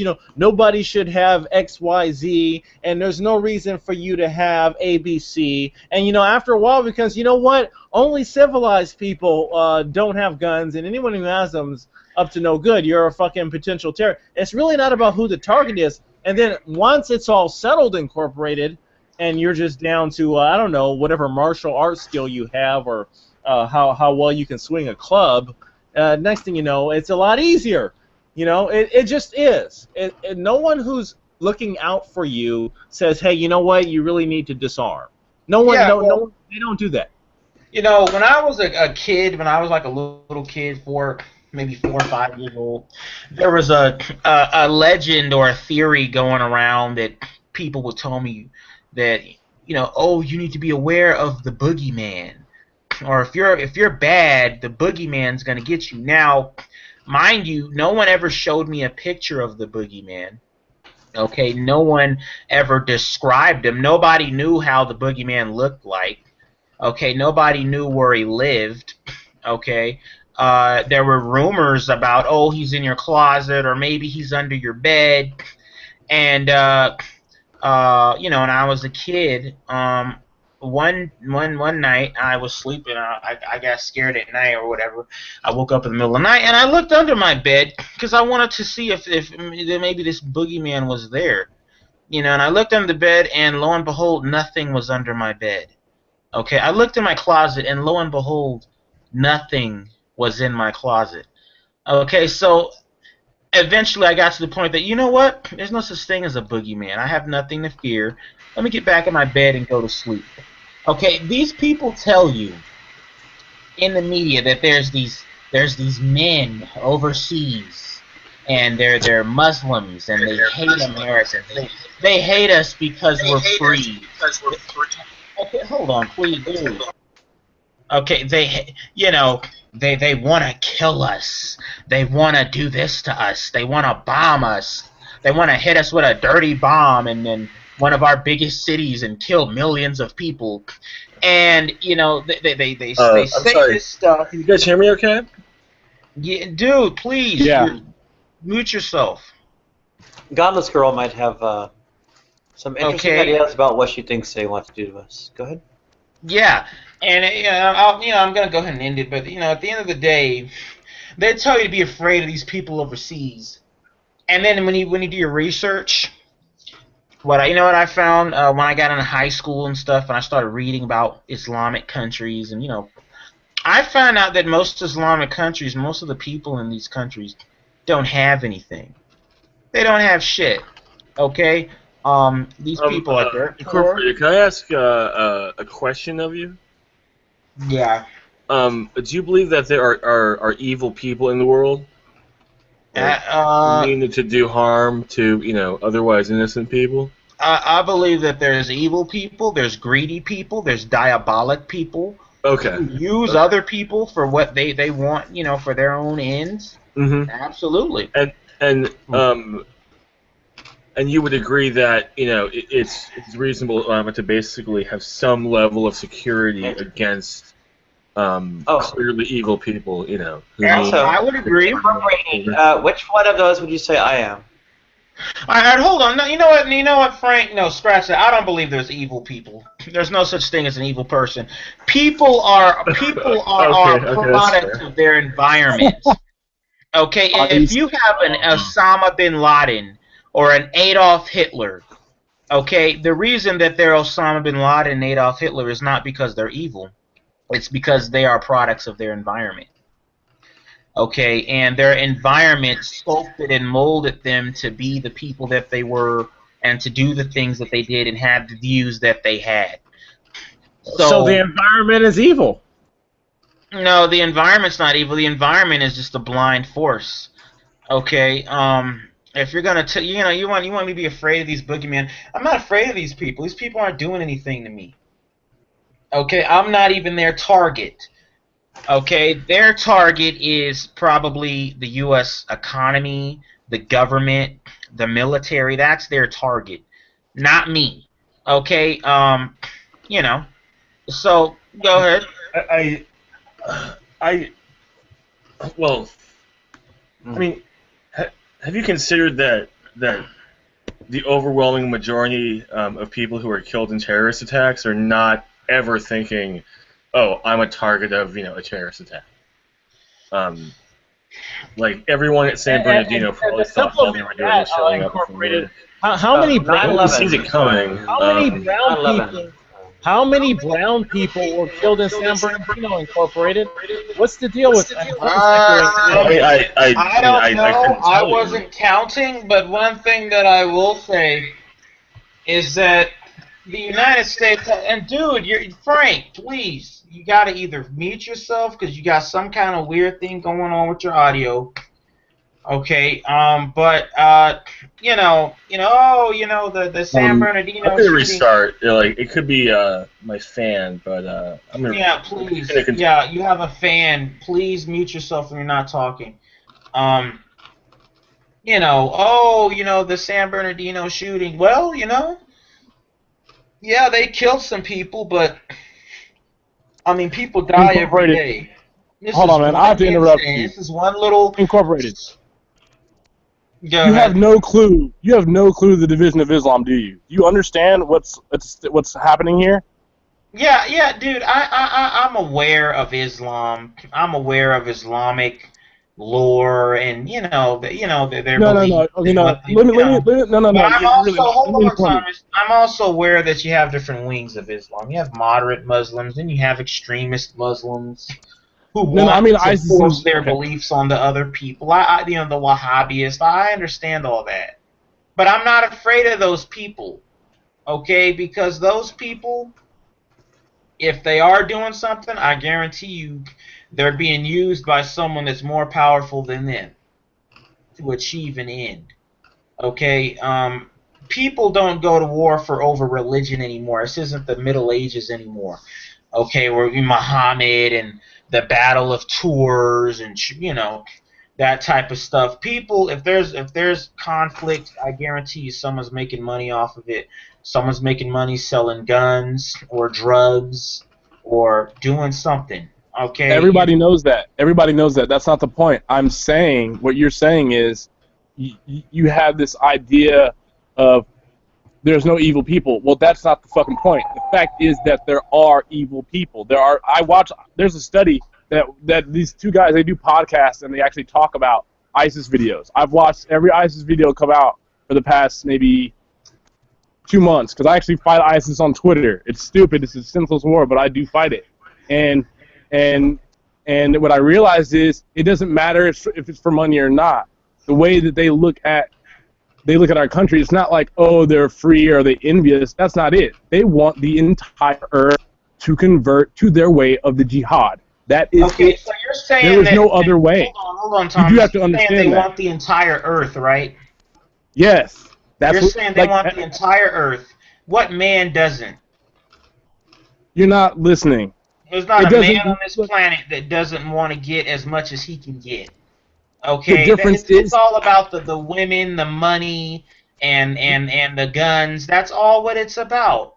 Okay, I'm not saying you're wrong. They're Muslim. You're not It wrong. doesn't matter if it's a stock investor or whatever. I know. I agree. But what I'm saying is, capitalist or whoever it is, a religious zealot, Thomas, they all want. They want it all.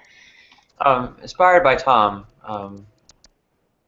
I guess he thought that how they became evil would be an interesting question to examine. Any ideas? Right, because you could say, well, they were provoked by someone else and over years of oppression, then they became evil, and then they taught their kids to be evil, and it was just a cycle of one generation to the next. That's a different question, how they became evil. But I would say undeniably certain people are evil. Well, are not people sometimes embittered by extreme suffering? Yeah, for instance, some people also have some extreme suffering and transcend all that and are lovely people. Yeah, mainly the Japanese, for one. Mm-hmm. Well, I would consider that, the whole him embarking on some kind of vendetta to say exact some kind of vengeance or revenge on any torturers is not entirely uncommon. And, well, for instance, in Iran, Savak mass tortured people. Savak being the Shah's secret police force, right? And part of the animus against Israel is that Mossad was in close cooperation with Savak.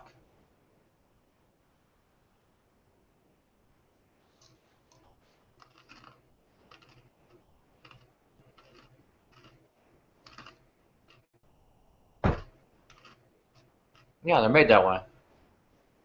You know, my various rapists and mutilators, well, it took me until 1997 or so to let go of, I guess, trying to wage some kind of vendetta against them.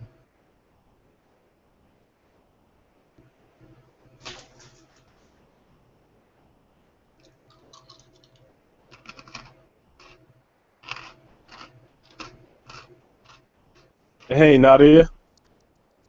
Yes. Well, what did you said somebody had an idea of why ISIS does what it does earlier?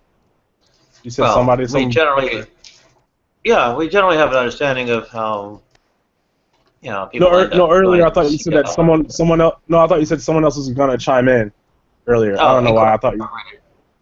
I thought okay, Incorporated cool. might have Looking it. out. Okay, cool. Oh yeah. Also, I have a question.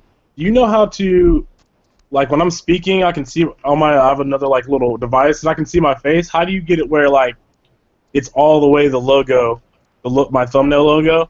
How do I get it to just show up to be that instead of my face? Hey, Thomas, what like you just did. Hey, Thomas, what device are you using right now? Are you using your phone or what? I'm using my phone. Well, does my phone automatically have to show my face?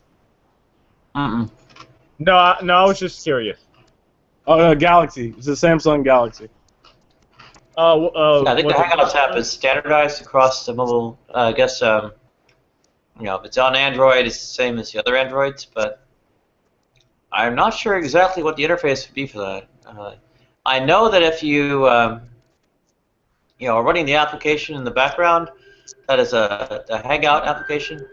It will release the camera for that, and so only show your profile picture then. Yeah, Thomas, I've never seen someone using their phone doing what Nadia's doing. FYI. Okay, cool. Doing what I'm doing? What do you mean? Nadia, he was asking about the text surrounding your beautiful face. Yes, the idea of a god, as Bakunin says, does indeed imply the abdication of all human reason and justice. Wait, so the idea of a god implies the abdication. Oh, so what you're saying is, with the abdication, so it says that you have to have reason and justice if there is God, or you don't have to have reason and justice if there is God.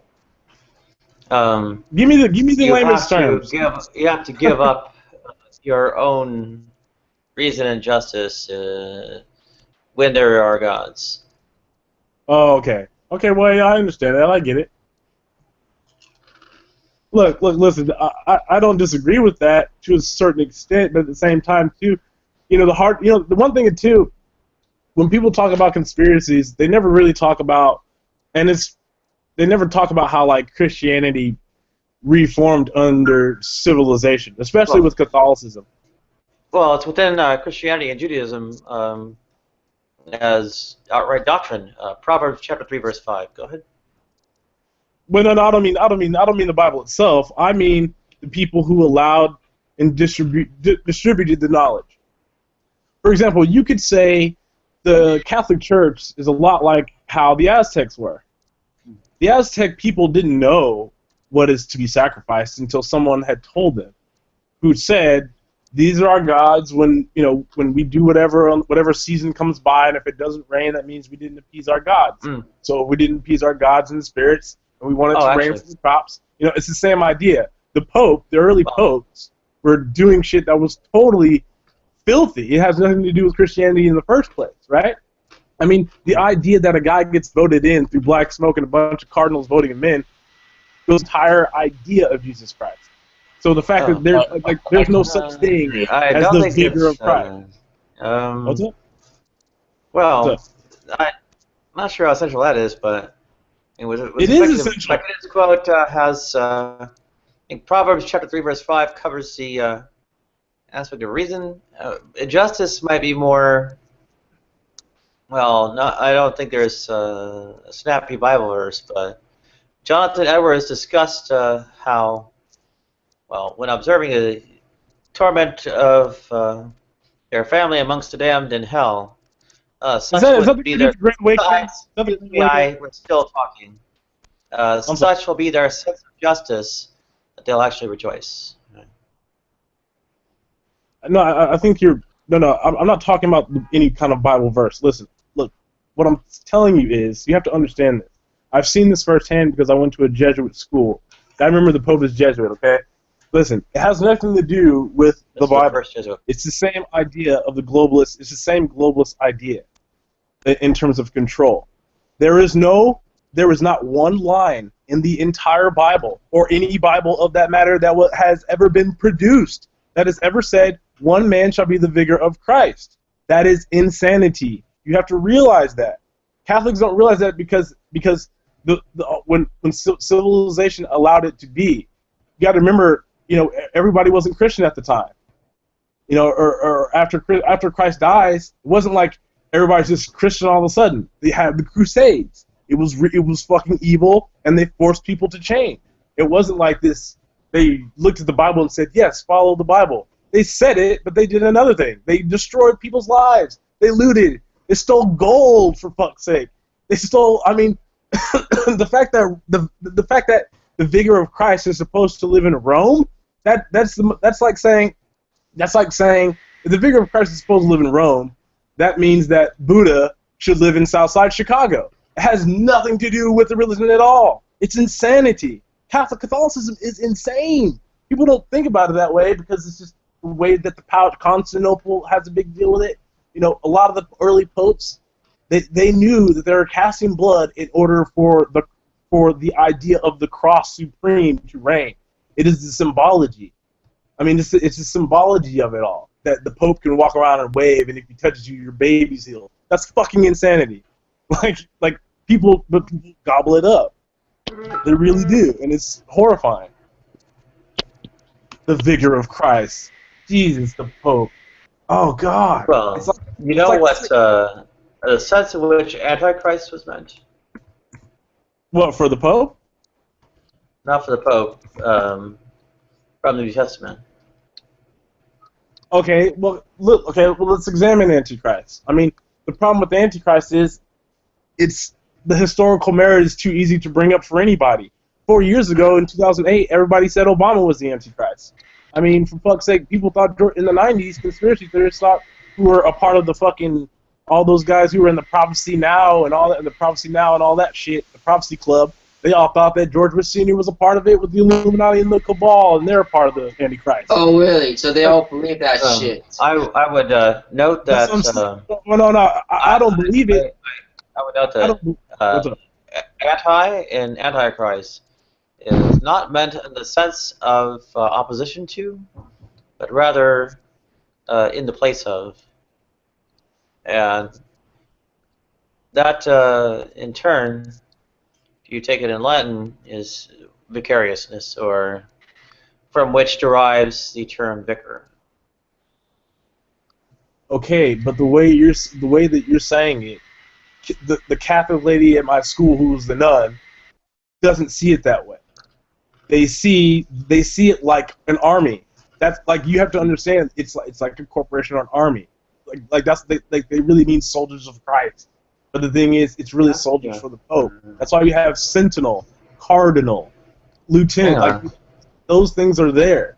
I don't think it's about, when you talk about Antichrist, you can apply a lot of the New Testament to anybody you want to that's in power today. I mean, you really could. It's too vague. And even then, if you look... I do agree with that, yeah. If you look at the New Testament, or if you look at the First Corinthians. Yeah, go ahead. 1 Corinthians chapter 11:1, verse 1, actually has Paul suggesting that one should imitate Christ. Yes, that is the literal figurative idea of Christ. That was the whole point. It was supposed to stop there. It has nothing to do with Catholicism. Jesuits, all those people, they're not. It is a sham. It is a sham. Think about it. Look, dude, you are not a Christian person if you care about what you wear that day. You are not if you look at the Bible brass tactics, it is very black and white. It is the Pope. Okay, if the Pope is a true Christian, if you look at the Bible, Jesus says, if Jesus says you should not care about gold or where you stay or what you eat, if you're not supposed to care about that, you can't wear gold like the Pope. You can't say I believe aliens could be possible. Maybe you can't say any of that shit. It's very cut and dry. There's this fucking myth that all these Christians are going against each other and saying all these things. It's like they're not even following Christ in the first place. That none of them are really truly following it, because if you were truly following it, you'd be a fucking farmer. You'd be a fucking fisherman. You wouldn't care about Twitter. You wouldn't care about the car. It is Christ Almighty, and that's it. All hail to the Creator of the universe. It is, and it's through the Holy Spirit, or not the Holy Spirit, but it's through the Holy Spirit. But it's not the Trinity. The Trinity is a Catholic thing. Christ is, I am the way, I am the light. No one else goes to the kingdom through me. It's not talk about the Pope or he's coming to town. That means fuck all to Jesus Christ. And people wonder, people have no clue when they dissect Revelations. It's insanity. They don't even know. At the risk of starting a brush fire, I'd suggest Jesus Christ never existed. And Tom, I have no idea what he's on about. Well, no, okay. Well, I mean, in terms of the idea of Christ. Okay, here's what I'm saying. Okay, look at it from a perspective of someone who doesn't believe in religion, never heard of religion, but they read the Bible. I'm not looking at it as in, oh, I'm a Christian. I'm saying if you read the Bible in a literal format, if you read it, say I don't believe. If you read the New Testament, then look at all the denominations of Christianity. They're not following Christ. I quote George MacDonald, who noted that Christ suffered unto death, not that so we might not suffer, but rather so that our suffering might be more like his, so that we might be scourged before we're humiliated before the crowd, and forced to carry our cross and nailed to it, and stabbed with that thorn in our side. What the heck are you talking about, Nadia? Okay, well, okay then. But I was suggesting that, with all these doctrines about getting closer to Christ being the best thing to do according to Christianity, and of course sufferings at the present time being nothing beside the glory to be revealed, as per Romans chapter 8 verse 18, and suffering getting you closer to Christ. What's that? You're using rubber bullets right now. Really? That's a rubber bullet type of argument. That's not good ammo. Listen, if you're gonna attack, that's a rubber bullet kind of argument. Well, no. It's just. Oh, I'm sorry, Frank. If you wanted to go ahead. I'm my bad. I'll give. I think it was great, Nadia. I don't think it was made out of rubber. But Thomas, I wanted to ask you. You said everything that you said while being a product of a Jesuit education. Is that right? Yeah. Well, in terms of what I've learned, at least in my opinion, what I'm saying is what I've learned going through Jesuit school, albeit not growing up all the way Catholic. I grew up in impoverished projects in North Carolina, and predominantly a lot of the people in my neighborhood were Baptists. But we didn't go to church very much because my mom was a drug addict. So we were just poor. Eating ramen, and I was watching HBO when fucking The Mask came out. But what I'm saying, but I grew up. Go ahead. Go ahead. Oh, I grew up. I grew up on the East Coast, and I know how some communities, are basically really struggling, and people are kind of coming up through that. So. Right. Yeah. Well, no, but so back to what I was saying. All I was trying to say is what I've learned through my Jesuit education is that it is a myth. Catholicism is just the corporate side of Christianity. Because when I went to All Boys Jesuit School, it cost money. I went to high school with Gary Kubiak, who coaches the Denver Broncos. Or I went to school with his son.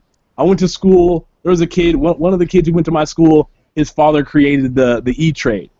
There was another kid in my school, some Jewish kid who's like, dad ironically was like a co-founder of like Hot Pockets and shit. He's just rich kid. People have to get over this idea that money and God go hand in hand in terms of reading the Bible. If you read the Bible, if you read the words, I don't mean I'm religious or not. I'm talking about if you read the Bible and look at what it says, Catholicism goes against every motherfucking thing it says. Catholicism is a made-up fallacy sect of Christianity, end point, period. It will never, ever be anything at all what Jesus Christ expected. That was they missed the mark by a fucking country mile. Well, someone who I don't entirely grant you existed, how does what they intend have any kind of merit for consideration? No, you're not listening. It doesn't matter if Jesus existed or not. I don't care about that part. I'm talking about when you read the Bible. The Bible isn't a made-up book. It's a made-up book. The story's not real, but I'm saying it is a book you can read. You can go to the library and read the fucking New Testament. When you read it, and then you look at what the Catholic Church represents in 2016, it has nothing to do with Jesus Christ. I don't care if he's real or not. I'm saying, look at the words. He says if you look in the Bible, in all four Gospels, he says you have two choices. You choose God or money. You cannot have both in every single fucking thing. When they were gambling at the church, he flipped over or supposedly. This is all supposedly. If you just read the Bible, like remember, this is supposedly. If he sees the guys gambling and selling in the churches, he flips the thing over. You know, people don't worry about so much. That would be the. It's like the most hardcore thing that Jesus is ever, recorded. Like supposedly doing is like flipping over the tables, being all exactly. Exactly. That's not very violent. But if you're going to do the Crusades and the Pope used to look over lands with bloodied men in the name of the cross, that has nothing to do with Christ. You can't kill people and call yourself a Christian. That's actually, not how it works. I think Pope Leo I went to battle against Attila the Hun. What's that mean? Okay, you're proving exactly. That's right. What's that mean? What is what? What does that even mean? All you're saying is you're basically agreeing with. Pope. Well, I'm sorry. Is it Thomas over here? Yes. Well. Oh, hey, nice to meet you. I think it's one of the only popes ever to have actually ridden into battle. What's your point, though? We're not called to do that as Christians. Exactly. That's what I'm saying. If you read here's my problem with Christianity is this, Nadia. Well, you're focusing too much. For which to live, and we are the children of our father, the devil. So, but I doubt you will have much to do with us, or but if you look much concern for us, and of course, because not one jot or tittle of the law has been changed. Actually, the proper translation would be obeyed. The law actually very much describes executing people like me. No, it doesn't. Because actually, no, it doesn't. And the men who sleep with me as if I'm a woman. Where okay, not yet.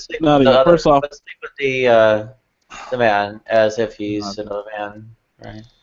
So I dare say, Christianity has you under divine command to kill me. No, it doesn't, man. No, it doesn't. You know that. Yeah. Okay, but Nadia, now listen. Now you have to understand. Now all the points you're bringing up, you're bringing too much of the literal interpretation of the the steps of the cross. I tell people that's a Catholic type of thing. I don't need to literally interpret much more than the red letters, do I? The rest I can think is all mythical history and allegory. Okay, And but, in fact, but for about that's letters fine. were explicitly But look, allegory to but that's called fine. parable, Look, right? But no, listen. Like, my argument for Christianity now is today the billions of people or billions of people who follow Christianity, it is too separated for anybody to even have their own really true, true ideology of it. I'm not saying Jesus Christ existed or didn't. I mean, I don't really know, and even if it didn't, maybe he didn't. But what I'm saying is, in my honest opinion, after seeing it firsthand, Catholicism is just an invisible, made-up wing of Christianity. Most of the other ones are anyway. I mean, they're all just chopping up the Bible. But at the same time, Catholicism reigns supreme because of the wealth that it owns. They have What real. even is the Bible? And they're not that wealthy. But what even is the Bible? The Bible is a book with a compilation of stories, parables, and ideals of probably. I mean, I would say almost the golden rule, interpreted in so many different ways. It's a compilation of books. It's Need I 8 or something. critique the golden rule? I'm sorry. Go ahead. Frank, go ahead. The Bible is a compilation of books. I don't know how many in total. I think it's like 38, something like that. No, 66 books. 60. Okay, 66. Yeah, the Bible is kind of unique in that it's books. Oh. I mean, I'm sorry. Did I say 66? I don't mean that. My bad. No, it's 66 in Protestant editions. 72 is Catholic, and Right, 88 okay. is Ethiopian and Tawahedo Orthodox. I don't know. I can't remember what I was thinking of to where. Yeah, I just can't remember why I said that. My bad. Go ahead. Keep going. Were you going to cite 1 Timothy 2, verse 16? No. But Nadia, you wait. Remember, she asked what is the Bible, right? That's what she asked. Mm-hmm. How would you describe its contents? I would describe it as a love letter. Mm-hmm. That's an incredibly long, very intricate love letter. Yeah, it is. I mean, A love letter that places people under divine command to kill me and calls me a child of the devil. Yeah, I mean, it doesn't call you. It doesn't call you the child of the devil. You make yourself one. Holy shit!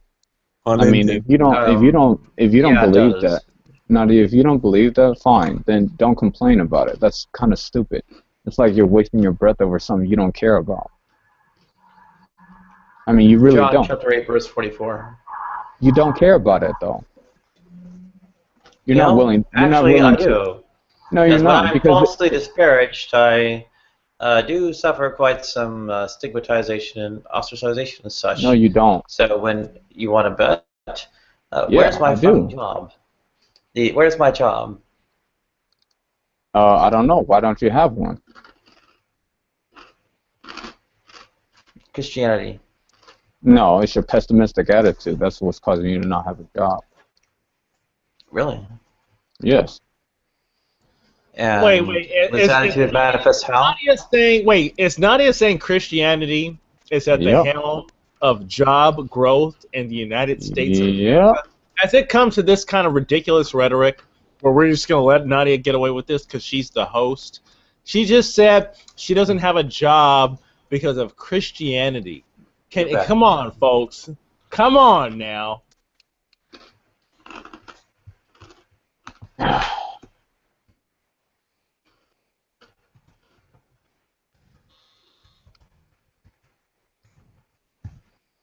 Guys, look. Okay, listen. That was a mic drop right there. That was good. Hey, okay, so Nadia, let's get evil with it. And I don't know.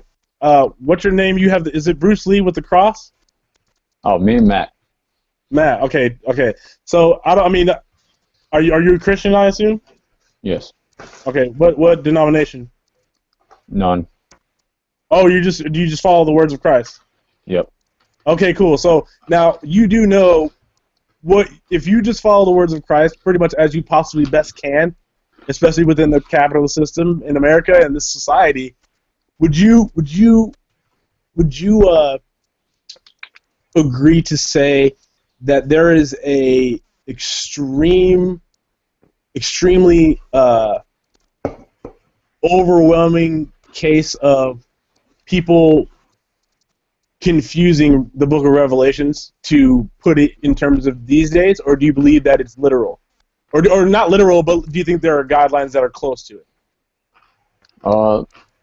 There are guidelines that are close to it. Okay. It kind of sets. I mean, I myself still don't understand it. It's one of my favorite books, but I still cannot understand. I'm actually one of the same ways. Well, I actually had a theory that what if somebody came out, like if you could do an experiment, right, and you could never don't tell anybody about the entirety of the Bible besides the Book of Revelation. And I've always thought, what would it be if that was their first interpretation of Christianity? If that's the only book they read. And I've always found it very intriguing because if you look at it, if you look at the stories or the I guess vision that occurs. I think, does John have the vision? Who has that vision? John. John has that vision. Okay, so and I will say just on a quick note, just to throw it out there, there is a theory that John was on opiates when he had this vision. I don't know if this is true. I doubt it, but it's very possibly true at the same time because there were opiates around at the time. But so it sounds like a fever dream to me. Okay, are you talking about that drug? Very altered. The what? Are you talking about that drug? Which drug? There's lots of drugs. I mean, the drug you said. Was he on it? No. There is a theory that he was on some sort of opiate, probably of Asian nature, because in Hindu and Asia they were on opiates. There's like I'm saying the theory is that John was on opiates, and I've heard that he had trouble sleeping, or he had trouble like just natural like normal bodily functions or something. He got sick. There's a theory. It's a theory. But anyway, back to my point is if you look at like certain events, right, certain things, I can see how they correlate to real life. I'm not saying this is true or not in terms of my beliefs, but if you read it, right, and then you look at what it says, it's very intriguing to me because there's some things that are strikingly exact almost, which is weird, but it's not like the monumental shit. And I find it very intriguing. Like the one theory that I've noticed, and I don't know if I came up with this on my own, but I was really high one day when I thought about this. But the part where he's talking about the mark of the beast, right? Everybody talks about the mark of the beast. Now, a lot of the people are always saying it has to do with like 666, and there's a numerical value. But I wouldn't be surprised if that was just probably. I mean, well, I don't really know how to explain that in terms, but in terms of the mark of the beast, and in terms of how those who follow Christ will end up being shunned out by the Antichrist, and the mark is going to happen. It's weird because you can see things in society that would be considered mark of the beast, but they don't have anything to do with Christianity. They don't have anything to do with Christianity, and they're not attacking it. But then you see, on the other hand, the idea that the Bible in the future, like in the Revelation, just does say the Bible will be banned and Christians will be killed. Ooh. So, and this goes to Nadia. Nadia, you say you can't lay with whoever you want to lay, but in Revelations, you get your way. In Revelations, you can do whatever the fuck you want. The people that are persecuted in Revelations are Christians. People don't have sex in heaven. Concupiscence is abolished. No. I'm not talking about heaven. I'm not talking about heaven. I'm talking.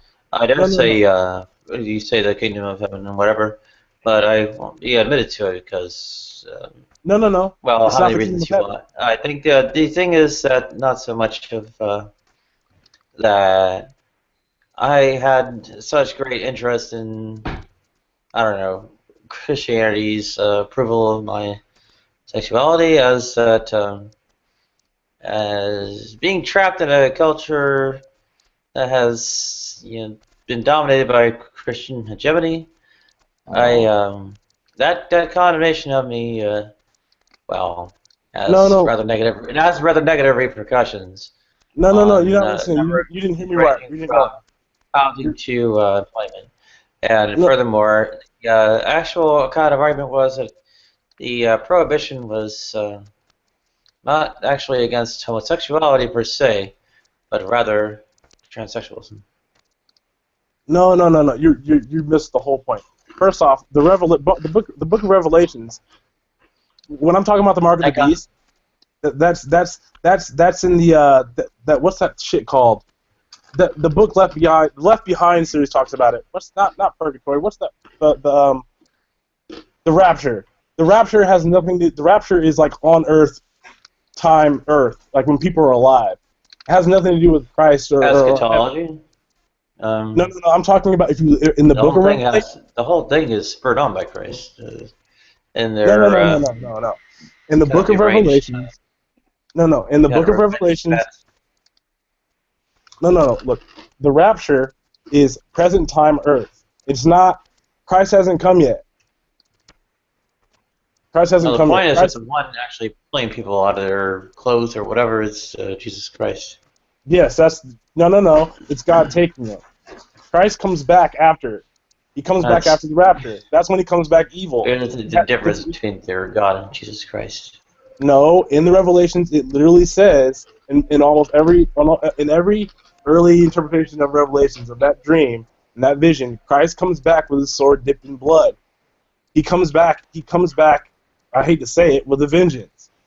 That's the point, because of the persecution. The human-facing aspect of the Christian God, as per the doctrine of the Trinity and all that, would be Jesus Christ. So, he said that the people being raptured up and such are drawn by, whatever aspect of the God. That aspect would be the one that faces humans, Jesus Christ. That's not the point. Doesn't matter. That doesn't matter. What you just said, you're just saying apples are apples and oranges are oranges. What I'm trying to tell you is, when I go back to the mark of the beast, and you look at the rapture, the idea is that the time that... I think what I was saying is that I paid more attention to the Christians when they tell me what they believe than I guess you've even heard. No, what Christians? I'm talking about the Bible, man. You're thinking about what someone you talk to. Look at the Bible, read what it says. For a second? Yeah, go ahead. Yeah, sorry, I'm sorry. That's verse 2 at chapter verse 16. Have you noticed me quoting chapter and verse? Go ahead. Quote Revelations. Revelation chapter 3 verse 16. I have not read or should I say Revelation. 11? I'm sorry. I haven't read the book in question, but I always get really kind of stuck in the mud in terms of the mark of the beast, because it gives a numerical value, or it basically tells you exactly what the mark is. And right. I think if it kept that open-ended, then you could really build a myth on top of it. But because he gives you the actual mark, and because that actual mark is a numerical value, okay, so probability starts acting upon it. And so here's the example: have a value that has a certain amount of digits, it's going to come up, and so all of a sudden it kind of loses its importance. Okay, so let me I can prove that for you. So I don't know if you noticed, but they have commercials. They have commercials in Europe. And they have commercials. They've already had it here. Have you heard of the credit card tattoos that they want to do, and how they're going to protect airports in the future? So in the future, or not in the future, but I guess the immediate future, in order to you have if you go into an airport, right, and you scan your passport or something to get through the little turnstile, then you go buy your tickets, right? They don't have something out when you go into an airport, you have a cab, you get out of the cab. There's no scanner eye machine. So say there was a scanner eye machine. In order for that scanner eye machine to work, you need to have something in you. What's up? Sorry. You're saying basically to walk in the front door, you would have to go through a layer of a security, and that would involve an eye scanner or a retina scanner, I guess. Yeah, retina scan and fingerprint scan. Now, the reason why I say that's possible, that could be possibly incorporated. There's two routes, because there's actually, you can look it up anywhere you want on YouTube. You can find it anywhere on YouTube. There are commercials in your, like, commercials. There's commercials like by security companies like pretty much private militarized companies and tech companies that want to make machines, and this is how you get the war on terrorism. In order to get somebody from even getting on the plane, you have to make sure they're vetted for. And this is exactly what we're seeing right now in Syria, or the Syrians who are coming over here. That's how you get the Trump stuff. The Trump shit, the Donald Trump shit is the exact, like, beginning of that motion where it's super totalitarian without people really noticing it. Because secret, like, you can look up the commercial. They want to make transport and travel harder. The only way they can do that is if they give you an implant or some sort of thing that is in your body the way you are identified. Wait a minute. Well, I mean, sounds like you're talking about a couple things at once. It sounds like. But no, here's where it keeps going. It keeps personal biographics. Like, I forget the biometrics. I'm sorry. Yeah, like keeping a database of biometric data, and using that like to scan people at airports as soon as they get, like, out, like, of a taxi. I mean, I'm all for, like, extra layers of, like, a security at airports, because, I mean, you can have a gun and you can get pretty far inside of an airport before. Exactly. I'm trying to correlate it for you. Let me correlate it for you. See, don't go off tangent. I'm getting back to my point. I'm going full circle here. Now, if you look at Revelations, when it says the mark of the beast, you said 666, right? You said it's not very open-ended. But what if there's a 15-bar digit code, and there are 3 6s in that code? It doesn't say, the mark of the beast doesn't say, and this is my interpretation. I don't know if this is going to happen or not. This is what I've noticed. I'm not saying this is true or whatever. Are you talking about the damn microchip? What's up? Are you talking about that microchip? The microchip theory actually isn't going to work. The sad thing is the hipsters are actually already creating the shit. Look, here's how you do it. Okay, for example, 3D printing. 3D printing is a perfect example. That's how it starts. People always assume that it needs to be like, we make it too grandiose for evil to come. We want it to be like evil and marching and guns and totalitarianism and Big Brother. It's not going to be like that. They make the shit subtle. They don't have to lie to you anymore. They make sure that you accept it. That's what it says in Revelations. It says the people will willingly accept the mark of the beast. They will not argue against the mark. That's what it says. In the Bible, it never says the people rise up against the government. It says the people accept the beast. If it's easier for me to not even pull out my credit card, or if it's easier for me to not pull out my passport, and I can say, oh, because, like, think about it this way. If I don't have to go to the restaurant to order food, and I can just order on my app, we're doing it now. They're making us. We're like, the sad thing is, it's almost like it's like whoever is evil and the powers that be are, like, almost joking with this. It's like people who have. I feel bad for some Christians who believe that. Yeah. It does. I don't think it does correlate, but I feel like it's sad because it's sickeningly It's almost like the bad people are doing it on purpose. So, in other words, you're believing that people want to join Satan. They want to be evil. Yes, but it's unknowingly. It's unknowingly. Oh, okay. Yeah. Satan lies to you. That's the whole point of the idea of Satan, right? The idea of Satan is that he's a liar and a deceiver. I'm going to have to take the mark of the beast. I would briefly refer people to the book of Job, where oh God, I'll be myself. Right? What we read the book of Job. Hello. The book of Job is a bet between God to see if it's the book of Job is a bet of the devil and God. On God saying, "Can you tempt my greatest creation?" That's all that story is. It's about a guy who got depressed. Well, folks, listen. I would. Sorry. A few minutes ago. No, I took the mark of the beast a few minutes ago, and I can prove it. So I would note that And it would be rather enlightening to actually pay attention to the Book of Job, because it would tell you what the actual thing being alluded to is, and the New Testament's reference to it via diabolos, from which devil is some kind of abbreviation. And in Job, say the Hasatan, the adversary, and that's what it means, is the god's prosecuting attorney. Sorry. Yeah, I think you got that all wrong. I do think Really? that Job Okay. is a very deep book. Would you care?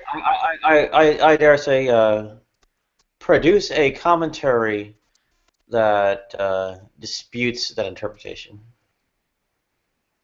Somebody who's like actually, like educating Christianity, like Doctor of Divinity or something, because it's kind of where I'm getting my information from, Matthew Henry and all that. So Okay, go ahead and produce a commentary contradicting my statement. Well, I don't have to necessarily. You don't believe in any of it. Well, I'm demanding. Like arguing. Well, I can believe that listen, Christians folks. interpret the Bible in a particular way, and actually, for those who have Yeah, you actually don't know that though because you don't believe it. Again. You think I don't know what I've read? You think I don't remember it? No, it's just that you don't believe in what you read. I mean, it doesn't matter. Again, that's why it's like pointless to argue. I believe Christian commentators when they say that Christian doctrine regarding the don't, interpretation of the because Bible. I'm sorry. I was not done speaking. I was not done speaking. So, I do believe the Christian commentators and authors when they say that Christian interpretations within the umbrella group of Christian are of the form they describe. And by the way, others actually refer to these people, and the publications history is quite large. So I would say that I might literally be, well, more educated than Mac, at least. Go ahead. Oh, is that your high horse that you're gonna? Listen, no, I'm sorry. That's not a high bar. That was a rhetorical question. Here's the deal. I went to the liquor store just to re-up on the beer, and I had to take the mark of the beast. And I'm gonna tell you why. I was gonna hand the guy a $20 bill, and for some reason I was really heavy-handed, and I just ripped this $20 bill in half, being a complete dumbass. I did that right in front of the 7-Eleven clerk. It's like what the So thankfully I'm not broke, and I pull out, but I had to take the mark. I wanted to pay cash, but I couldn't because this is all the cash I had. I had to take the mark right then and there, and I was embarrassed. So retarded, man. Did you buy beer? Unfortunately, yes. What kind of beer did you buy? Well, Frank, you seem to be a very inquisitive one, so I may show you exactly which beer has been purchased out. The camera sucks, but you might get a little. There you go. That's pretty decent. Well, that's nice beer. That's nice beer. But I love my. So much. I love my vodka. But I really appreciate the effort. Well, I'm just gonna say I love my vodka.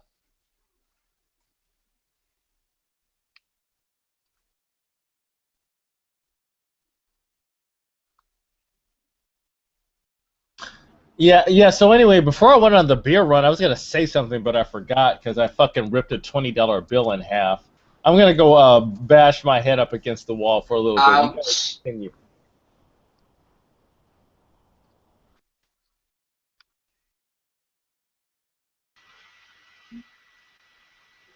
Well, I mean, if you actually ripped a $20 bill in half, I think that's first of all, it's really punk rock. And second of all, I think it's almost kind of Christ-like in a certain way. I mean, like Frank, like if Frank, you you're have no idea. rejecting that.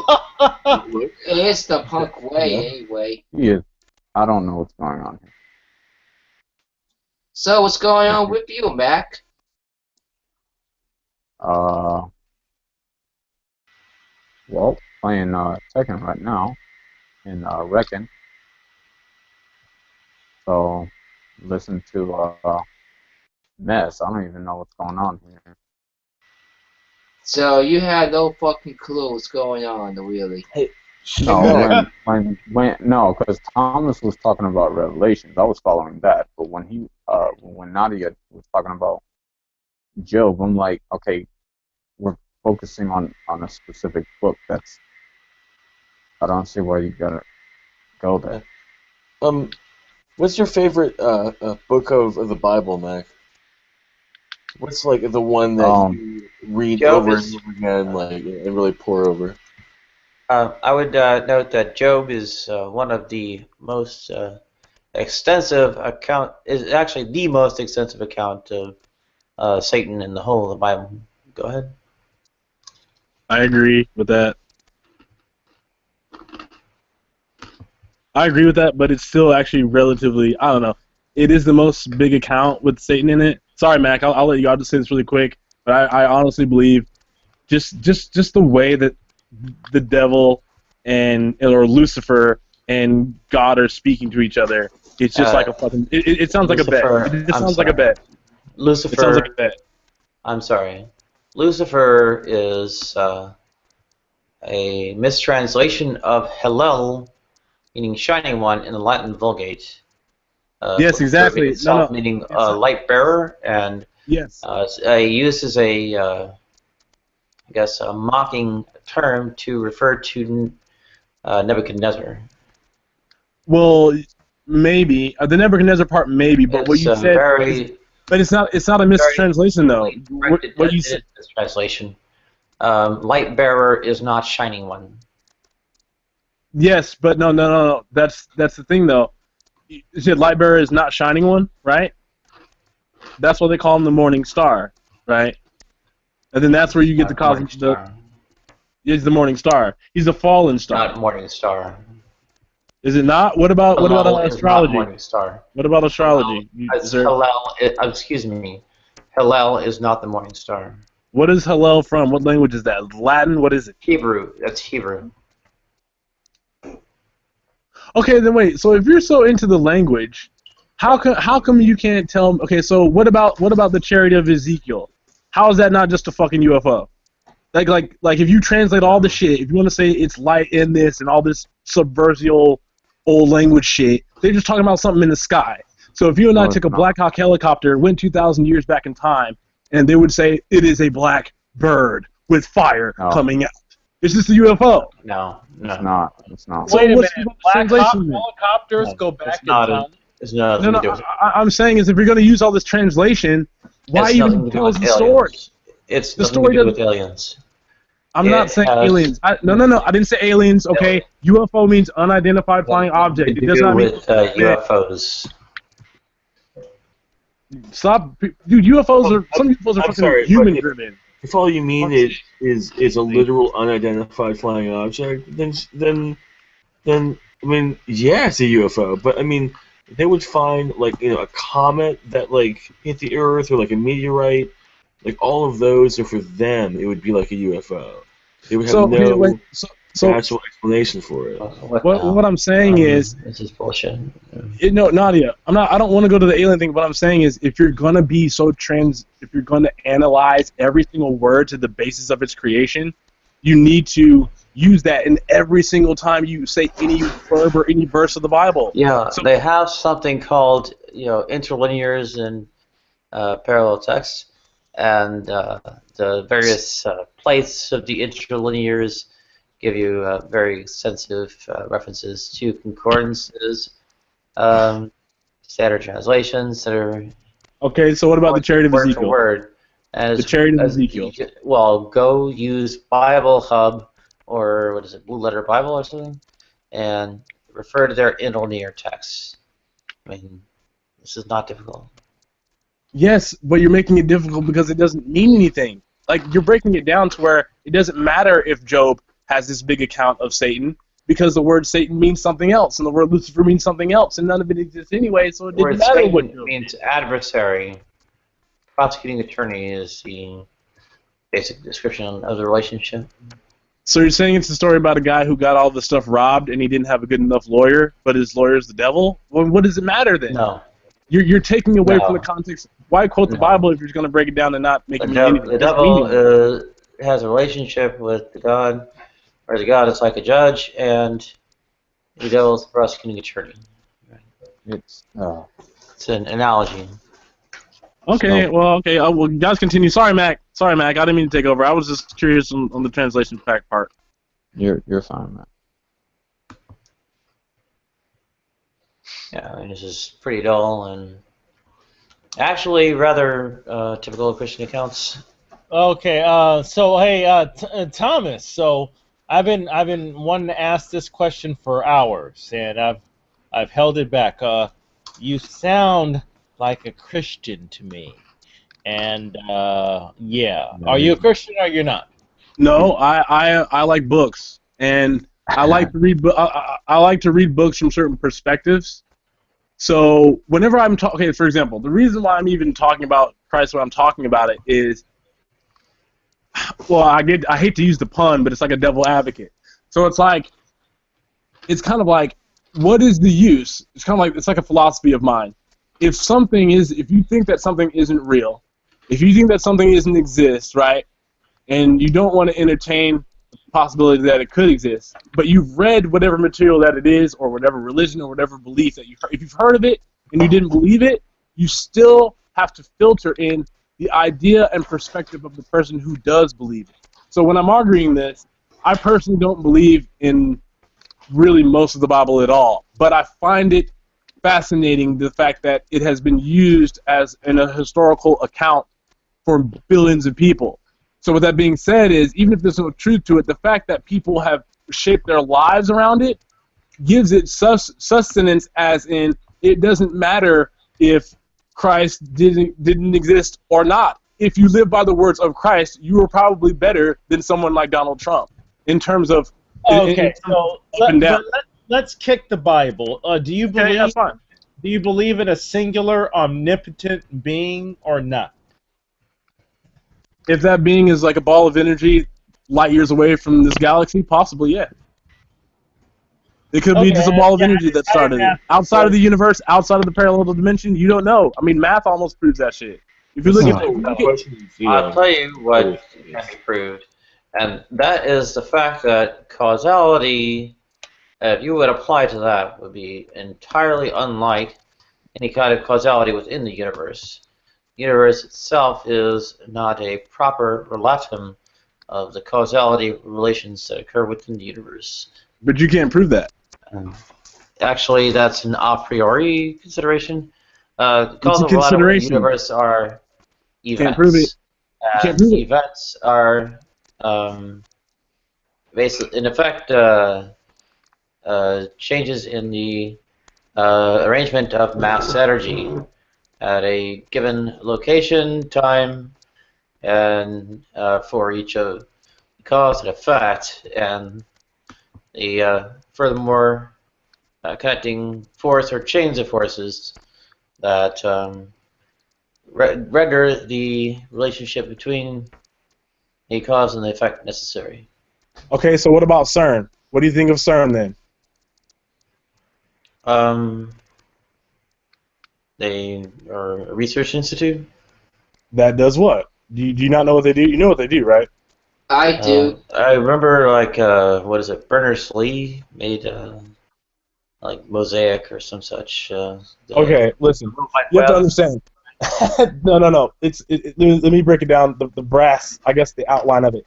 CERN started in, I think, the late 70s, early 80s. Some people actually believe CERN is technically a DARPA project that is responsible for creating the internet inadvertently. A lot of people don't know that, but that's probably what happened. Because the internet was created deliberately at a number of research institutions with which I've been historically in contact. Well, Yes, a lot of and people they actually believe that CERN actually created the internet. They really did. Yeah, they did. Those researchers you're talking about are people from CERN. CERN started in the 80s, and they Yeah, just one took of it off. them was one of my professors. Did you ever ask him if he was on CERN? Because he couldn't tell you. He couldn't tell you Wasn't on then. CERN. Well, you don't He know that. was They couldn't on tell you then. staff at actually the same university at the time that it was linked into the internet. Well, he was involved with the early development of networking. So okay. So back to what I'm saying is, if you're going to look at the universe that way, it means that people who are doing CERN, they might as well just give up, because clearly they're trying to find something else that's more than what you're saying. You do understand that. That is for the search for the God particle.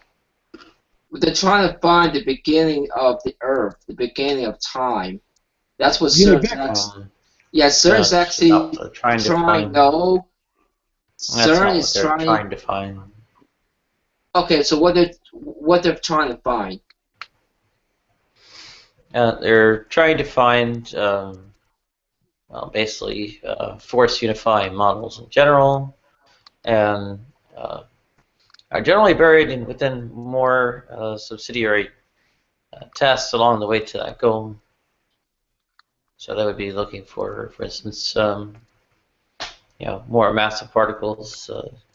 In effect, what renders gravitational and inertial They're mass. also trying to do black holes, actually. Black holes, as I don't know, conceived in a stellar context, would not be able to be reproduced. And also, welcome, Joe. Very good. Oh, hi, Joe. Oh, how's Hey, Joe. Yeah, we're talking about CERN, actually. Tom, my brown stinky hole is, well, hopefully I can wash it up and make it less stinky.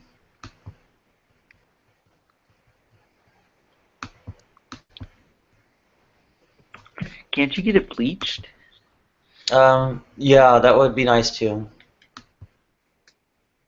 Yeah, bleach, hycolonics, yeah. Hey, sorry, just to make it official. Hey, Slim, are you still there? To answer your question, I don't really believe in Christianity, but I like to look at what people think of it, and I like to talk about it because it has been such a commanding thing over our earth, or idea, I guess. And yeah, I also, and I wasn't trying to. Yeah, I wasn't trying to get under your skin, you know. No, you didn't, man. Well, dude, no, you're fine. What I'm saying is, at the end of the day, I think, for example, like, if you talk about, a lot of people don't talk about CERN and shit like that all the time anyway. They just believe that, they believe that what they believe in already. They're not even willing to give it another try. Oh, he's doing the exercise ball. It's funny. That's awesome. Yeah, yeah. They're doing what they're trying to do is trying to create the Big Bang. What create the universe? That's what they're trying to do, actually. They really are trying to find the God particle. Yeah, it's what yes, the God particle. You can watch the documentary. They literally tell you. I would. Well, I'm not a big fan of Christianity, and I haven't been trying for. Oh, sorry, I was. No way. Excuse me. Excuse me. Excuse me. I was still talking. So I was going to say that I have not been trying to get to the rather atheistic places in Western Europe or Scandinavia because I have any kind of love for the religion of this frigging hellhole piece of shit country. So. I think what Joe is doing can be construed as pornographic. I'm just putting it out there.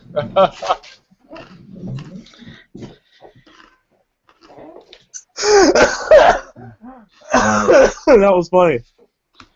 Tom. Hey, Tom. Yeah, I was getting some background noise, and I normally is not associated with the Google Hangout. Yeah, you don't see that every day. Hey, Nadia. Let's ask. Hey, Mac. Yep. What's What do you, I want to ask your opinion. What do you think currently now of just from your opinion, from what you believe? Do you think? I guess my question is, do you think if Christ came back today, if it is real, say he came back today, what do you think his interpretation of our Earth would be? I'm just curious, since you really believe. Oh my God. Well, from what I gather, at least a little bit that I've read in the scriptures, what's going to happen is that the people, it's going to get so bad on the earth to where it's going to get so bad on the earth to where people are going to be killing Christians left and right, and not only that is that there's going to be two. The Bible says there's going to be two visitors. And they're going to be like the supposed last remnant of Christianity that's left to speak out against the world, to tell the people that they need to repent and so forth. And the word is going to get the word is going to come to the point where they're going to kill them eventually, and after they kill them, they're going to make a holiday of it. I'm gonna do something better than that. That's interesting. But yeah, and the sad part is that people are going to the people who willingly took the mark of the beast, they're going to basically point their guns at God, supposedly, because it's gonna be such, they're gonna try to in some way try to make war with God. That's what the Bible says, and I think it's like on the hill of Megiddo, that they're going to try to make war with God, and at some point he's going to come back, and he's going to basically stomp out the grapes of wrath, which is what the Bible says. And his garment, his white garment, is going to be drenched in blood from killing the people who was killing his children, basically. And once that happens, he's going to remodel the earth, where there's going to be no more sun, there's going to be no more oceans, and he's going to establish his kingdom on earth, and he's going to rule with a rod of iron. I heard about that. Yep. Well, didn't that already happen? If no. I get a chance, I probably won't. I'll be convincing every last Christian of the truth, of the fact there are no such things as gods, souls, or afterlives, and that Abraham, Isaac, Joseph, Adam, Eve, David, Saul, Moses, and Jesus Christ never existed. I'll say this now. You'll probably succeed in part of that way, because again, the state that you're in, you're already lost, and unless the Holy Spirit can see, real quick, Mac. There is no Holy Spirit. Mac, really quick. Those things are logically impossible. But the statement Nadia, itself is incoherent. You're gonna get your way. The fact of the matter, you cannot make the statement making sense. You that is how you end up being excluded from the possibility of a synthetic truth regarding the world, where, of course, logical argumentation and synthetic a priori are in fact accessible. And you were going to say, Tom? Oh, I just wanted to make sure that my statement above that, you knew it was referring to you about your inability to make a claim with actual knowledge. Do I have belief in it, as you would say? Sure, you can go that route. Hey, Mac, are there any transsexuals? No, of course not. But I would note that if you believe something, you believe that you believe it. To answer your question, Joe, yes, there is. There were former transsexuals. If you You're also believe kind of something, low. do you believe that you believe it? Yeah. And if you believe something, do you believe that it is true? Sure. Do you think that I believe that? So it's a semantics thing. You're saying Like there are no such things as gods are in fact justified statements? say that again because I was talking. Didn't hear everything. Do you think that I believe that statements like there are no such things as gods are justified statements? Maybe in your own mind they're justified, but that's about as far as I'd say it goes. My own mind. Would my your mind is God where I would, of exist? course, believe it. Well, hold on. My own mind is where I would. My own mind is where I would believe those things are justified. So. Well, I know, but you'd have to go further. That's all I'm saying. You can't just dude, blanket. Does your does your God exist in all possible worlds? All right. I don't think there's anything but like there's no possible others. Well, that's the whole point. And every single. Okay. Never mind. I was trying to help why his semantic argument doesn't work because. I think there's a subset of free will does not include God. Yeah, I know that. God. You think I believe that my statement is justified. You think that I believe my statement is true. You think that I believe my statement. Right. Justified true belief. Right. Hence you think I know hence you think I believe I know that statement. Right. So if I believe that I know that statement, shouldn't I say I know that statement? Right, but I don't know. Contrary to my belief, I would be lying, wouldn't I? Okay, but yeah, I guess again, I'll just have to say that's where you have to go further if you're gonna try and this goes both ways for any viewpoint really, where there's disagreement. A person should go on to say how they know. For instance, what you claimed was that Jesus didn't exist, or that there's no souls, no afterlife. I mean, it's going to be a really difficult thing to try and prove to someone else. Well, it takes a while, but proving it to someone else doesn't mean I actually persuade them.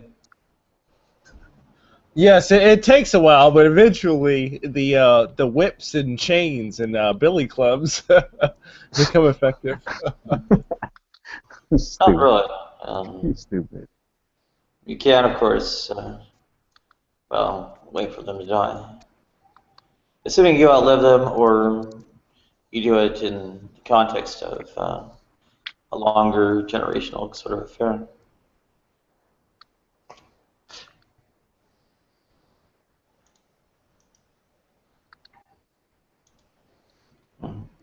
No, men are mortal. Sorry, all men are mortal. No, not all of them. What, you think that Ahasuerus is still wondering about so that the generation of Christ has not ended? I'm sorry, say it again. You think that Ahasuerus, the wandering Jew, is still wondering about the generation alive during the time of Christ has not in fact ended? It has nothing to do with what that statement that you said about people being mortal. That everyone is mortal. Well, the wandering Jew, who I guess would have endured like 2,000 years at this point, would in effect not be mortal, right?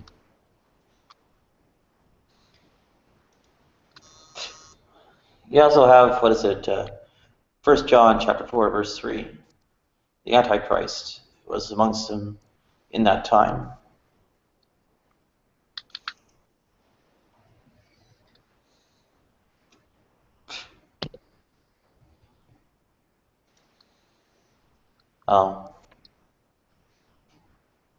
Apparently, since you think it's going to take future actions, the thing has not died.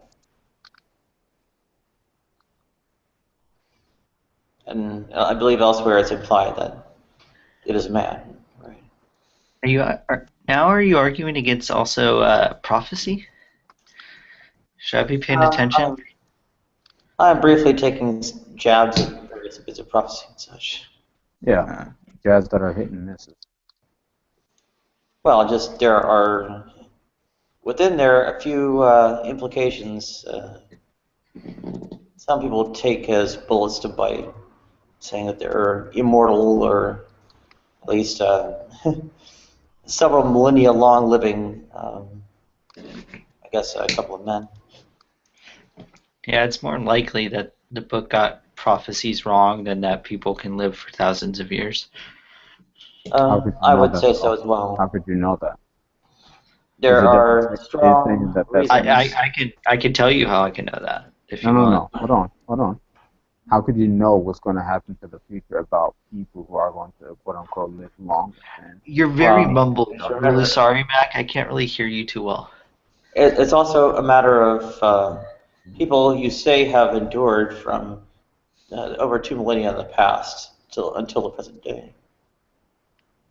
To repeat, how could you know what's going to happen to the future of quote unquote future generations or future Christians, and that they're not going to live longer than any? Are you kind of hiding in the closet right now?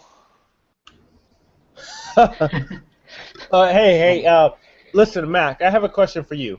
If someone was never exposed to the Bible, is it possible for them to be saved? Is it possible for them to hear the good news? That's my question for you.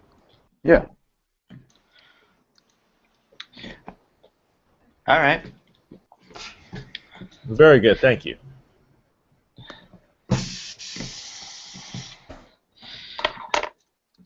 Mac, I think if I heard you right, you were asking how is it. Again, I can't hear you. You're really quiet. You were asking how is it possible to know about future. I heard future generations and then the age of Christians. How could you know what's going to happen to people in the future concerning age? Concerning age, okay. Well, you based on our past experience with other people, 99.9999999999999% of all people ever haven't lived past what is it, like 130? I think that's the oldest. So based on that prior probability, it seems highly unlikely that. To the point of absurdity. Yeah. Not absurd. I haven't proved it. You're just taking a educated guess based upon things you don't really know about the past nor the future. It's not an educated guess, and I'm not sure you're saying because you don't know how old. Again, Mac, we don't you know really everyone. like to interrupt. I'm really sorry that you like to interrupt so much, but you gotta let him finish his point.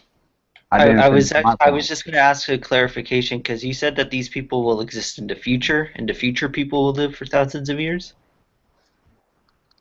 To be honest, I don't know.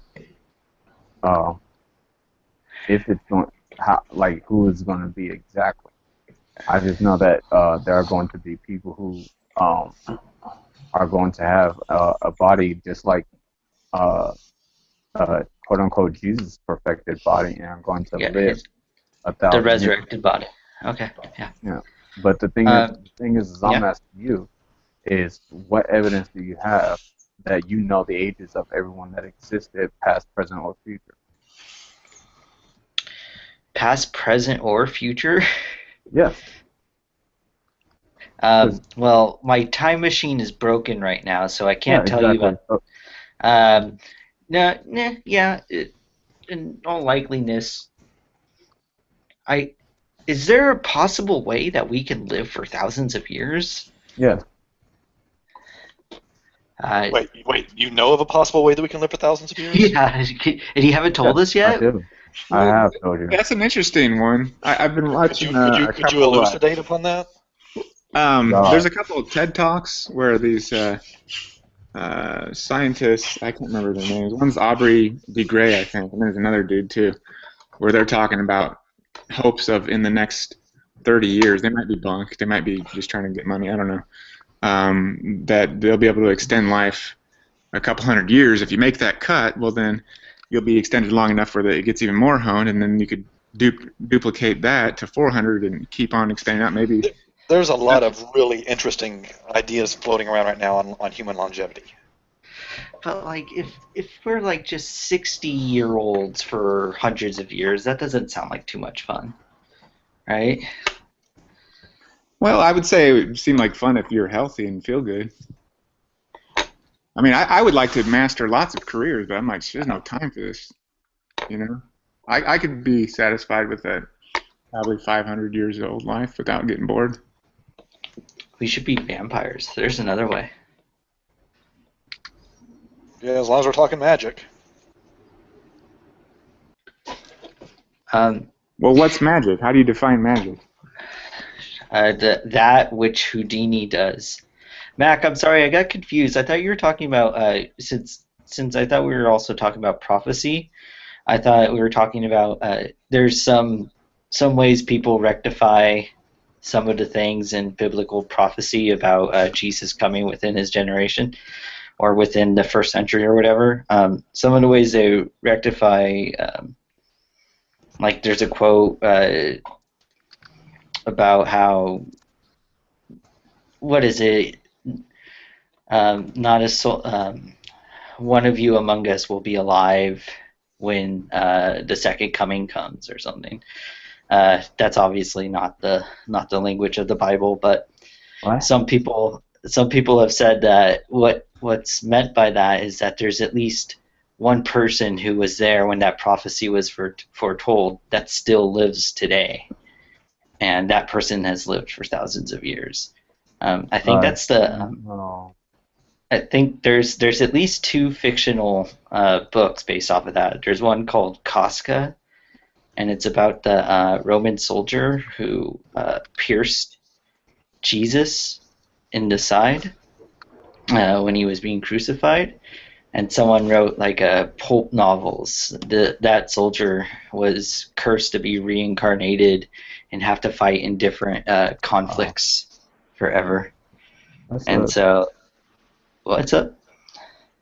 No, that's that would be a pretty interesting.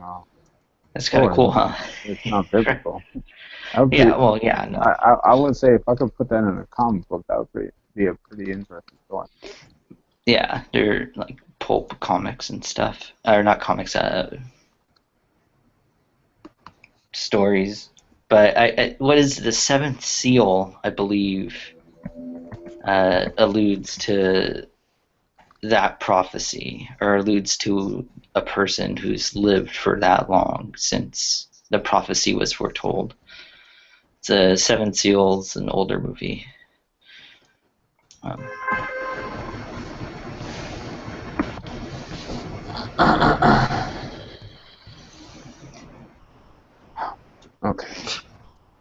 Oh crap! That was my bus. I missed it.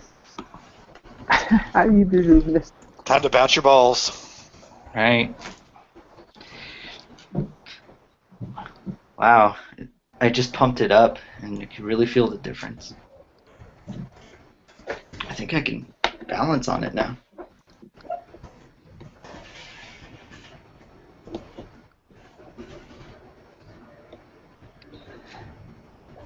As you get ready to go over the top. Can you imagine going through the wars of different eras? All the different changes in warfare and having to. Yeah, that's some Wolverine mess right there. Right. Check it out. It's called Casca. CASCA. And yeah, like the only cover I remember of him in was a cover. I think he has to be on the losing side or something. Wait, are you talking about Kafka? Is it Kafka? Have I been calling it Kafka? Oh, Kafka's the character. My bad. Kafka. He's an immortal. Basically, he's. Well, the book is also, it's spelled with a C, but you're probably right. It's actually a series, if it's the one I'm thinking of. Yeah. The other reason I know it is because I'm really into audiobooks, and every once in a while, like pulpy older books get, like old cassettes are found of them, and people will post them, and I see them. And yeah, that's a totally cool story. And I'm not sure if I think he actually becomes reincarnated. That's his curse. But it's kind of like, he was doing his job. They're all like Kafka, can you stab Jesus? And he's like, well, why? Why did he have to stab Jesus? Was it to, just further his death? What? You know what I'm talking about? When Jesus was on the cross, they stabbed him. Right. And like his blood shot out. Right. And water. There was a movie done not too long ago called The Man from Earth. And it's a set piece. It takes place in a dining room, and that's basically all you get. But it's this one guy who's talking about what if he was immortal, and he just he doesn't scar, he doesn't age. Yeah. And he's been around from way back, and turns out he's actually he studied with the Buddha in the Far East, and ended up traveling to the Middle East, and got a little following there. And then some of his followers kind of went nuts after he left and started saying he died and came back to life and was a son of God. Was he Highlander? No, he doesn't die. He never dies. I mean, I'm sure he could die if he was injured enough, but he just never has gotten that injured. And he doesn't scar either. Yeah. So that's kind of actually one of the things they bring up in the movie is if your body healed well enough to where you wouldn't scar, possibly that would be like you wouldn't have any of the aging issues. Yeah. Yeah. So it was a very interesting movie. The same guy who wrote the Star Trek episode of basically the guy who was an immortal who was Jesus or was believed to be the Son of God, and so he kind of touched on this same subject several times. He also wrote a Twilight Zone episode doing the same thing. Oh. Yeah, immortality is interesting. There's a Star Trek episode of a guy who like Jesus. Let me see if I can find the actual episode. Character. I mean, you got one of them who's basically God already. He's called dang, what is his name? He's like freaking immortal and everything. Q. Q? Yeah. Data? That's not. No, Q. Q from Requiem for Methuselah is the name of the episode. And he's basically an immortal who got a planet all of his own, where he's basically playing hermit. And then they find out he's basically immortal, and he's from Earth, from thousands of years ago. So yeah. Oh, what is it? I thought Q was the guy who made James Bond's cool stuff. Different Q. Oh my god. Different Q, yeah. No. That's Don't quartermaster. act like that's crazy. That is another person named Q. Yeah, but we're talking about Star Trek the whole time. How you get those guys confused? I mean, Talking about they're both got heavy on the nerd package, so Q is a strange letter. Q, it's Quella. Q I is just the wanted source to for. To hear Veckel tell the good news, man. How you doing, Veckel? Doing great, man. What's going on? Oh man, same story, different day. Hey, that jihadist attack I heard, was that in Philadelphia or California? I get mixed up. Are you talking about? Yeah, that was in California. I'm in Cali, so that's kind of personal. So yeah. DJ Cali. That's kind of personal. Yeah, I mean, stuff goes down out here, and yeah, all those guns are banned. They were a nice Muslim family, and a bunch of people are dead. So move along, folks. Wait, so the attack in Philadelphia, I haven't read the article or anything like that, so all I heard was there was an officer who was wounded. But did the guy... No, you're talking about something different. You're talking about, there was an officer attacked in Philadelphia by someone who claimed to be uttering, Islamic influences. Yeah, I heard about that too. I don't know about that. Oh wait, what were you talking about? You talking about something else? San Bernardino. But if you're talking about current stuff, yeah. So yeah. And I saw that video. Yeah, I know what you're talking about.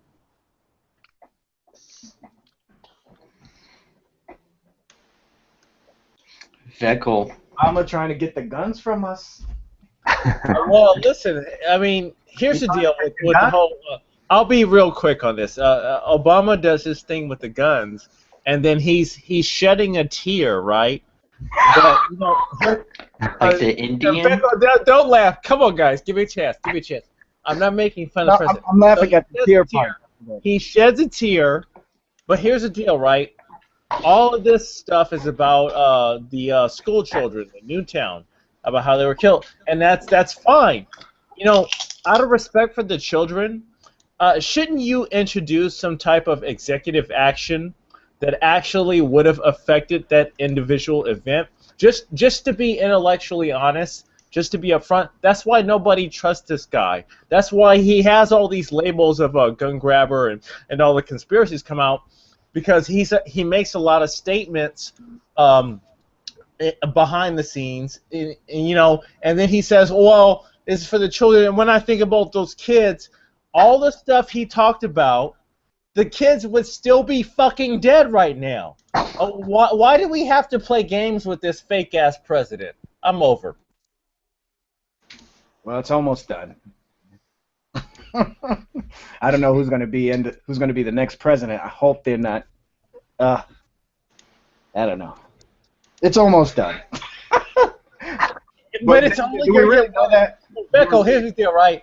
Becco, we heard, hey, they hate me because I'm black, right? So Hillary's gonna come in. They hate me because I'm a woman, and then she's gonna. I'm telling you, it's gonna get even. It could get more weird. Yeah. I'm telling you, it's worse. I mean, it sounds like we're in the end times now. No, not yet. It's close though. No. This is the entertaining. This is like the movie preview, actually, for the end times. We're all very in a good place because we get to see the preview. You don't want to be there for the ending. Well said. Actually, well, it depends on who you're talking to, because we all know how it ends. I'm talking about the next chapter. That's the part that nobody wants to be a part of. Oh shoot, I don't want atheists or non-believers to be a part of it, even though the sad truth is they're going to. Right. Oh, okay. Hey, do you have any pets when the rapture occurs? Because I'll watch your pets. He said I'll watch your pets. Hey, you guys never heard of that? There's an agency. There is an agency. Listen, like, come on. Non-believers. You need to be worried about the sign jet up. falling out of the sky, not my Sure. pet. Yeah, that's nice. No, we need to worry about Joe eating our pets. Who knows what the market? Why would I eat your pet? I'm just saying you're going to be under the influence, bro. What? Why am I going to be high all of a sudden? No, you don't know it. When I mean by under the influence, I mean when you take the mark, or if you take the mark, you're going to be under the influence. Can I choose where the mark goes? No. No. Why not? That's oh my goodness. Look at like my freaking favorite, my I'm taking the mark on my Veckle right here. Hey, I'm taking the mark on my ass. 100% on my I fucking think lower back, I think, is supposed to be good, right? Lower back. Yeah, that's what I think about you, you antichrist. You can put No, I'm not a tramp stamp. Get out of here. No, you gotta search to find mine. I think it was Veckle who was talking about. I should get a tramp stamp that says Grand Central Terminal. No, she wants a trans stamp. No. Oh dear. That's you. Oh, thank you. Try to view. Who did that? I did. These things are used enough, but I think it's people don't have very good timing. Yeah, they don't. It's good timing, yeah. That was impeccable time. Impeccable. I actually thought it was a bit slow, but thank you guys. Thank you. You still suck, Joe. We don't want you eating our animals when the raptor comes. I'm actually. I won't eat your animals. But I'm dead serious. There is a website where you can sign up for this stuff. Yeah, that's why I was laughing, because I remember hearing something like that. Like, there's actually, who has this website designed though? Who was it? A theist or an atheist? Or what? I don't know, but it's an anonymous Satan user. That doesn't sound like something. I'm gonna go with non-Christian there, Veckle. I'm gonna go with. It doesn't sound like something a Christian would do, unless they're out of their right mind. Or they're being sarcastic. No, wait a minute, Veckle. Christians do shoot up the abortion clinics, even though they appear to be out of their right minds, but it doesn't really matter. That's true. That's true. Yeah, or actually, it could be a Christian who's thinking about their. Why can't you bring your pet with you? Is heaven like not? Because I mean, because I honestly don't want my pet. Because God has got my pet. I'm This is why I got rid of my pets, because I gotta go. I got somewhere to be. Not to mention, I want my lion. I want my lion in my mansion. My dog can come later. Because cheetahs purr. Even though they're big cats, they purr. Yeah, but we're talking about the king of the beast, dude. What the heck is wrong? King of the beast. Tarzan. I mean, you're gonna sit here and compare the cheetah with the lion. There's something wrong with you? Yeah, this is why you don't need to take awesome, the man. This is why you don't need to take the mark, Joe. I don't want you losing your right mind. Why do you need to take the mark? Happened. I'm gonna be the whole time. Is there gonna be like a line? We all have to line up, and like, is there just gonna be like a demon with like a what's it? The brand? No, it's not. It's not even going to be anything like that. It's basically you're gonna pledge allegiance to the beast, and I'm gonna pledge allegiance to the beast. Yes, I mean, I'm not playing with that. I'm serious. I know, but it sounds like a cheesy '90s new metal song. I pledge allegiance to the beast. I'm the nigga with the lease. Coming with the fucking flow. Slim Jim, don't you fucking know? Oh! Did you make that up just now? Ooh. Slim, did you make that up? Man. Come on, you know I only come off the dome, man. Come on, man. Right off. You so retarded. Off the dome. Right off the cuff. I'm gonna pledge allegiance to the beast. Okay. Yeah, I believe the Bible. I don't think the Bible says it specifically, but I do believe, and somebody could correct me on this one, that there will either be a supernatural deception and or a deception that is well, it'll be forced upon people. So either you'll die by refusing it, or you'll be deceived some way, shape, or form. Brother Veckle, this is why I come to the Hangouts, because you're gonna bring it to it so simply that if you don't understand it, then there's no hope for you anyway. God bless you, man. Well, I try. Hey, I'm I'm nobody special, but That's what I believe. I believe it's going to be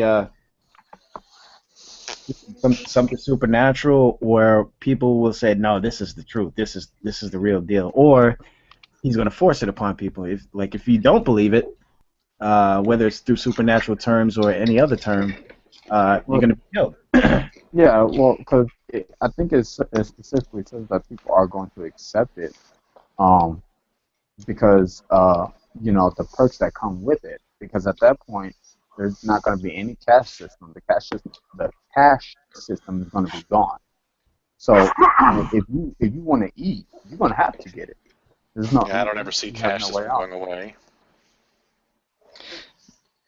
There's like a show right now. It's considered pretty good, but it's really depressing, called The Leftovers. Yeah. Not a good name, but it's about people who are left behind the rapture. It's like Left Behind, only not entirely sure if it's a rapture event.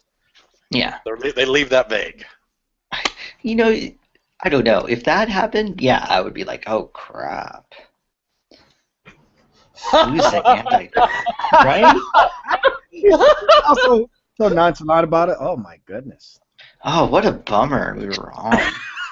And the Antichrist going around. I have to watch killing Mac's people, killing dog. kids, and he's just sitting there with this bag of potatoes, just like, oh, that's just horrible. All the rapture movies I've seen. I got my potato chips. Fire falling out of the sky, earthquake, mass hysteria, and Joe's just sitting there calmly, just like, oh my goodness, that's horrible. But what sucks is I take medication and stuff. That stuff's, I'm not gonna have health care after the rapture. Then what am I going to do? I'm going to be all mopey and forgetful. Oh, don't worry about it. Only Ben Carson's. He's the only doctor. He's the only doctor. What? Hey, Beckel, what kind of rewards would await in heaven for someone who actually isn't raptured and still holds true to the word in spite of all that stuff? Oh boy, now you're getting into eschatology on when the rapture is going to happen.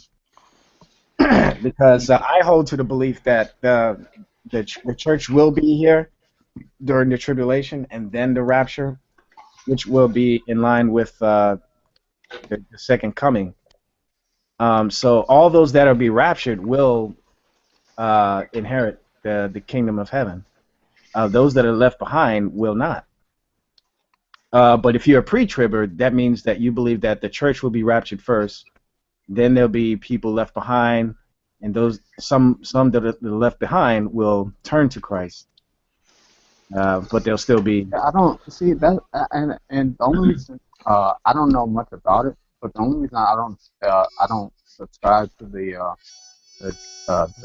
pre-trib crap part is because it sounds, because at that point it'll be just like an ultimate test to see if you're going to stand strong in the faith when all this stuff happens. Now on post-trib, I understand that that some Christians will probably go into hiding, but it's still going to be pretty bad. To where are you still going to be able to, if you're standing behind the beast, if you're still able to resist them when you have no food, no water, or nothing like that? Right. Well, if you have the mark of the beast, you can't get into heaven. But the people who are going into hiding, wouldn't they not have the mark of the beast, right? No, because the beast is going to pretty much going to try to put it on everyone. Yeah. It's more than just accepting this thing on your hand or on your forehead. It's a lot more. It's exactly what Max said earlier, that it's an allegiance. There's a part in the Left Behind book series. The character, I forget his name, but he actually has the mark forced upon him by his parents. But he didn't pledge allegiance to the Antichrist. So the good guys actually used him as a means to infiltrate the certain areas, since he was the only one that had the mark. And then there's a lot of controversy amongst Christians about that part of the book, saying that you could take the mark and be saved, and that's not at all what was going on in the story. It's just simply, if they read the story, they would have known that the guy was forced to take the mark. It was against his will, so therefore it didn't count. But the only people that's going to take the mark are those who willfully pledge allegiance to this man known as the Antichrist. So, but if it's forced upon you, I don't think that counts. I mean, because you're either going to die, if you just outright deny it, or if it's forced upon you, either God will intervene somehow, or He won't hold it against you if it's put on you. Right. Yeah. Amen. That's the way I look at it. I'm hoping that's the case. I really do, because that would be jacked up as like you're a child who. It can't be but the case. He's true to his word. I don't know, but would you guys rather that it just doesn't happen? Because it sounds like a terrible thing. Well, not that like your theology is false, just that it turns out that God's like, we don't need to have this whole rapture thing. Well, that would just make it. I think the problem is that would just make God just feel like He's just not doing anything as far as the millions of lives that were lost during the times of Christianity being started, when people were being persecuted by this. Because even the scripture says that the people who died in the name of Christ, that they're going to be given white robes, and they're going to be crying out to God, saying, "How long?" And that's kind of sad to see that people who were dying in Christ's name, but were killed because of sinners not believing in Him. They're trying to figure out, okay, we died for you, Lord. What will you take revenge? Guys, I think it's happening.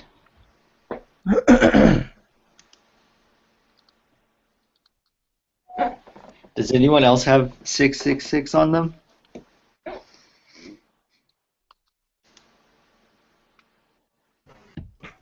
No, but no, I got about 1,000 rounds of 5.56. Does that count?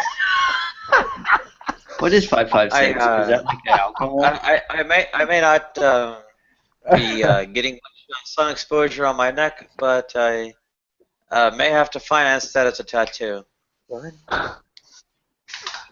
How big of a round is that? Slim, you kill me, man. I love you. I got 1,000 Actually, rounds. it's a very small round, traveling very fast. Since you asked. Hey, do all rounds, when they penetrate, do they kind of go through your body and then, like what an M16 does? The rounds. Once they penetrate the body, they kind of. That's a great question. 50 cal, it devastates your body. Force equals mass times acceleration. So obviously, the heavier the projectile driven at the higher velocity, the more penetration. But that's not the only factor. The composition of the actual projectile determines how much it will actually penetrate. And there are rounds designed to penetrate. There are rounds designed not to penetrate, especially if they're designed to kill people. But that's a whole other discussion. Yeah. So those types of rounds that I'm talking about, they're specifically designed to destroy. I mean, because they ruin your insides, right? If you get hit in the core. Well, listen. The ideal is to not get shot. I mean, hold on, I'm gonna write that down. When people talk about, well, what kind of bullet is it and how big it is? Yeah, that's a interesting discussion. But the whole point is, you don't want anything sticking in you. I mean, what the hell are you talking about, dude? Yeah. If only teenagers learned that lesson.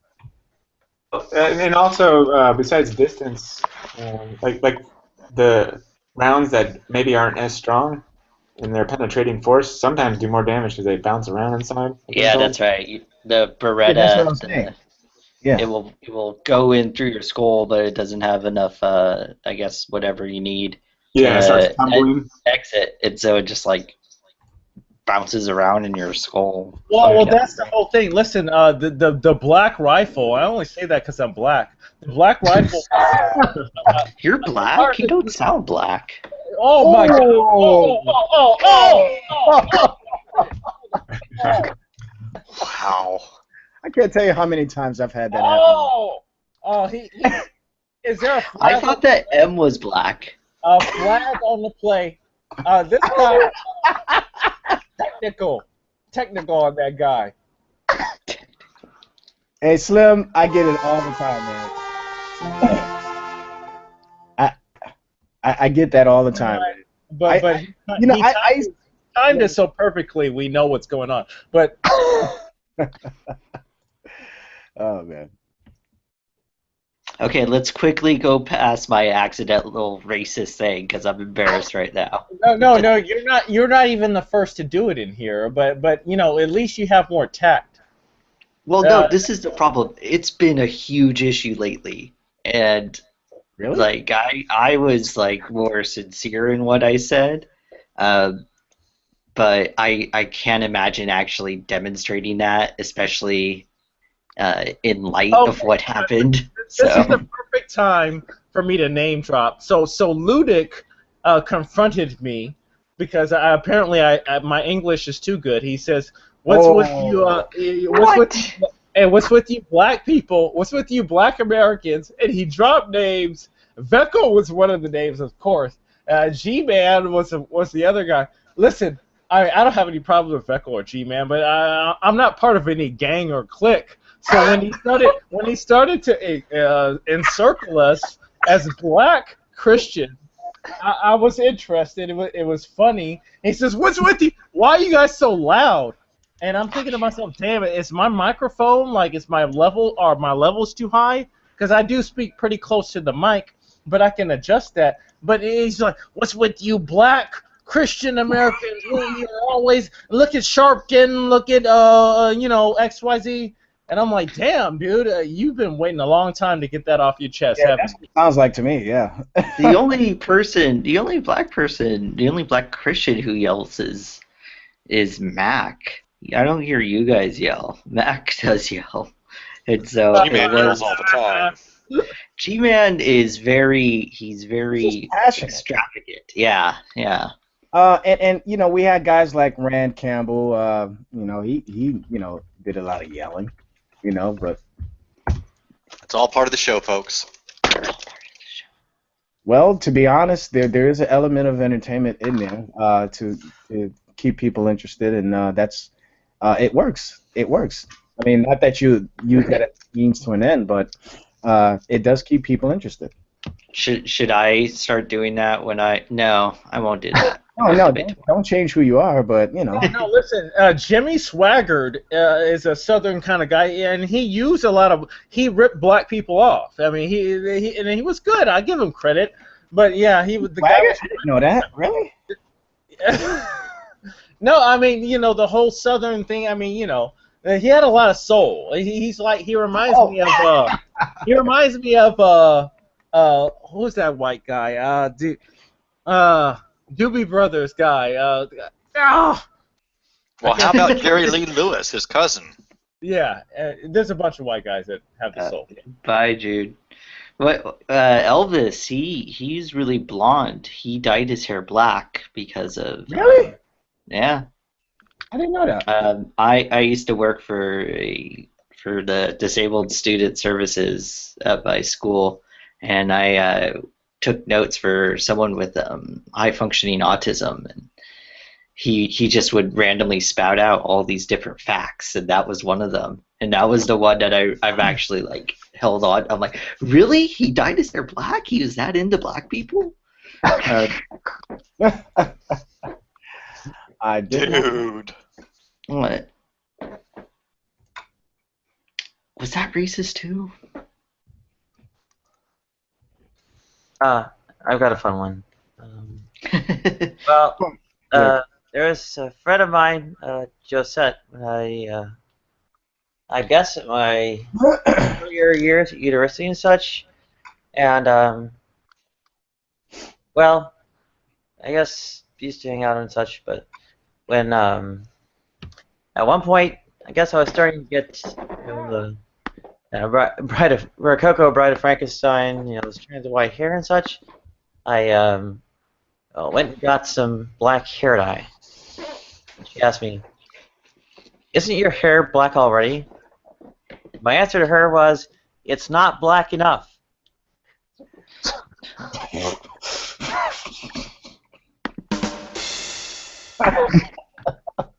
Now that was delayed, yes. Yeah, that was very delayed. That was very glib. What?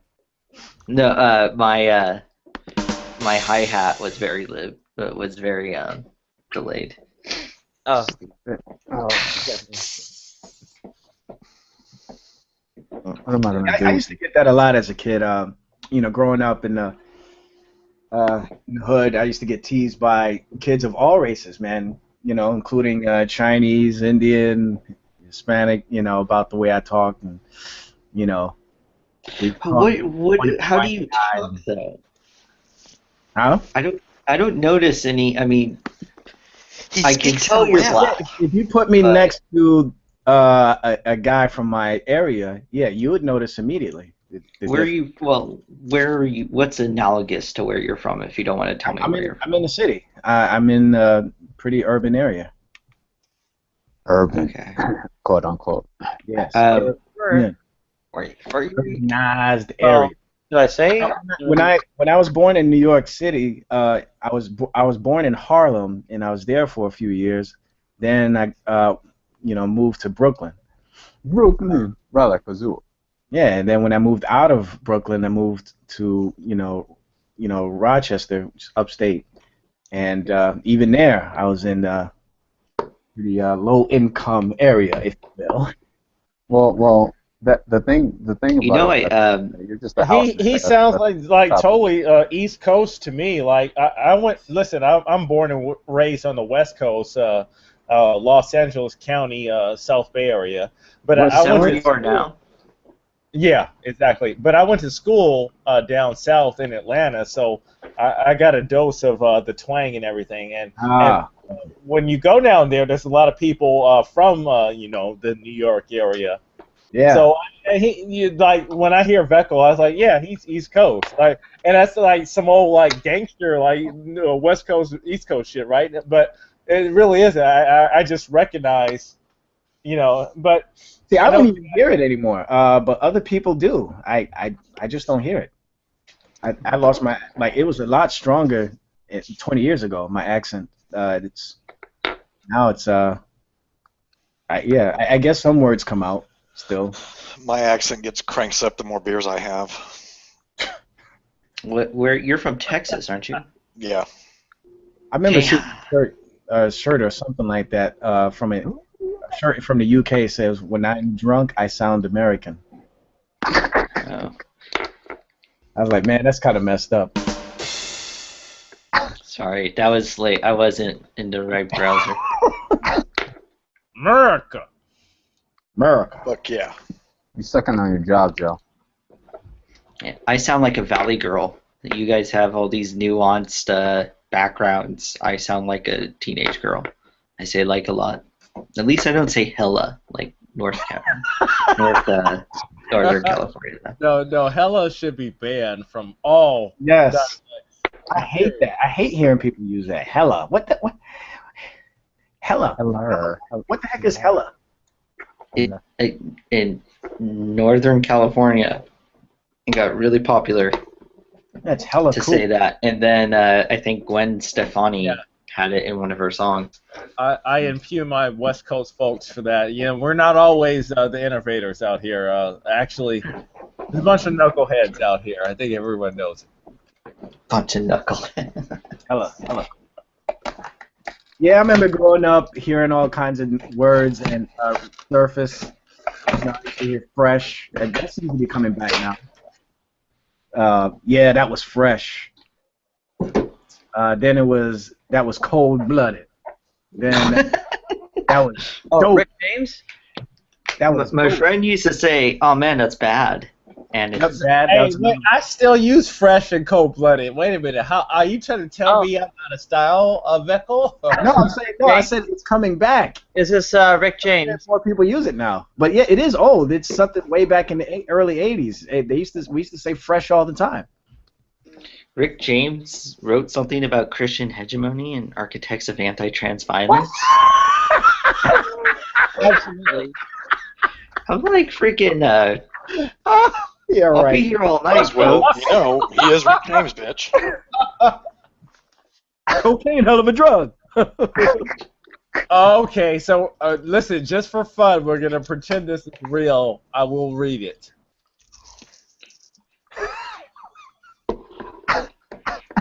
Rick James, he went back to school and found an interest in gender studies. Right before he died. And then he died. Oh yeah, that's right. Listen, Is he really dead if he lives on in all of us? same Rick James that was burning his crack pipe on someone he tied up. It was torturing.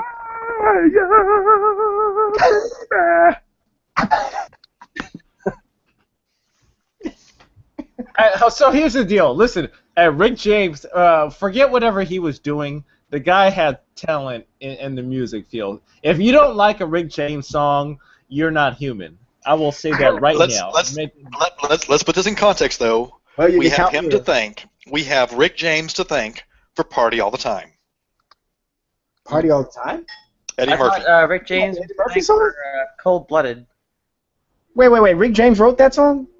I don't know if he wrote "Party All the Time," but he's the one who got Eddie Murphy to actually record a song. Oh, okay. I thought that was all. I actually don't know if he wrote it or not, but he's the one who was pushing Eddie Murphy to actually record something.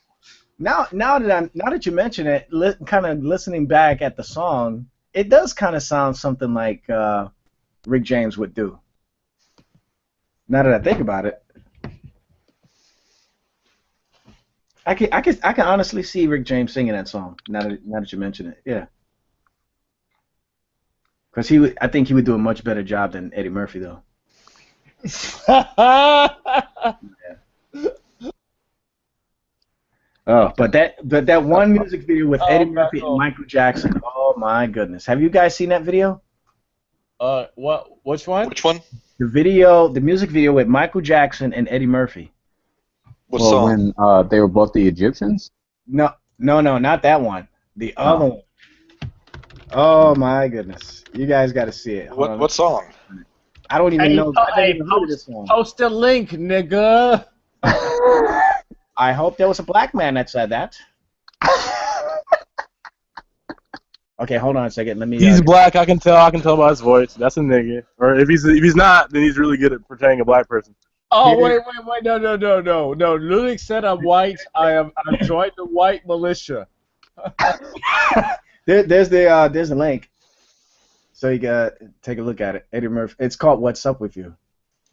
It looks very. Oh wait. Oh wait, hold on. Wrong link. Sorry. I saw the picture of it and I just like. Oh come on, Vecco, get your actually no, it is it though. Come on, man. It is it. You just gotta fast forward a little bit. Because you're gonna see a little bit of this Egyptian. Remember the time video? Wait a minute. Is this the one? What the heck's going on here? Oh my! Yeah, it is. Yeah, this is the one. Yeah, Eddie Murphy. I mean, just look at Eddie Murphy. It's a very.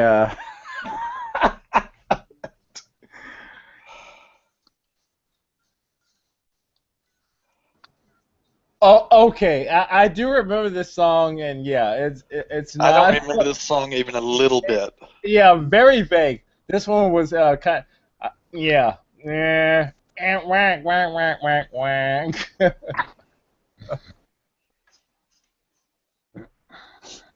Personally, not good. Not good at all. I would have had Eddie Murphy put on a shirt or something, man. I don't know. I just looked up "Party All the Time," written and produced by Rick James. Ah, written and produced. Okay.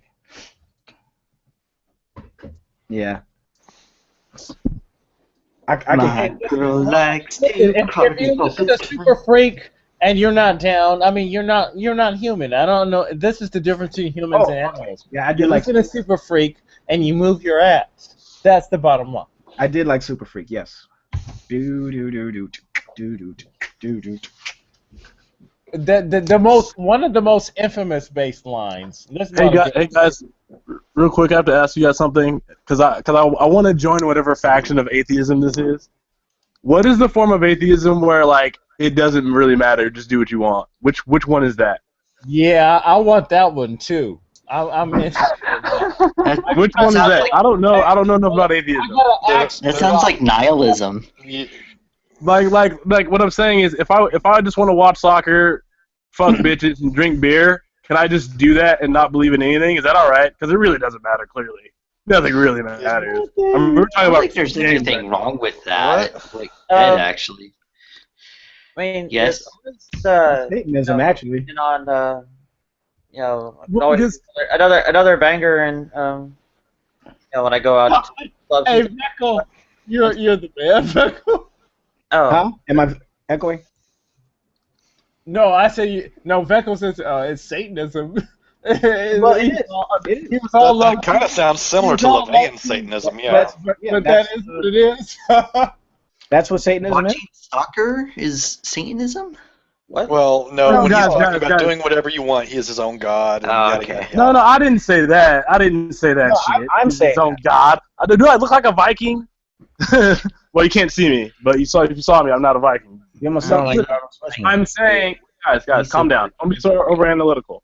Is there any form of atheism where I can say I just work my job, I believe that there is no God, no spiritual beings, no afterlife, but I just work my job, talk to my friends, play soccer, watch soccer, and pay my taxes? The biggest Or is that, problem or am there, I just like a mindless drone? What is the that? biggest problem there is atheism doesn't really have, factions. Atheism is the answer to a single question. Yeah. Yeah. Okay. Oh, okay. So I'm just blah. I'm just like a random guy floating along, just along the masses. Okay, that's fine. I'll be there. There are all sorts of I'm an atheist, philosophies that you but can go with. I mean, secular humanism is the one I personally go with. yeah, atheism is just a belief. It's a singular belief that God or gods do not exist. It's not a worldview. It's not a set of beliefs. It's not committed to. I mean, it's only committed to the contention that. I would contest committed. It's concluded. As you may Yeah, have I guess that's fine too. My I agree with that. What's up, Shorty? My own particular variety of social justice, people's proletarianism is atheist, anarchist, communism, and vegan, transgender, feminism. Go ahead. You forgot masochism. Oh, Yeah. okay. Well, is that too? Yeah. Yeah. We already stomped out communism here, so we don't need to go there anymore. There was never any communism to stamp out to begin with. Wait, we stopped out communism here in California, and it's in New York right now? No, we stomped it out in this hangout long ago. Nadia was getting gang raped about communism, and Poor choice of words, man. Yeah, it happens often. Oh wait, no, Nadia's into that, so. Well, not the gang part. I at least asked them to kind of take that butter back. me up a little bit, and maybe also use some lube. Butter, yeah. Well, lube, you gotta have water based. Not necessarily. Well, it's better for the a-hole. Not necessarily. Oh yeah, I also want youth protection. Generally helps as well. What is it? Well, you don't want to use oil based. Well, right, guys. You guys speak with a lot of conviction, as if you have watch porn. Experience. I have led a worldly life. What do I need to watch porn for? Your life is like a porn. Well, in principle, I might need to lose some weight before I do. But well, is Nadia coming over to Christianity? Why do I watch porn? The guys. I mean, I'm not any kind of prize, but clubs I still get 10, 15 days. 10 to 15 what? Guys. At the same time? Well, you know, generally get in a line, but you know. Okay. Do they do like a Congo or something? They don't do the Macarena either, or the Lambada. Because the chicos, thank you, bueno. Hey, Macarena. Does anybody even know what they sang in that song? Yeah, I said it was still an awesome song, nonetheless. Well, I'm very glad that craze has faded. Yes. I think I was actually I thought that was a kind of a clever tune for about 3 or 4 days. Yeah, me too. Yeah, I was the same way. I remember the first time. Listen, if you went to a wedding or something like that, dude, you were loving it up. You might even get laid that day. It was awesome. Because Dude, of the I went to Macarena? baseball games all the time, and the Macarena was there in every single game for 2 years, 3 years. Yeah, but that's just like that stupid. Chicas think I'm bueno. See, but that's just like that stupid Gundam style song. I watched that. That's better than that one. Yeah, I actually kind of like that one. That one's at least got some sense of humor to it. I watched that yesterday, and I'm like, this is a great music video too. Man, He went to some effort on. He went to some real effort on the video. He's just so obnoxious. He had his 15 minutes.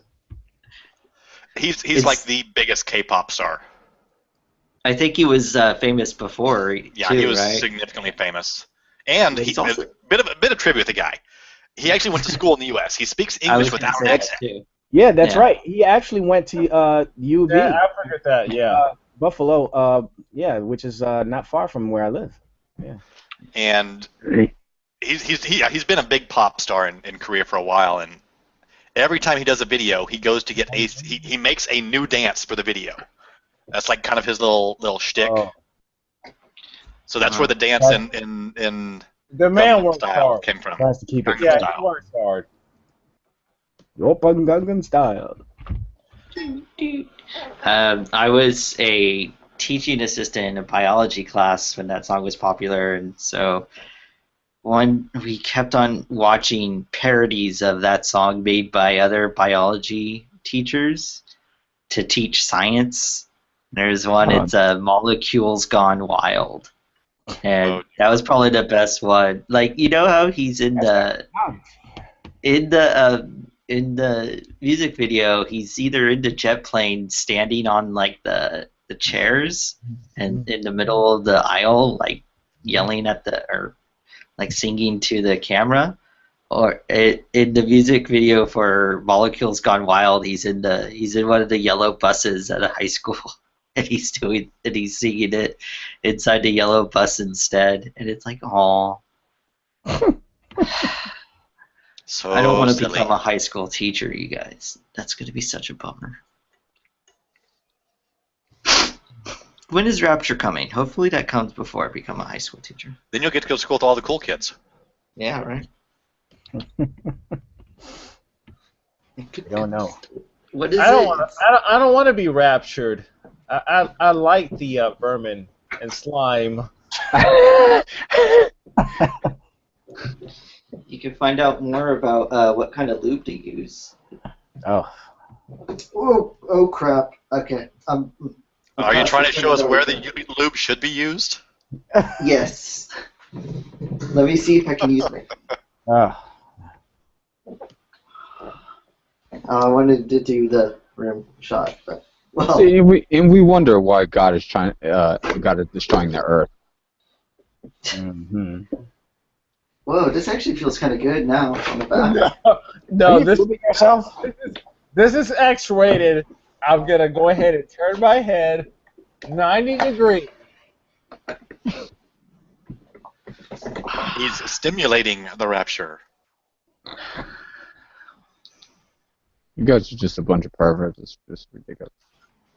What's wrong with that? Nadia, you need to get control of this zoo. There's an official zoo going on, and you're just looking like, how can I induce communism into this room? Hey.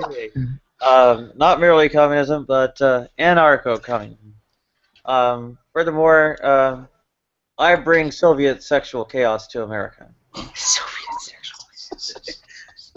Absolutely. In Soviet Russia, chaos. I can't do one. I have something you might like, Nadia.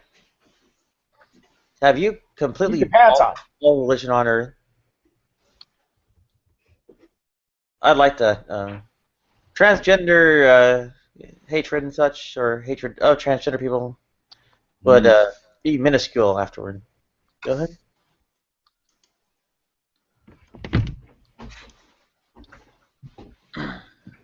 Well, hey, Vecco, aren't you on the East Coast, man? Because it's 1:30 out here, man. What time is it out there? It's 4:30.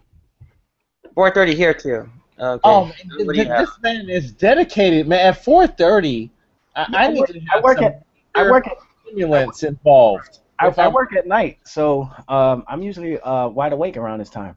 Is that a Red Army captain such? Or?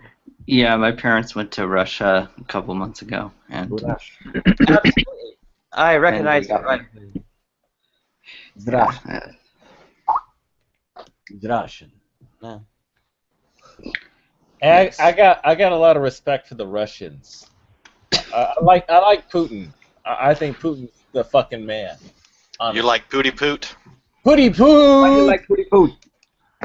Hey Jack, are you awake at all? Because he wrestled Russian bear and with his chest open, and he's a manly man, unlike Barack Obama, who's a fucking bitch. If only a buffer Josh done that. You bitch. Wait. What, Slim? Why do you say? No, he asked me a question. Our leader is crying on TV. Why you say? Our leader is crying on TV. Wait, Slim, I gotta ask you, man. Sorry, I'm trying. So sad. Excuse me. So sad. Slim, hold on. I'm gonna mute, but I'm gonna say it one more time. Our leader is crying on TV. I'm gonna mute. I was hoping. I'm sorry. I was hoping I could try to ask Jack to wake up. But David's looking to get. You had to do like what Rev tried to do with you a while back, Nadia. You were sleeping, and we needed somebody to broadcast some people. So Rev just told everybody to be quiet for a second, and then he got on the mic and said, "Nadia, Nadia." All right. Well, if he doesn't wake up, just. I already kicked him. Oh, you already kicked him. He'll come back. Oh, that's you, Joe? Okay, no worries. I gotta ask a question to Mac and Slim, since you're both black men. Wait, Mac's black? Wait a minute. You know what they said about Obama? Same thing I said about my hair. Right, not black enough, right? Well, they said that about Bill Cosby too, back in the '80s. But anyway. Yeah, I remember that too. Mac and Slim, as black men, Wait, time out, guys. Wait, real quick. Why the fuck? And I don't want to say racial profiling, but how the fuck isn't Woody Allen in jail? Why is he not in jail? Oh, good question. Why is he not in jail? Well, I got my own thoughts, but I'm going to keep that to myself. What do you actually came up in a conversation thread a while back. But it's the same answer as I always have. The same as I said about the color of my hair. Oh, because Woody Allen, he's not black enough. That was good. You know, that actually came up in a comment thread recently, and that's why I looked into it. And the police department investigated, found no credible evidence, and dismissed the charges. So these women have evidence from 40 years ago? Yes or no? Is it proven yet? What? I don't know. Wait, Update me, guys. What are you talking about? Is there proof that Bill Cosby raped these women? No. Okay. Not yet. That's all I need to know. I think there is. Let me back that up a little bit. He hasn't gone to trial yet, but there appears to be some serious evidence against him. Okay, good. That's right. Wait, one thing too. Why didn't you know what I've always thought? Okay, I don't care if he's guilty or not, but if he was guilty then, I do. Wouldn't it have been easier to call him out then as a prominent like black figure and just like hit him when it was hard? Like it was the 70s. I mean, I know civil rights was over, but not everybody loved niggas back then. Wait, hold on a second. Now, this video that I recently saw, actually earlier today, well, yesterday now, but kind of creeped me out.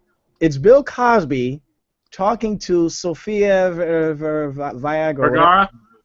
And Sofia Vergara. You have seen porn.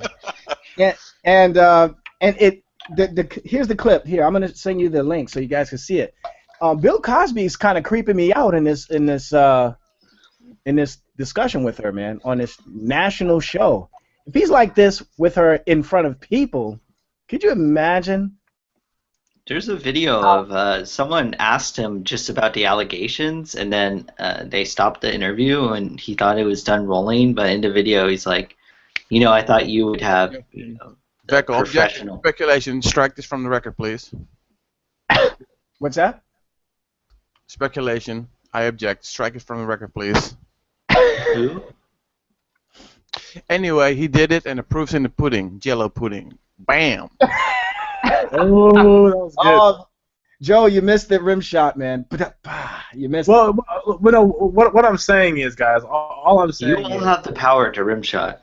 Okay. But no, look, I don't. It's not about if he's guilty or not. If he's guilty, if he did the crime, do the time. Okay, he's an asshole if he did it, but he's innocent until proven guilty. A, B, I just for me, I've never been raped. I don't know what it's like. I don't know. I don't know enough about the girl's details. But what I don't understand, at the time, he was a prominent black figure.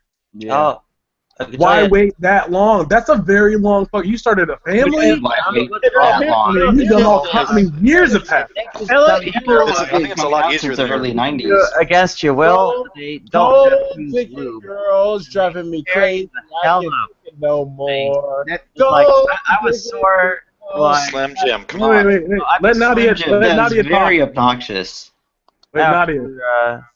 Nadia, what were we saying? At least when I got a break, it'd take like weeks to actually have my ass heal and all that. It's like, freaking. Oh my goodness. Use some lube.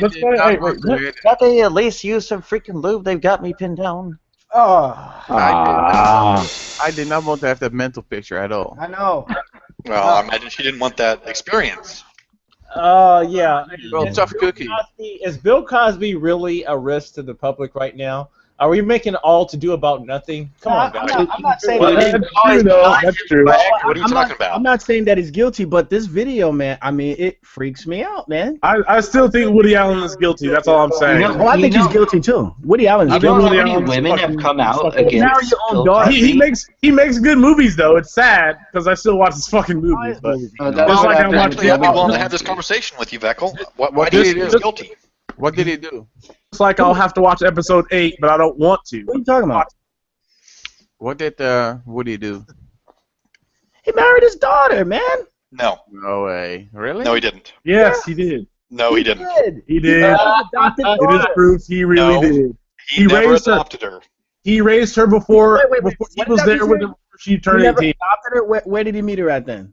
Oh, she was a male with a bride posing as a daughter? No, I can tell you what she was, but try to avoid inserting stuff there that you're building a straw man.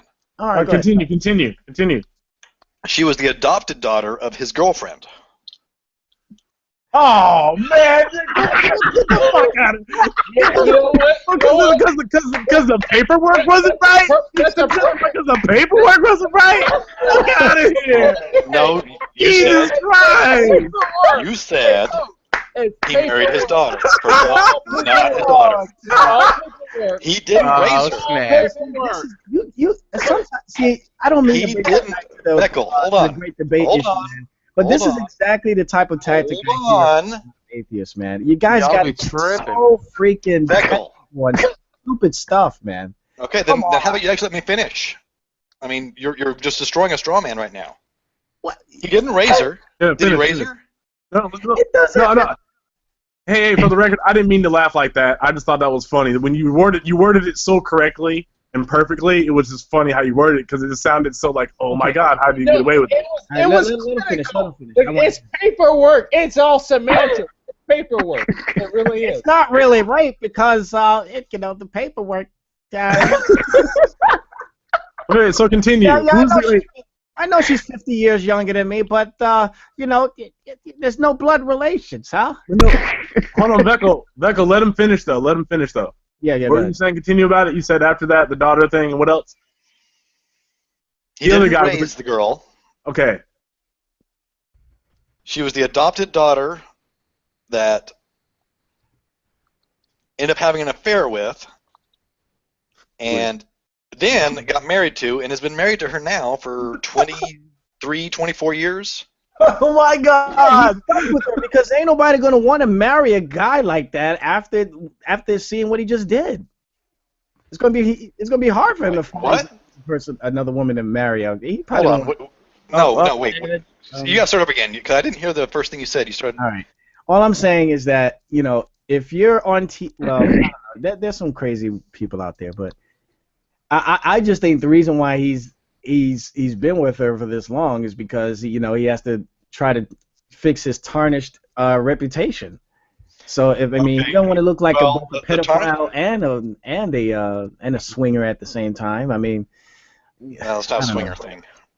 Yeah, well, Trust me, this wasn't a swinger issue. What I mean by that is him. Swinger's pretty cool. Like they're really into gangbangs and stuff. So wait. Not all. How old was he when he married her? How old was he? Let me see. I'm actually looking it up right now. Yeah. Because first off, when they had their the custody battle, Mia Farrow and Woody Allen adopted some children together, and then after Mia Farrow found out about his affair, they started having a massive and ugly custody battle. Affair with who? The accusations of Who did he have Farrow. What? Who did Woody Allen have an affair with? With Singh, the girl he married. Before they married, right? This is before they married? Affair.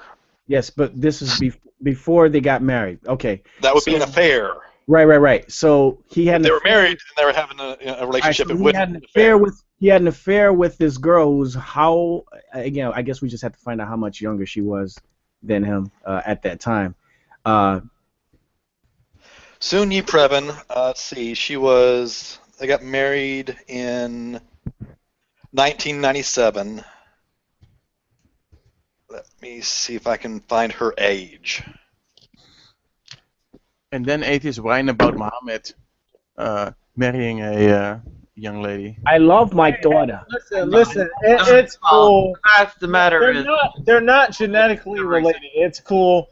So you can just kind of be involved. Yet again, y'all are building giant straw men. And when you see a young woman that you have influence over, as long as there's no DNA involved, then hey, it's fair game. Yeah, keep building those straw men. He didn't build no straw man. He's talking about how that the fact that there's an age difference there. There is an age difference. Yeah, the question is how much.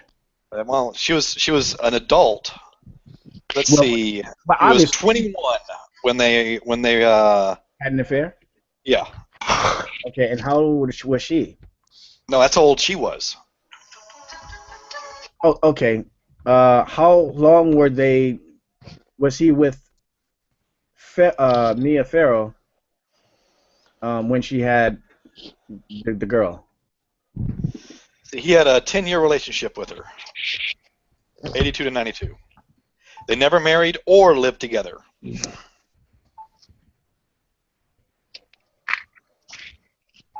Now, he was accused of abusing one of the children that they had adopted together, and this was during the custody battle.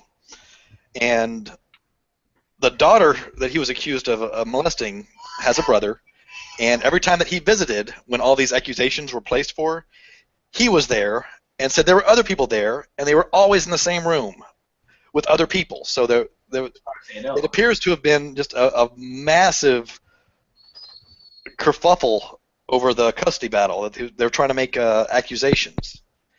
I mean, they had there was a 7-month probe by a police-appointed medical team, and the case was dropped after they determined or concluded that Dylan had not been molested. So it's one of those implanted memory deals. No. Woody Harrelson is with the Illuminati, and he did it. End of story. Boom. Well, if you're going to bring the Illuminati into it, I mean, come on. Hey, How am I gonna time argue out. against that? First off, the Illuminati was disbanded in like the early 1700s. The name just stuck, okay? This myth that Illuminati is like still around and hum in the fucking cave in cloaks and shit. Maybe besides the Bohemian Grove, sure. But the Illuminati was way disbanded so much earlier. They just infiltrated Masonic society. That's what they want you to believe, sheeple. Oh my goodness.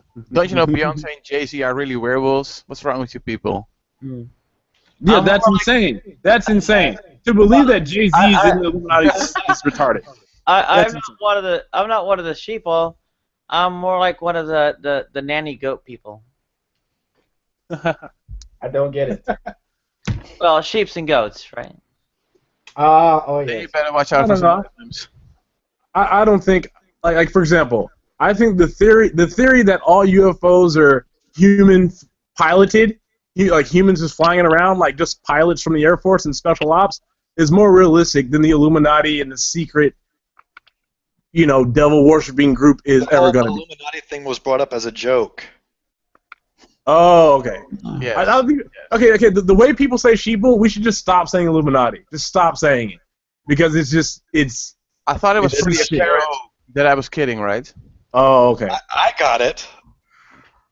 I just had to make sure, like the way you guys view the word sheeple is the way I view Illuminati. When people say, like, especially like people from the hood, like that's that whisper, that's that Illuminati, nigga. Like, no, nigga, it's not Illuminati. No, it's not. Rick Ross is not in the Illuminati. I assure you. If it was real, Rick Ross isn't in it. I feel like I just got Rick rolled. Oh God, that was good though. Now, which Rick rolled? Like Ric Flair? No, I feel like you just Rick rolled the group. Oh, I didn't mean to. I just feel bad. I just feel bad for people who believe it. Rick Ross is a rapper, by the way. I do not endorse Rick Ross. He was actually a correctional. How do you say this in English? A correction facility officer or something. He was a cop himself. Prison guard. Yeah. These are facts. The real Ricky Ray, Free Ray, was a drug dealer in California back at the time. He's currently out of prison, but he's not getting anything back for what he did to change the entirety of how people view hip hop and drugs. Not just him, but a lot of it. So it's kind of sad. But anyway, jumping back to what I was saying with Veckel, you can have a real argument about him being an asshole, him being a dick, but I think you're going a bit far when you're accusing him of being a molester. Yes. Oh. All right. So at the time that he married her at the age of 21 or older. No, that's when they had the affair. Oh, okay. That's when they had the affair before they got married. Right. Okay. All right. And they got married like 5 years later. Okay. And still married. All right. I'll give that to you. Hey, okay, so speaking I think it's a very easy thing to say that, he's a dick or he's a scumbag for dumping Mia Farrow for Mia Farrow's adopted daughter, but just going that extra step, I think, is what raises the question marks for me. But you understand when you say that you're only going by the constitute or the reasoning of the legal standpoint. That's why he's not in trouble, because of the legal standpoint. But ethically, it is quite fucked. You cannot believe that that's not fucked. I mean, that's fucked. Like, you have to think about it this way. He is a writer. He is someone who he has won Oscars. He has like influenced people over time. And not to say someone needs to be perfect, but I mean, like for example, then what happens to what about that teacher who ended up marrying the student that impregnated her, but she left the school before they knew they had sex? Like, that happened before. But if they found out that this teacher who got pregnant by this boy, if they knew that they had sex while they were in school, she goes to jail. Well, she but did they go were to able jail. to hide it until after. No. If you're talking about the one who had a kid with her student and 13-year-old kid, she did go to jail. No. There's no. There's one. There's not that one. There's one where it's like it's the years. I think the kid was like maybe like 17 or 8, or maybe he was like maybe 16 or 17. It was something where the kid was a little bit older. I have heard of that 13-year-old thing, but there is a story. There is one. I gotta look it up. Somebody should look it up. I don't have a laptop. My laptop's I have no idea which one you're talking about. Listen, is it too much to ask to stop fucking the children? I mean, is it really too much to ask? Hey! People are pushing for pedophilia now. It's fucked up. What? I've seen it before. Like there's some guy who posted, some Dutch guy was like, if a kid wants to fuck a adult, let them. Like, and it's like, and he's like a young Dutch guy. He's like 20. Disgusting. I heard about that. Yeah, somewhere in Germany, I heard, or somewhere in Europe, where they're trying to pass some sort of bill or law, whatever, that allows that type of marriage union, if you will. What? Have you heard that joke about the LGBTP? Like they say it's supposed to be pride, but then there's people like making fun. I feel bad because I think like the LGBT community or the LGBT community, like they really stand for something. But then like there's always like, because of the pedophilia thing and these boy loving motherfuckers who want to bring back to the Alexander the Great days, they feel like that should be a part of it. And it's shameful because you can tarnish all of what they fought to get done. They want it to be the LGBTP community. Yes, exactly, and that's fucked up. That's not cool. What is the You know, there's a level of maturity that's required for consent. Says who? Wait. Science. Wait, level of maturity. So do you mean by the body or the mind? That's where we have our great debates. So. Wow. But now, for example, say I'm a guy. Well, I am a guy. I am a cis black male, so I guess I am a guy. But in essence, but what I'm saying is, okay, say I'm in high school, and I'm 16. The age of consent is 18, or wherever it is, or I don't know all the laws in all the states, but say wherever I am, it is that. And high school teacher, she looks like Brie Olson, if you know who that is, and she's giving me the eye. She's giving me she's really starting to like. She's giving me extra credit because she can see my boner in my pants. Say I just fuck her, right? Right. yeah, I gotta get that. We have sex. Now, I'm still 16 at the time. I know I watch porn at home as a 16-year-old kid. I can tell you Jenna Jameson from Skin Diamond from so-and-so. Clearly, you guys can tell I watch a lot of porn. Now, with that being said, I'm the boy who knows that it's wrong. The teacher also knows that it's wrong. But since I'm mentally mature, and I don't know, maybe if we want to throw the gender side into it, will it ever happen in the future where if the 16-year-old boy says, yeah, I got my jollies off, but I'm not going to press charges, well, doesn't the state still say it's statutory anyway? So clearly the government doesn't feel like the maturity of the mind really matters. Even though if I'm 16 and I'm getting my jollies off and I'll be fine, I can keep smashing. I can tell my homeboys, but they may not be able to keep it secret. Thomas, you're on top of your game right now. Great argument. Could I suggest actually it may rest on things like being unable to make reliable determinations. Okay. Wait. Elaborate further on that. Well, that's not even elaborate. That was gibberish. No, elaborate on what? That was gibberish. Wait, hold on. Connor. He's so funny. He's like the funniest guy ever. Well, saying it's gibberish doesn't actually refute the argument. I think I must agree with Nadia if she meant that at a certain age the brain is not developed to a point where they can oversee future repercussions, right? So. Well, I meant actually that expert evaluations and such are actually very vulnerable to, I guess, corruption and people, supplying paid-off experts and all that.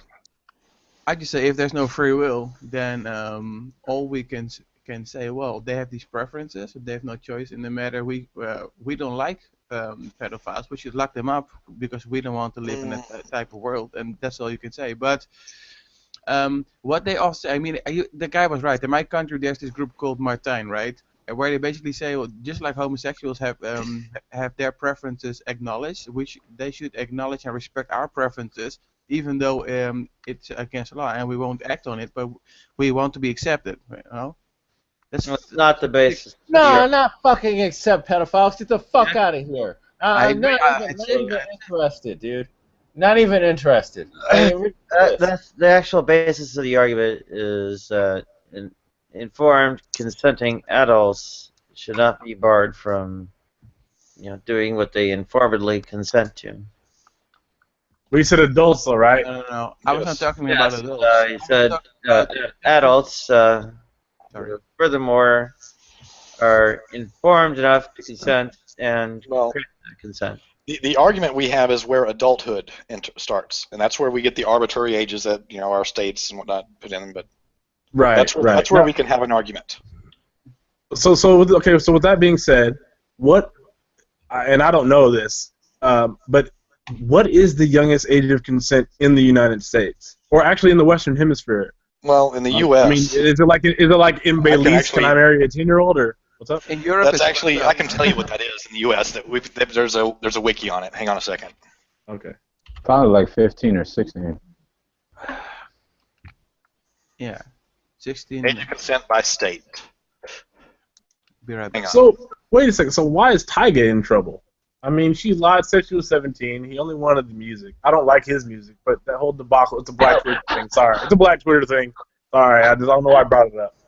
No, that's fine. I mean, why is the guy in trouble? I mean, Well, technically, I think he's slime, but he is slime. I feel bad for. Well, I don't feel bad for Tyga, but he doesn't understand.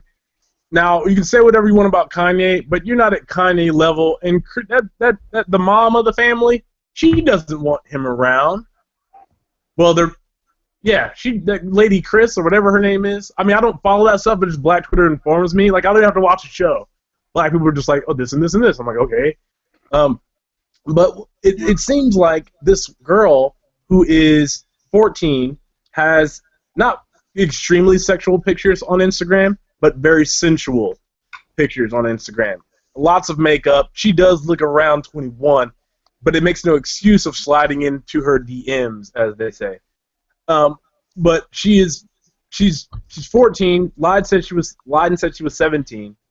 And Tyga, they released the DMs, and Tyga said, "Oh, you're only 17. When's your birthday?" And she said whatever date. And then apparently, I mean, when you look down at the writings of it or the text, all he says is, can you sing?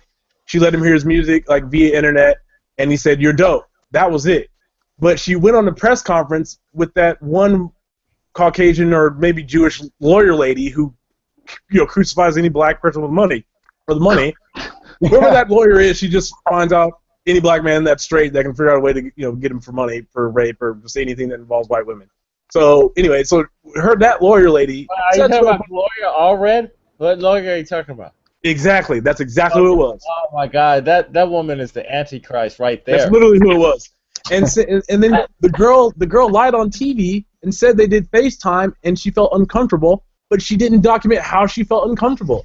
I mean, this is like Swedish rape culture. In Sweden, if I blow a kiss, I'm gonna go to jail for 50 years. For fuck's sake. Jeez, I mean, what is this? Okay, in the U.S., the youngest age of consent is 16. People can't wonder why MGTOW exists. I'm not MGTOW, but people can't wonder why that shit exists. In the U.S., wonder why I just want to watch football all day. I can't even look at a bitch now. Okay. In the U.S., the youngest age of consent is 16. Yeah, most states, right. And matter of fact, that's the most common age of consent by far. Yeah, there are several states that have 18. I did not see a single one that had 17. So if it's 16, why are all these brothers going to jail for having threesomes with these Brios and wannabe teachers? What's the deal? What state were they in? Oh yeah, is California 18? Yes. The exactamundo, like like Wesley Snipes said in Demolition Man. Shit. Smell like biscuits and gravy. Now the Texas age of consent used to be 17. When I was growing up, it was 17. Okay. And it was changed to 18, and they've added a lot of ancillary laws. They've also got like a Romeo and Juliet law in a lot of states, where you can be over 18 and your girlfriend can be under 18, but as long as you're within a certain age range, they waive that. So it's pretty much arbitrary depending on what state you're in. Yes. Okay. Yeah. So that's my point. Right. What point? Okay. So since when does it matter as far as consent, really, if what the state says is pretty much arbitrary concerning age difference and all that and all this other nuanced stuff?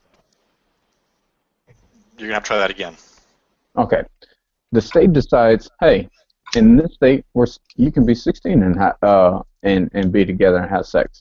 In this state, you can be you have to be 18. In this state, 17, or so on and so forth. But it's actually just the 2 ages. It's just 16 or 18 in the U.S.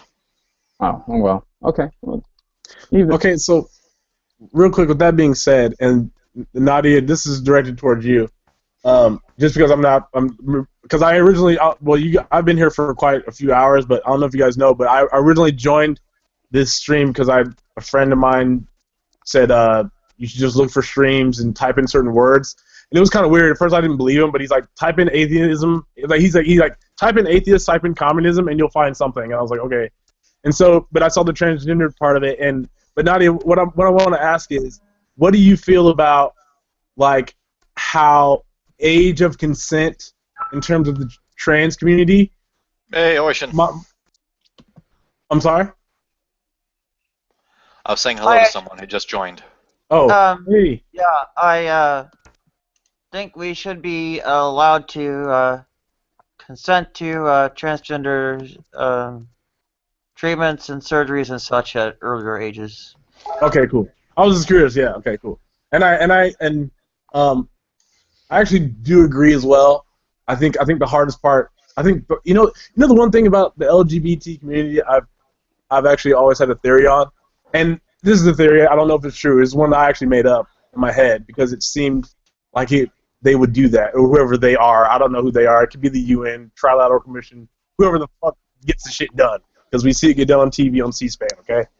So anyway, I've always felt that the LGBT community has unwillingly been, or like unknowingly been used as a shield to pass other shit, like when they don't notice that things that are in their favor are being passed. Like what I've noticed is, like, I remember maybe a few years ago, like there was some state that was getting gay marriage, and then like at the same time Monsanto was trying to pass a law, like not within the gay law, but like some other, like, when they vote on stuff, they're also voting on some separate bill that had to do like where Monsanto could never be sued by any farmer, and like all this weird shit. And I was like, why are they trying to pass on the same day? How come it's not, like, the Monsanto issue was very, very minute, albeit food is more important. The way that we treat food in this country and the world is more important to me, in my opinion, than gay marriage. I feel like anybody can marry whoever they want. If you want the paper part of it, that's fine. I get it, because you want the sanctity of marriage. And what's up? What the fuck do I care about gay marriage? Okay, cool. So fine. So what I'm saying is, in my opinion, I've always felt since maybe 2003, 2004, the gay community has been unknowingly used as a shield to pass other shit. I mean, I just feel that way. I've never noticed, like, I don't know, there's always something else being passed. There's like always some sort of anti-terrorist law. There's the fact that, like, people don't think about certain things. For example, like GMOs. I don't know all the science on GMOs. Some people think it's a farce and you can eat whatever you want. Shit really don't matter. I don't fucking know. But if it's that fucking big a deal, and if people in Haiti don't want to use the fucking seeds and they'd rather stay fucking broke, which means shit, if that's the case, then that means there's something up. And if Monsanto has enough money to tell states that, or tell the government that, you know what, we can't put the sticker on the food that says contains GMO because we'll lose money. That means that the shit that's getting passed is being overshadowed by things that matter, but are more like social. I don't know. It's just for me, when I see shit that gets passed with food or the FDA or like the American Psychiatric Association, that shit's so much more important than if I can suck some guy's cock or not without somebody judging me. I'm not gay, but I'm just saying it for a paraphrase. Like, it doesn't fucking matter, and it pisses me off because I feel like the LGBT community has never caught on to that. Like, nobody's ever said it. I've never heard anybody, no lesbian, no hardcore feminist ever said they're trying to control our food. Like, they don't say that. That's the most important thing on the fucking earth. 660 gallons of food. 600. You know that 660 gallons of water are in every fucking hamburger ever made. Like, that's fucking insane. And then little Gandhi. Propaganda in America is pretty sick. It's very aggressive. What's up? The gay propaganda machine in America is pretty aggressive. Yeah. But there are percentage people who are Gay propaganda machine? Well, so you mean the one from the religious right that says we're all some kind of pedophilic perverts and some kind of. But I don't think that. Major public health threat trying to pass on HIV to almost everyone in the world, if not them. Yeah. Well, don't get me started on AIDS, man. I can tell you my theory, but I don't want to sound. That'll be that cheap shit. I don't want to say that. Your children and corrupting your, pretty much everyone that means anything to you. Well, my problem is the LGBT community has power. Or parents. You're not using your power right. Destroying the economy and bringing the wrath of God down to destroy your country in the form of hurricanes, earthquakes, and floods. Got it. Okay, I get what you're saying. I get it. Listen, here's what I'm saying. If a trans farmer decided to go against Monsanto, I promise you they will beat Monsanto. Really? Yeah, it'll happen. Yeah, I don't. Yeah. You guys. I think that's a situation where money trumps everything. Okay. I think you guys. Any trans person over the age of, I don't know, 5 or 10 is under any kind of threat at all.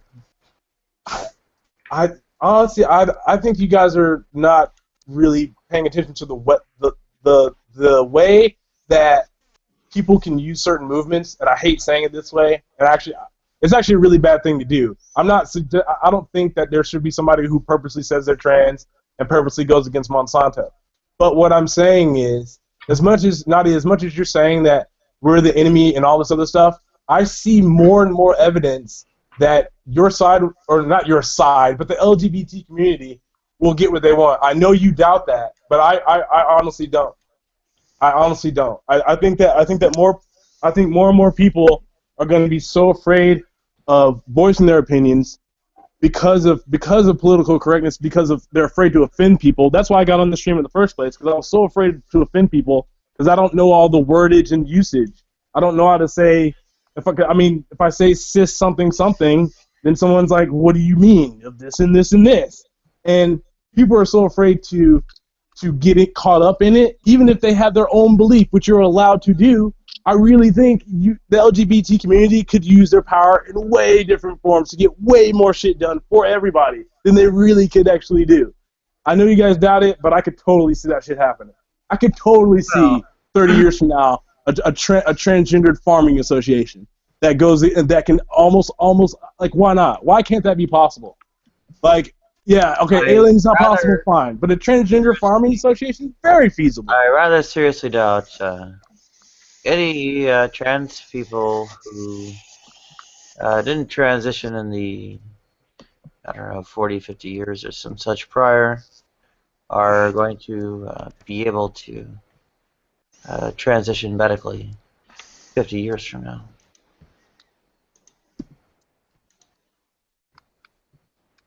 Maybe. You probably could be right. I want to know where all these transgender farmers are. I know, exactly. I'm waiting for them to pop up, God damn it. By and large, trans people get clocked and killed by redneck hicks. Really? Yeah. What's your evidence for that? That's what happened. Transformer. Like Transformer. Blah, blah, blah, blah, blah. I'm Bicky Boom Boom down. Oh. No, that's Informer. There you go. I'm with you. Me like you boom boom bam. Exactly. That's a horrible song, yeah. I would. By the way, thank you. I will now have that song in my head. Trans people flee the hostility of rural communities, in effect, fleeing for their lives.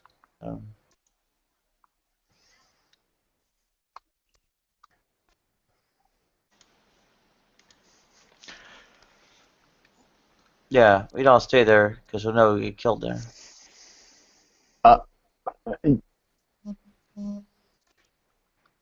That I don't think that's the same thing what you just said. Okay, what is the difference again? You said they're in fear of being. Well, you said I think that they're in fear of their lives because they've been threatened. But you said that there were people who got killed. That's what I'm trying to figure out. Yeah. Like, yeah.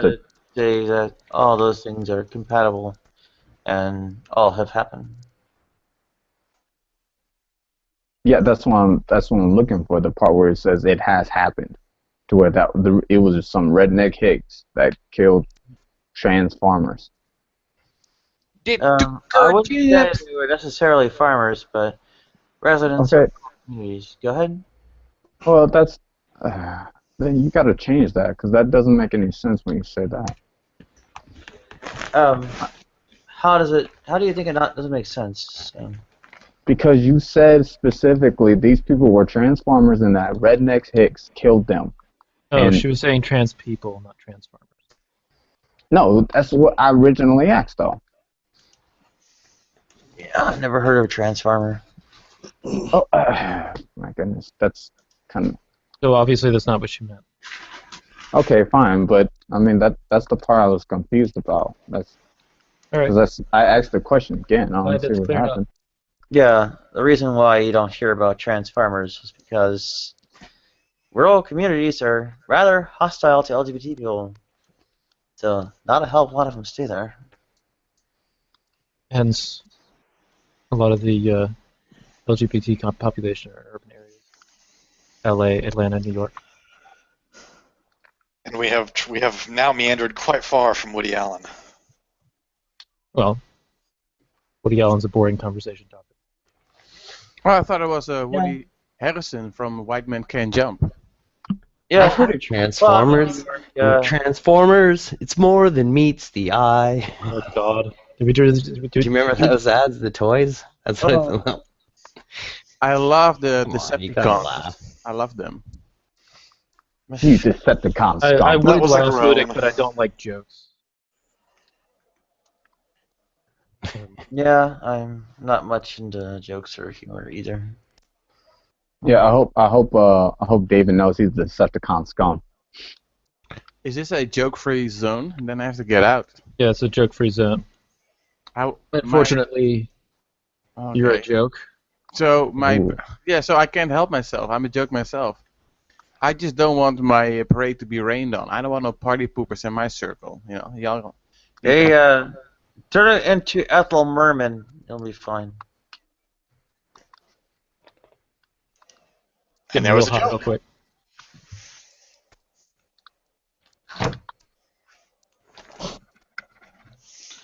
So what's going on, Ocean? Ludic? Not much. I guess I came in on some GMO conspiracy stuff and a little bit of...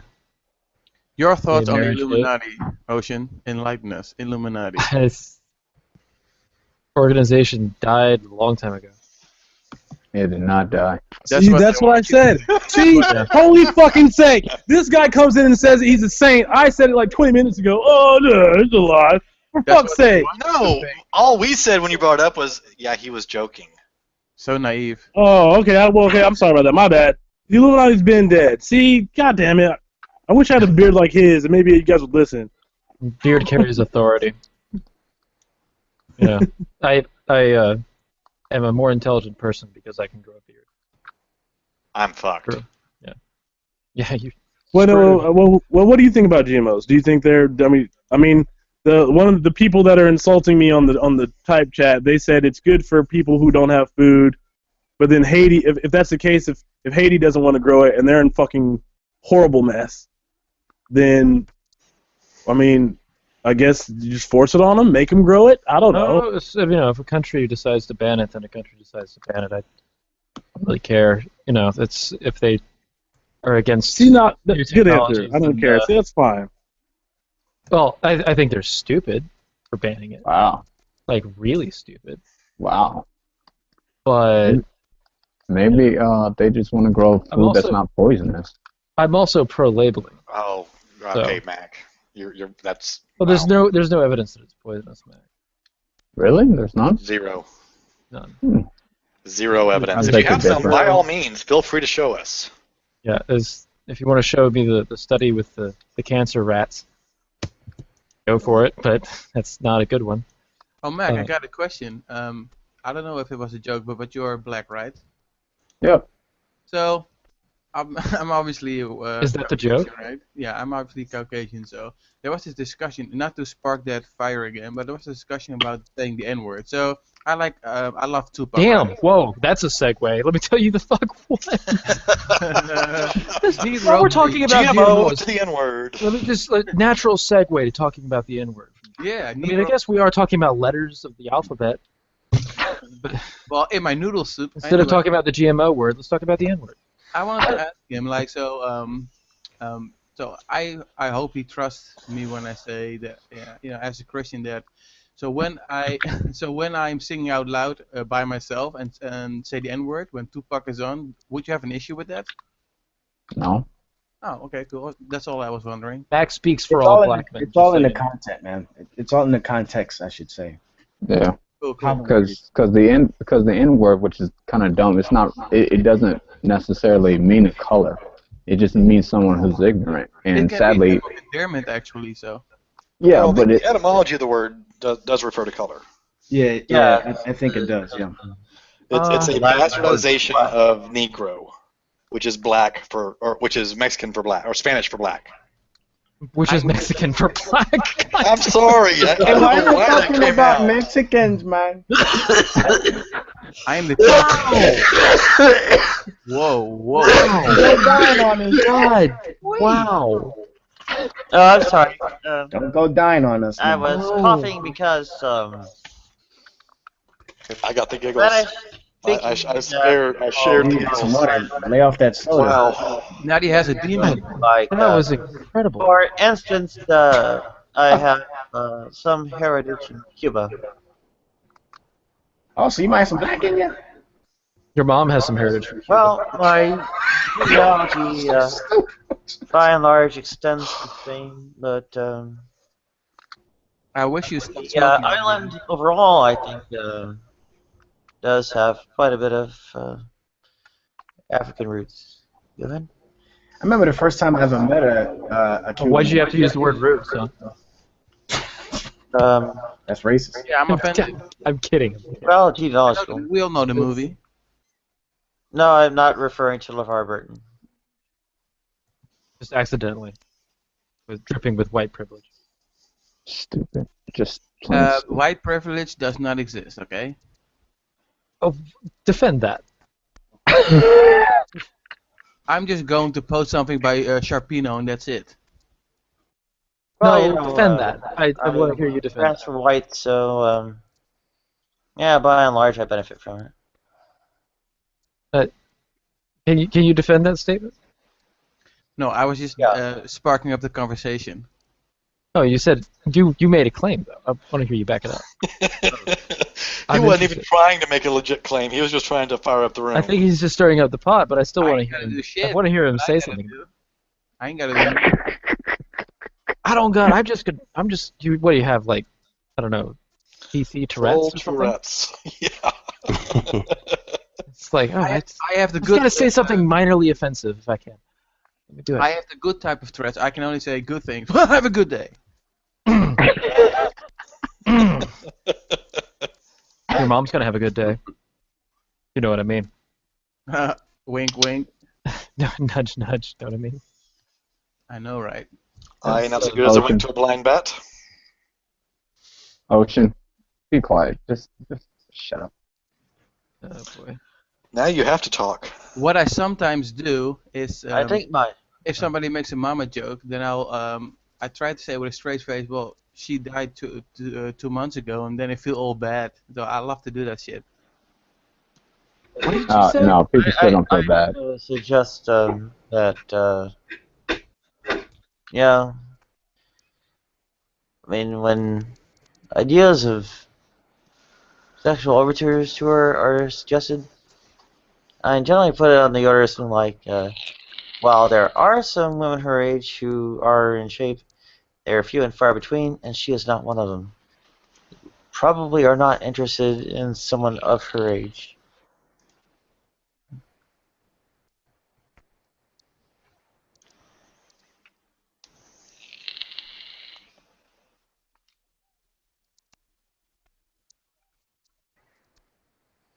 Oh, welcome, Van.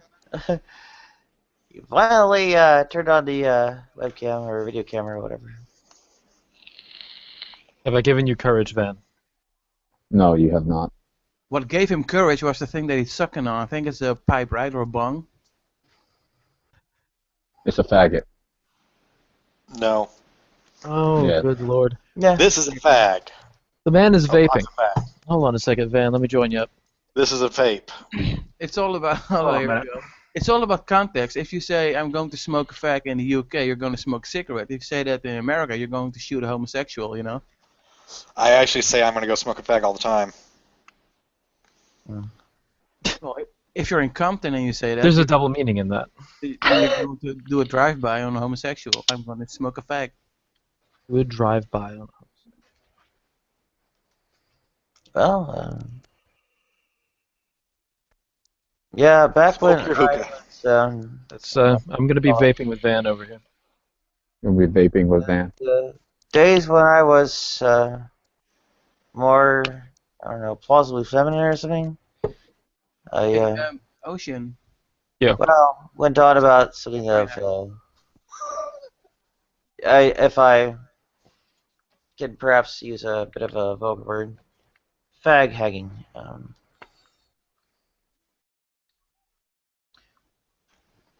Nowadays it doesn't really work. It's kind of like people are kind of more thinking of me as a guy.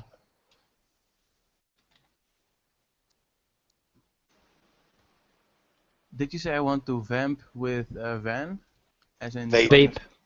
Join his activity? Vape with Van. I have a mod as well. Oh, that reminded me of smoking with, getting high with dog, or smoking with dog. It's I'm a show not familiar with that term. on the interwebs. Never mind. If I have to explain it, it's not funny anymore. Basically, I'm reinforcing Van's bad decisions with my own. But it's a better bad decision. It is a better bad decision. But I was never a smoker. So it's nothing. It's bad for you. Just pure I have found a bad habit to pick up. But also, I have this bad habit. Where's my other bad habit? Here's my bad habit. 1 second. Come over here. This is my bad habit right here. Here's my hookah. I would say trying to make arguments for atheism is a bad habit. Well, Ocean's not an atheist. I'm not an atheist. So. Oh, sorry, you were agnostic, right? No. No, he's a pagan. So. Pagan is non-Christian, so what? Yes, so what? Yeah, that's fuck true. it. Well, you're pulling out the Matt Slick argument. Well, same thing. Yeah, he's like worshiping Thor and Morrigan and I forget which of the Greco-Roman deities. Fortuna and Aphrodite. On Okay, that note, there you go. Obama's a shapeshifter. I'm the king of segways. Did you say what is the shapeshifter? He said Obama's a shapeshifter. Obama's a shapeshifter. Yeah, the new topic now. Going into the segways. This guy, Subtle bridge. David. That sounds like my wife. My wife does that. She is horrible at segueing conversations, and then she accuses me of not paying attention. She'd be like, yo, we'll be talking about, I don't know, our From, bank from account what I or something like understand, that. that's not just your wife, that's women. Ah, okay. Thank you. See, that makes me feel even better. They're on the same. That makes me feel better then. Okay, great. You can tell her I said that. I've already told her. Yeah, You gotta work on the segue. You can have. You can't just change topics without telling me. You know. They segue you into doing manly things. You can fixing things. Next time, tell your wife, look, I require a written request for the subject change. Yes, and once the written request is received, you'll receive my response in 4 to 6 weeks. Thank you for your. Also, you have disqualified yourself from any future conversation. You're a sexist pig. That's what you are. Totally. Bill, I think ask you to explain what way it was that you felt that made you feel as if you needed to do that. Needed to do what? Ask for the written permission form to be signed for subject changes and such. For a subject, I'm saying that that's for Veckel, between Veckel and his wife. Okay. So that he can keep track of conversations. There's also it's a policy as a response to a system of problems. Help make the world a better place. Yeah, exactly. And you can also create a paper trail. It's Well, like, oh, okay, all you well, gotta do Mike has suggested is the essentially subject change from it's jelly actually a very- beans to our child. Okay, well, this is going to be. Yeah, but you don't sound like you're talking to an atheist. Yeah. Wow, we got some bad echo. Someone's got echo. Yeah. I kept trying to talk, so I thought you were done, and then you kept talking, so I'm sorry. So, I think. Man, why don't you just quit being a little shit? Sorry, I can't help it. I'm probably one of those deemed extremely far less likely than the average to have anything like ADHD. What can you do? Not everyone can be perfect. Not everyone could agree, you say? Is that not everyone can be perfect? Oh. They could. They just choose not to. Really? I have ADD. Hey, to me, it's probably something more akin to the rest of everyone appearing to me, much as those with ADHD appear to the rest of everyone.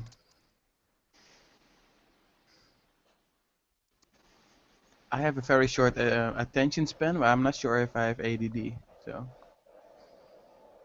My attention span's about as short as your mom. Sorry, what? What? Where? Okay, good one. I see what you did there. I see what you did there. I didn't say anything. You lying. Yeah. I thought that ADD had to do with having a very short attention span, is what I said. I'm sorry, I didn't realize what you said. I was paying attention to something. Okay. It's a good joke. He's pretending that his attention span is so short that he didn't even realize what I was saying. I like that joke. It's very good. I think it goes over the head of most people. What'd you say? Yeah, it's getting old now. At this point, we're now extending over into the short attention span and short-term memory loss. The novelty has worn off, my friend. There was something shiny in the corner. It's still. Okay. I don't know what you're vaping, but it might be affecting your memory like the marijuana. Cocaine's a I heck of just a drug. chalk it up to a lot of you big men. You talk about a lot of us being me? Being men, I think. Oh. No offense, now you're in the same boat. Sexist. Am I? Yeah. You're just denying it. Not this again. I'll come on. You say I suppress the truth in my unrighteousness? Oh dear. Not this again, please. Got a sound effect on this thing for that. Romans chapter 1 verse 20, is it? Oh yeah. This is like the best Christmas gift I've ever received. Do you have that badumch sound? I do not. It doesn't have that. It doesn't have crickets on it. I wish it has a lot of other things. Like whenever Max speaks, I can do this.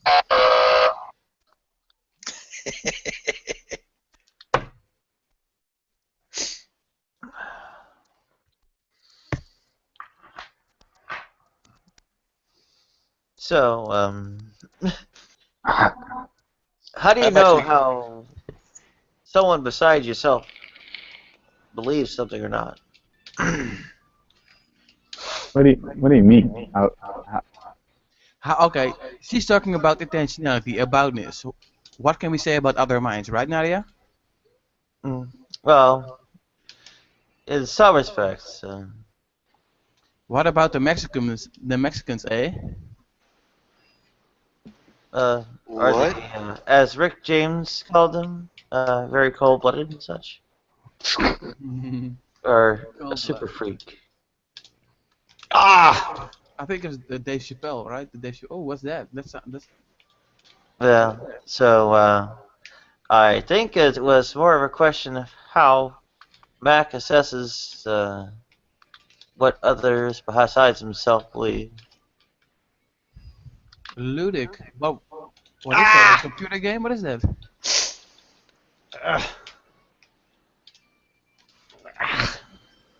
It looks the graphics. Ludic, you're like really grunting a lot. The graphics look amazing. Yeah, Ludic, you're grunting quite a bit. Well, 30 minutes. He's playing a game that's a challenge, and he might be trying to multitask. I can bet you right now, if he's playing with a controller, he is leaning to the left and the right in his chair. I did that with Mario Kart. Did your mom with Mario Kart? I hate that game. Yeah. My mom always beat me with Mario Kart. I'm not saying that I played Mario Kart with it. You're retarded, Russian. Just stay in your little corner. And she would then smack me over the head. Yeah, boy, you got schooled, son. I was like, what the heck, mom? What you doing? I'm going to switch over to my mobile. Be right back. Okay. I got some tough love. You got some. Shut up, David. I'm retarded, man. And welcome back, Van the Man.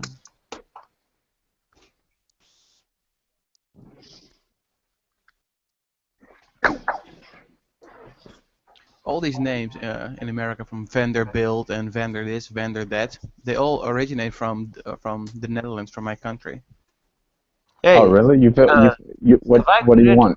You feel so proud of it? You want a cookie? Well, I think my country is the best. The bestest. Oh. Hey, if I could get into the Upper West Side and such, I could literally be in New Amsterdam. Yes. It's all about America. Heck New York was owned yeah. by the Dutch. Well, Brooklyn. No, almost. If you don't think New Amsterdam's good enough, where do you think Harlem comes from? Ooh. A city in my country is called Haarlem. Yep. Yep. Except the one in your country, I think, has 2 A's. That's true. That's true. Oh, Harlem. No, you're not pronouncing it right. Haarlem. I cannot roll my R's at all. It's more like gargling is A, but still. Yeah, Becker, you need to awaken the Mexican in you. You know it's there. Can you guys say Scheveningen? I can do that, man. I can do that, man. Cappuccino. That's Cuban, man. I can do that, man. I always knew that one day I'd come here to the United States. The best one ever. Come on. Best of all, been very, very good to me.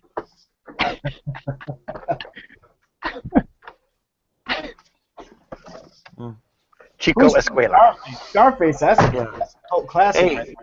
Hey, I bet more than maybe 3-4 people in the room might get a kick out of this. When I was up in East Harlem, I was at 124th and Madison, up by, I guess, that northeast corner of Marcus Garvey Park, which is, of course, I guess an interesting guy. Incorporated might appreciate him a bit more, but. How do you appreciate Incorporated? It's not that I appreciate Incorporated.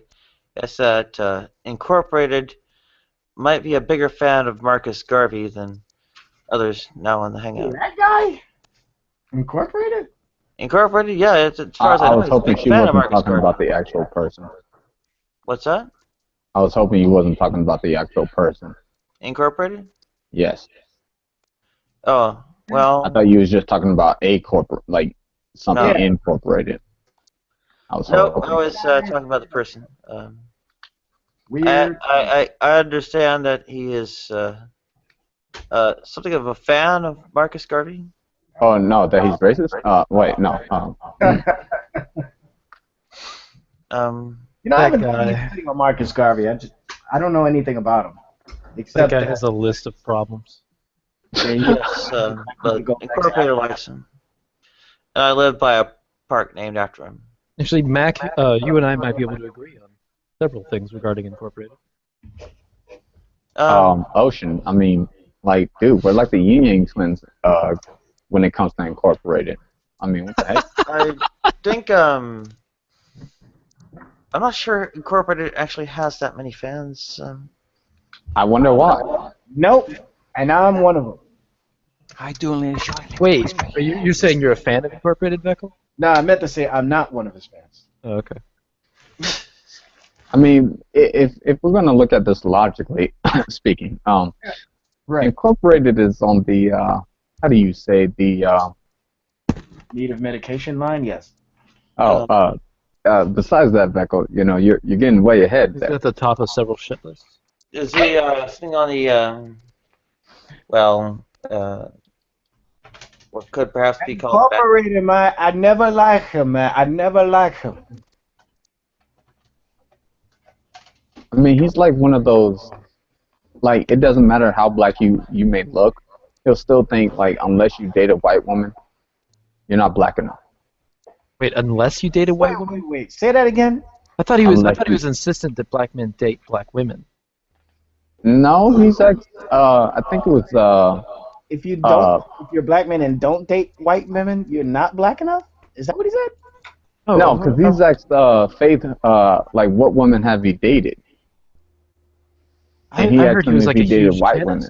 That's what he was talking about to me. He was Oh, extremely okay. He was extremely resentful for me dating a black girl. Oh, yeah, it was you. It was you. My bad. My bad. Yeah. Wrong person. That was funny. I don't believe in interracial marriage. Really? It's not like I've. Now, there's no segue there, but. It's not like I've never experimented I with believe women in college. as in that. And, Oh, sorry, no. No, wait. I want to hear David. Yeah, me too. I want to hear that. Let's hear this. I'm Come on, sure there's David. a method to his madness. Yeah. Let's talk. I'm sure there's a method to his I'm madness. scared now. let's hear what again? He just randomly said, I do believe in interracial. He just admitted to being a chemist, so I I kind of want to know. I believe that it exists, as in I believe You don't in believe in it that way. genetics? I just don't. I have this intuition where I just don't think it's right, and I have no biblical support. I have no argument. Just pure intuition and instinct. I don't. Is there any reason God for that, doesn't or like things mixed. God doesn't like things mixed? Is that why He gave us the ability to reproduce with God each doesn't other? like women's tennis. Oh, my gosh. Oh, Nadia, are you doing that on purpose? David's pulling your chain. He's joking. David's joking. Actually, I can't hear this. All right, David is claiming that he is a kinist, K-I-N-N. I don't know what that means. That means that you believe that people should stay with their own kind. Ouch. Yes. That's stupid. That's boring. I have no biblical support or any argument whatsoever. It's just my feeling, just my intuition, my instinct. You're just gonna. Well, you do realize it is unbiblical because God actually did allow interracial marriages. Even commanded it. Yep. He didn't like As a matter of command. fact, he cursed people. As a matter of fact, he cursed people who were against it. You lying. Yep. You should try reading the book of Exodus. See what happened to Moses' sister. And Genesis. Yep, Moses was cursing. Miriam was having problems with him marrying an Ethiopian woman, and then God said, "Oh, you don't like that? Well, guess what? Leprosy." It sounds like. He was about to kill her. He was about to kill her, but Moses, interacted and interceded. I meant to say. He's like, and no, prayed on just her make her behalf. skin rot off. That's all. Yeah, just Becco, and Becco, then I love God- you, bro, but that sounds like eisegesis, bro. Nah, you should read it. Read it. No, he's right though. He's right. Ain't no eisegesis, brother. Yeah, I'll he's prove it right, now. David. You want me to show you? Well, then I stand corrected. Moses' first wife was an You Ethiopian. gotta read your Bible, man. He wasn't even married in Egypt. His first wife was Ethiopian. You got to read your Bible, man. Or honestly, probably not Ethiopian, but definitely Bush. So, Speaking of Bush, how very, about very pubic likely hair? black. So what? Oh, never mind, never mind. I was trying to do another segue from bush to pubic hair. Never mind. I said Kush, Kush. Oh, Kush is the thing you smoke, right? Like, that's that purple. God purple. damn it. No, Kush is the name of a nation. Yeah. Oh, Kush is what you can smoke. I mean, just as Lil Wayne, smoking that Kush, bruh. Smoking that Lala, that Dro. The Dro. Is that what it's called now, Dro? I'm being silly today, okay? I keep hearing the last. I've heard it called Dro. Wow, or something like that. So what the heck? I heard Dro. I heard Dro like 7 Hey, years ago. the names of these drugs are just like the drug addicts. They take them. They keep changing over and over. I'm Dro, offended. Lao. Fire. Marijuana. I Beckel, remember. I don't even smoke it. I've heard Dro. I remember it used to be called reefer. That's still called that too. Oh, okay. I don't hear people use That's that. old though. That's what I think 70s, 80s. Smoking that reefer. Why are you smoking that reefer? Smoking your mom's reefer. If you know Then it's called weed. Wacky weed. The wacky tobacco. Wacky. It's still called wacky. So, but now the latest thing I've heard is drone or drone. What is it called? Bro. Oh, so that's what Drake is Bro, talking I'm about. smoking that Dro. It's Indo. I can't believe Dro is still being Dro. Sipping on gin and juice. Oh yeah, Endo. That's the other one. All right. So David, now that we've established that you're against God, I will repent. People of different races. He's a, well, now what's a kinnis again? A kinnis somebody is, who believes that you should stick with your own kin, I think, your own kind. Joel McDermott or Joe Eitzman. you can't be a kinist. It's not right. It's just not right. Well, if that's the case, then I will repent. I will stand correct. I want to go where what I think is biblical. So. It's not right to be a kinist. I mean, yeah. I mean, Becca over here with an Asian wife. I'm kind of jealous over here. So, I mean, it's definitely not fair. If Hey, you can get your own. You can get your own wife yourself, man. Your mom's got an Asian wife. I heard, correct me if I'm wrong, that amongst black people, that the females are very angry when a black man dates a white girl. They feel like they are hogging their men. you know, Generally but true. it's funny though when you say that. What do black women think if you marry an Asian girl? As a black man? Yeah. Oh, do you get any flack for that, Beckel? When I was dating a black girl, she was getting flack for dating me. Like there was like black guys texting her saying. Of course. To be honest with you, I haven't heard too much. They're more concerned if I'm marrying a white person than ethnicity. To be honest with you, let me tell you He's something. right though. No, but he's right though. I was He's actually right. married before this wife. This is actually my second marriage. The previous marriage I had was it was a Mexican chick that I met in the army, and that marriage that lasted only a very very Did she call short time. you Papi Chulo? But when I told my cousin, my cousin who lives in Coney Island, I said, hey, guess what? What? I got married. And the first thing that came out of her mouth was, is she white? And I was like, first of all, what difference would that make? Second of all, no. I would have still married her if she was white. It don't make any difference. She's like, Well, okay.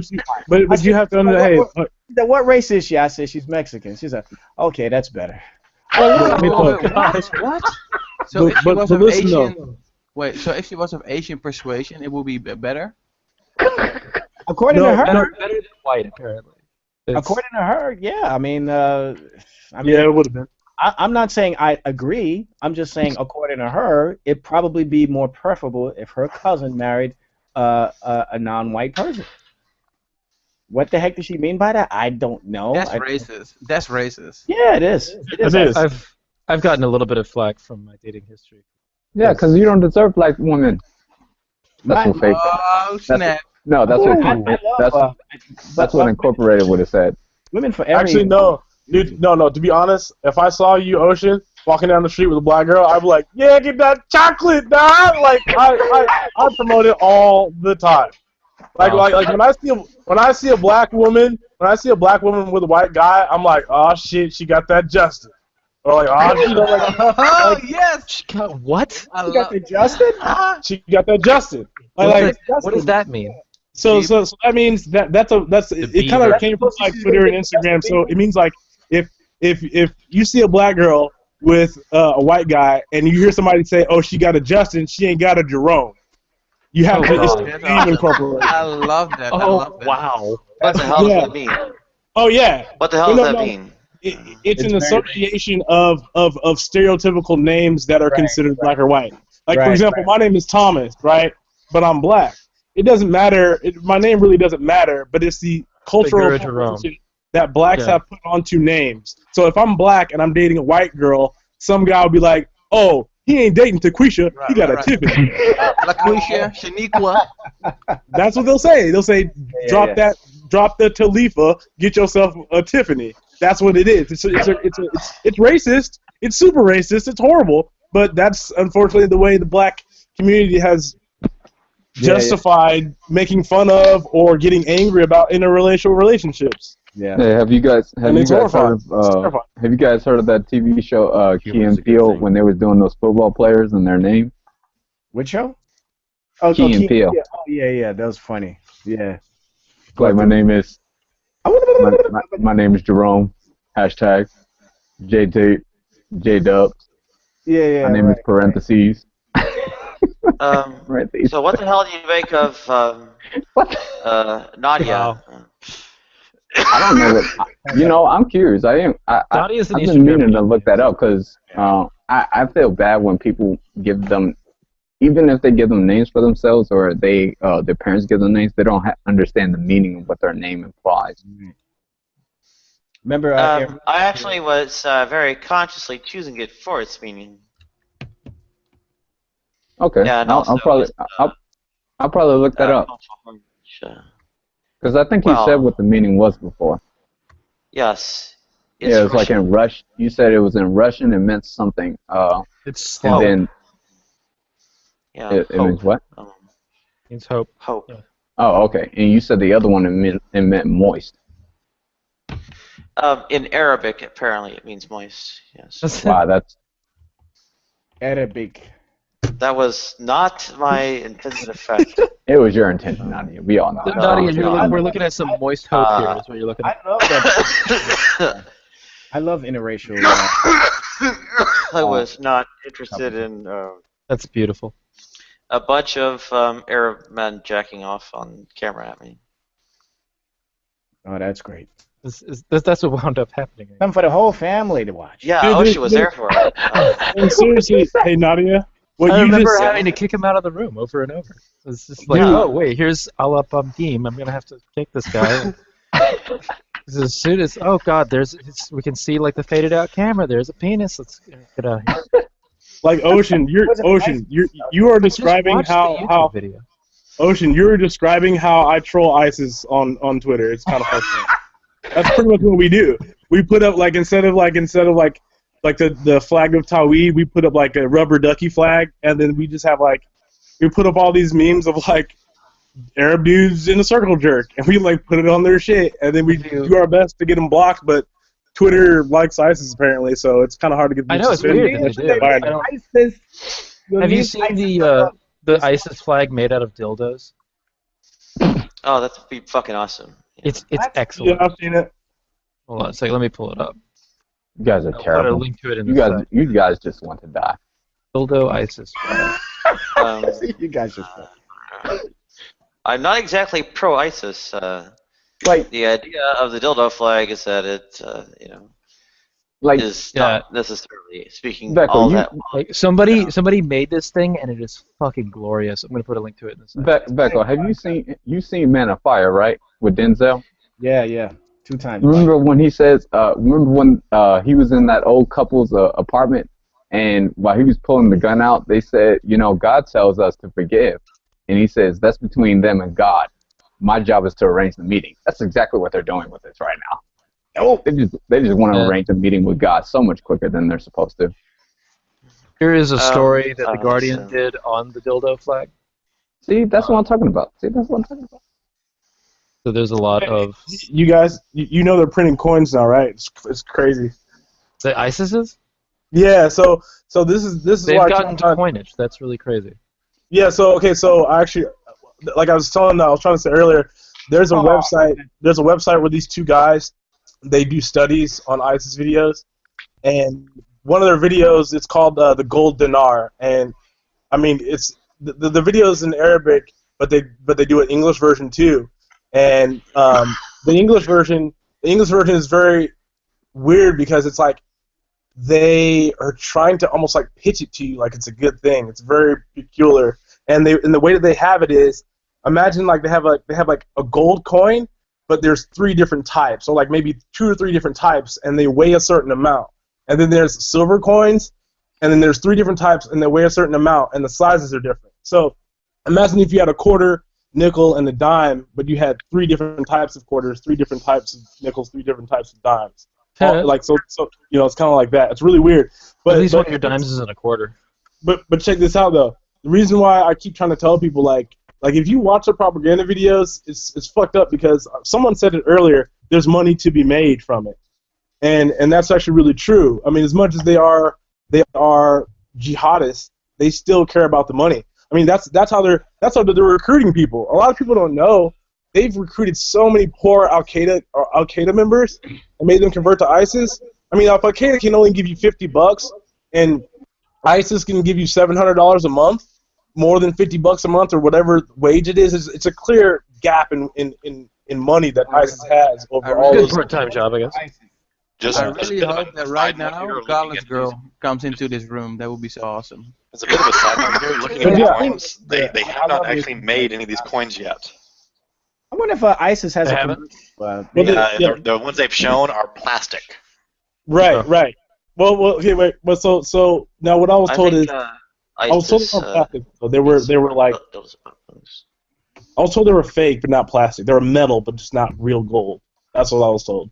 The ones they're sending images out of they do have coins in there, but they're definitely not. They're worthless. Like gold. It's not the point that the they're ones gold. they're putting out. The ones they're putting out for social media are freaking plastic. Right, but what I'm saying is, it's not the point that they're putting it. It's not the point if it's gold or not. I don't really care that much about it. I'm saying it's the imagery. It's the symbolism. If you look on the back of the coin, it shows the entire world. It shows the global map, I'm seeing it. Atlas, and then it has the caliphate symbol in the top corner, and that means that they want a global caliphate. It's not like they're gonna stop cutting heads and then ask the UN if they can get a seat. That's not how it's gonna work. It's like that's they believe in that state, and it's never gonna end. I mean, terrorism can never end because it's an ideology that is or at least that The symbol isn't a caliphate symbol. There isn't a caliphate, as far as I can find.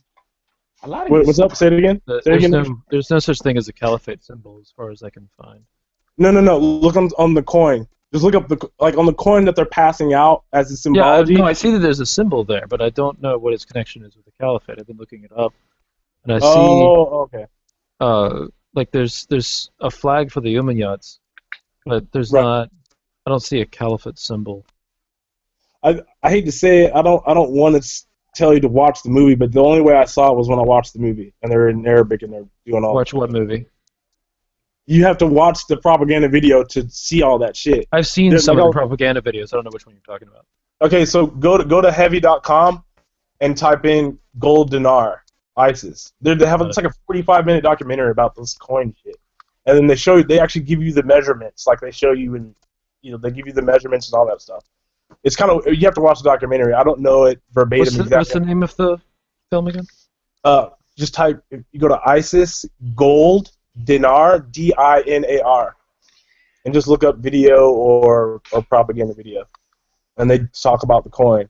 But it's like they always do like a 10-minute thing of like, this is our falafel and all that shit, And this is our falafel.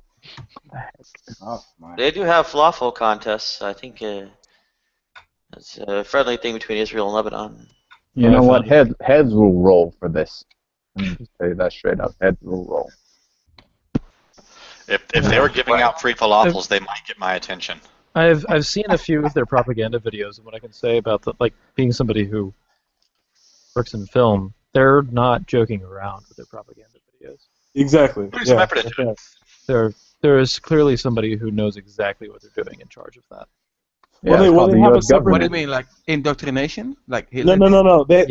Ocean like not only is it good indoctrination video, but it's also really good quality production value. Yeah, they have a separate media arm. Yeah, that I'm aware. Take over. Yeah, and the head of it is very high ranked. Yeah, no, yeah. I know. Because once I saw one, I was like, hold on a second, who's doing this? Somebody's doing this that really knows what they're doing. And I found out all the competition is that they actually have a really strong media presence, and they've got a really good online presence too. Their media marketing, like they're doing things that no organization like this has ever done before, and it's pretty incredible what they're doing. Yeah, like it's all venom that they're doing aside. Like, yeah, I have to recognize they're. Yes, it's kind of like the Hitler thing, where like you have to recognize the good and their evil. Like they're evil, but they're smart evil. I hate the Nazis, but damn, did they look snappy? You know what I mean? Yeah, right. The suits were amazing, but I hate Nazis. Right. Yeah. Their helmets looked really cool. All that now here's one thing. Here's one thing you guys have to understand too. Not only do they have the media arm also prints a nice magazine called Dabiq magazine. It's literally called Dabiq magazine, and they pass it out. They're getting some. What the fuck is this shit? It's crazy, man. It's weird because, like I always tell people, it's like this new wave of terrorism is unlike any other. Like so on my other Twitter account, when I was trying to expose this guy for being they know what they're doing. Holy shit! I looked at some screenshots of Dabiq. And it's really professionally laid out. Yeah, dude. It looks like a fucking like People magazine. Yeah. Yeah, it looks like People magazine, but like their version. And so what I realized is they've got vignettes. They've got the minimalist sort of art thing going on. It's with their covers. Damn. And also the weird thing is now Telegram is finally. You guys heard of the app Telegram? They're finally realizing that they're being quietly getting successful from so many ISIS members. I mean, for fuck's sake, I was on my Op ISIS account, and some guy told me, he said, you need to stop going on Twitter soon because they're going to just keep making bots that retweet. No matter what you do, there's always a guy that's going to get a new account. And then he said, you got to go to Telegram and make a fake ISIS account to infiltrate it because they're getting smarter. Apparently, they're getting a little bit smarter. Like Anonymous and all those guys are doing a good job. I don't really know what Twitter is doing. I mean, I think Twitter is making a mistake if they do that 10K thing, or 10,000 characters thing. If they do that, it's fucking. I mean, it doesn't matter. But at the same time, it makes me even more skeptical about all this, about who they really are, ISIS. Well, I mean, just watch a video. They tell you right up. It's clear. It's very clear. It's a very clear, concise argument that they're trying to. I mean, obviously, it's crazy, right? There's a reason why they're able to convince people from around the world to go visit them and stay with them and work. Oh yeah, but the thing is, they're doing everything right with their media marketing. I was looking at there's a video that they did about how much land ISIS controls. We have a changeover. There you go, this link. Okay, I'll finish this and I'll do the changeover. But the video that was up, they had they were showing their militias, and they had there was a multicultural race representation. among their soldiers is from the pictures they were doing and all kinds of stuff. Like they know how to appeal, and they were doing it very well. Anyway. Yeah. Right.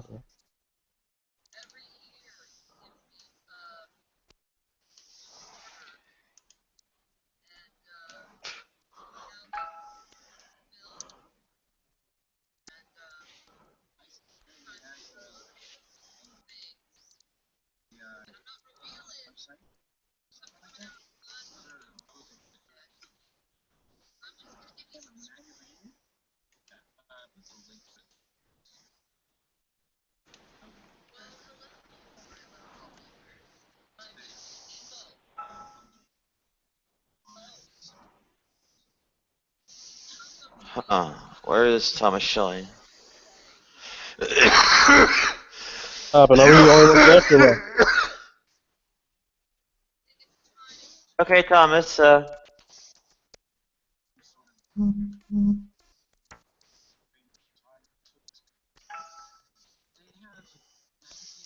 what's Thomas, up? the link is in the external chat. Mac, I sent it to you in the private external chat too. Oh, okay. All right, thanks.